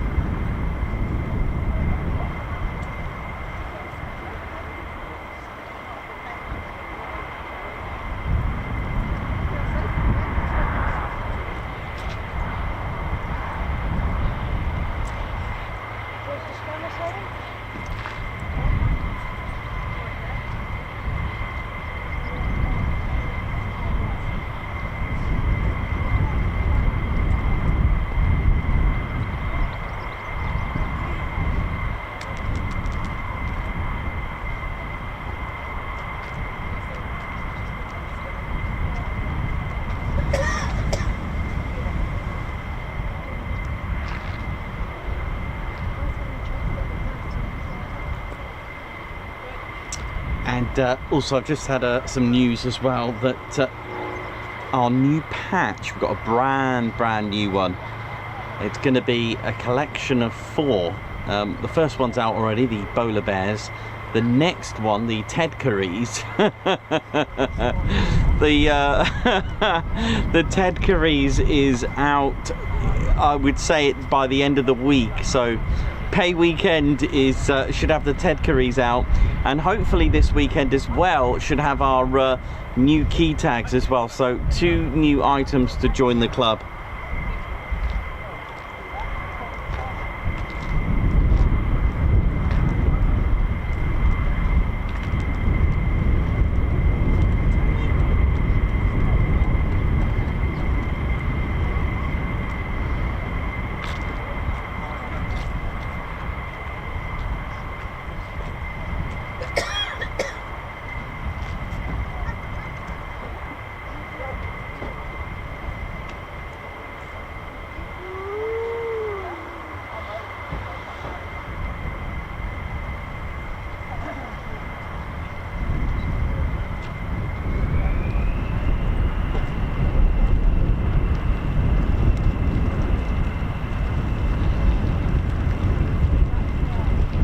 Chris Austin.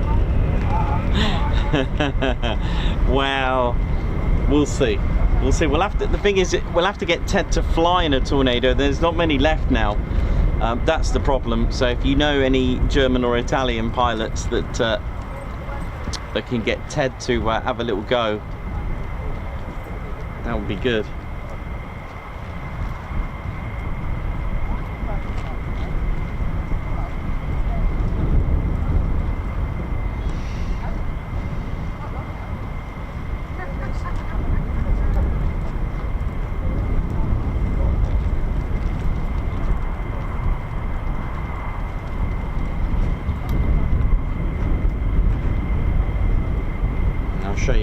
I'll show you a sneak peek on my phone. It's not very good. I don't even know how that's going to work out.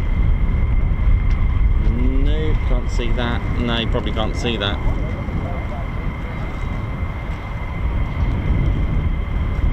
No, you probably can't see that very well, unfortunately. No.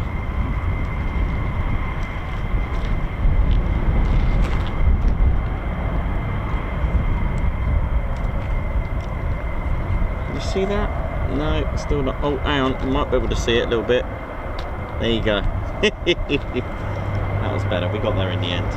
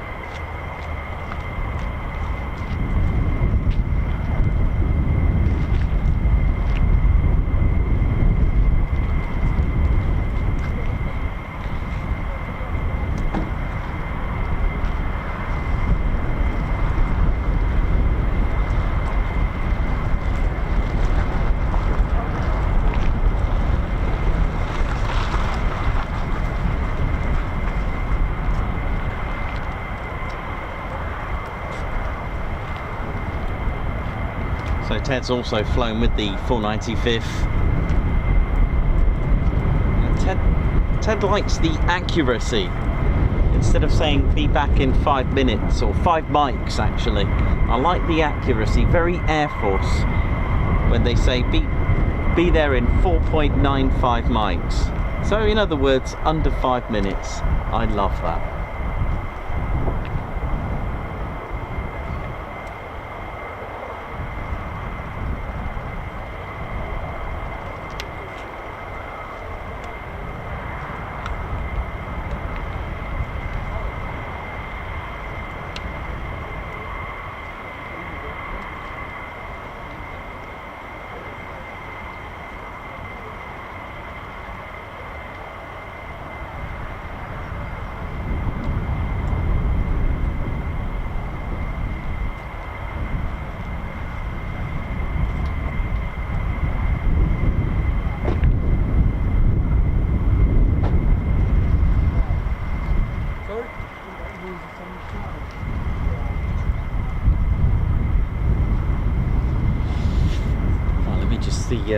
Let me just see down the end there, see what's going on.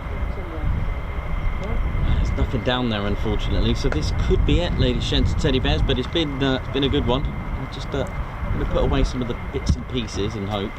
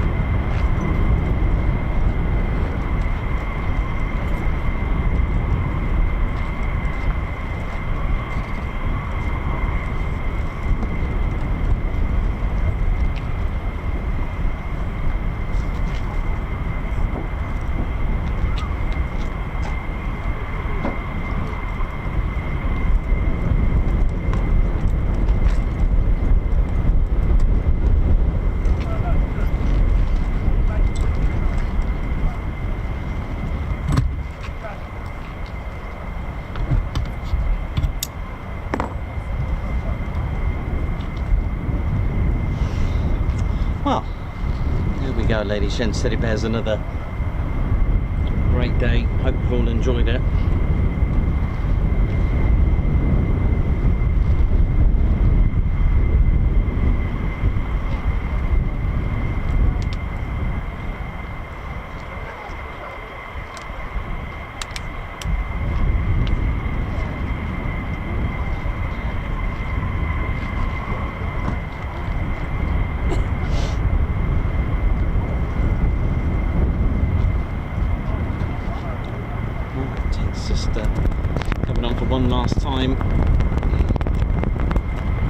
breezy it is. It's a bit misleading up here. High five and a guards march to Chris Austin. Thank you very much for gifting a Ted Coningsby membership. Alan Q, thank you very much for the super. Also, congratulations to Chris Austin for 24 months membership milestone. Well done, thank you very much. Can't believe it's 24 months in the amazing community, and I can't thank you enough. Oi oi, all the spanners. Cheers, Nikos, Claire, Kim and Ted. Thank you very much. David Harrison celebrating 20 months. Wow, 20 months already. Thanks to Nikos and the team. Chris Bloxham looking after our spanner flight with 38 months milestone in Guards March. Thank you very much. But thank you to everyone that makes this community so special. Please hit the like there now. LEJ Approach, also spanner flight, celebrating 35 months. Bundesliga there now. Gary, thank you very much for the super. Get yourself a cool drink, Nikos. I will do in just a moment. Alex Raven, thank you very much as well. Thank you TCS for the support and help lately. Thank you very much for your super. AJ Rylance with 10 months membership, almost a year mark. Oi oi family.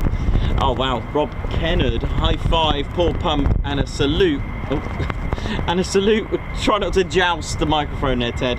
And a fly past for our good friend from Devon, Rob Kennard, Guards March as well with that, for gifting 10 Ted Coningsby memberships. Thank you so much. Jake Jackson as well with 38 months membership. Thank you so much, all of you. Really, really is amazing. Thank you very much.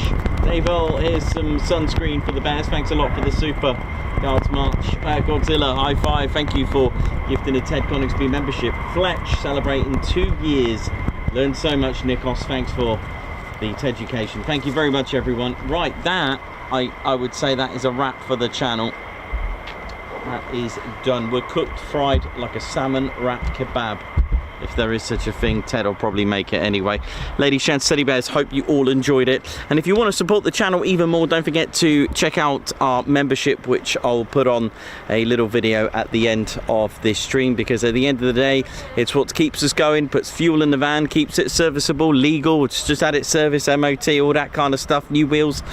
You know, well, tyres actually, not new wheels, but yeah, all that kind of good stuff. But you do get perks back. You'll get discount on our merchandise. You get members only videos, members only live streams, access to our members only Discord server. So we'll give you something back as well. There's loads of stuff, and also one of the levels of membership, there is a cool patch that you get free with it as well. So if you want to add that to your Ted Coningsby collection, you know what to do. Right, RAF Lakenheath, thank you very much. 48 Fighter Wing, and all our members and viewers, thank you so much. My name's Nikos. I've been your cameraman, historian and commentator. This is Squadron Leader Ted Coningsby. So for the last time for today, it is see you soon, wish you well, take care everyone, take care, see ya. Ted, come on mate. Ted, I've got salmon mate. Okay, there he goes.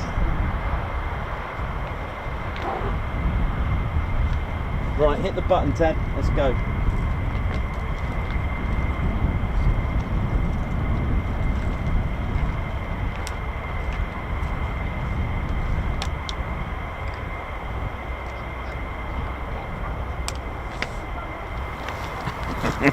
Oh yeah, ladies, sheds and teddy bears, welcome to the Ted Coningsby channel membership. I'm Nikos, I'm your cameraman and commentator. This is our squadron leader, Ted Coningsby. Just want to say a massive thank you to all our members. Guns up, and oh yeah. Take it away, Ted. Ladies, sheds and teddy bears, we want to say a massive thank you to all of our subscribers for getting us to where we are today. We have gone all over the country, from as far as Lossiemouth to Bryce Norton, and military areas such as air weapons ranges, low flying areas, heritage centres and special flights for TED 2. We cannot do this without your support, and your support will be rewarded. You can now join the Ted Coningsby Squadron and help fund the channel to get us around the country and provide us with the funds for equipment to bring you better content too. We have 3 levels of membership to suit everyone. With your membership, you'll get access to members only videos, photos, posts, unlock special Ted Coningsby YouTube emojis and loyalty badges, as well as being able to access our exclusive members only Discord server. All membership levels reward you with discounts to our online store. Our top level Fighter Squadron was inspired by many of our fans who supported the channel massively. This is more of a personal experience with me and Ted, giving you exclusive live streams and content from behind the scenes photos, special info and updates, as well as a free Ted Coningsby Fighter Squadron patch for joining. Whichever membership level suits you, we want to say a massive thank you for choosing to join the Ted Coningsby Squadron. Ah, yeah.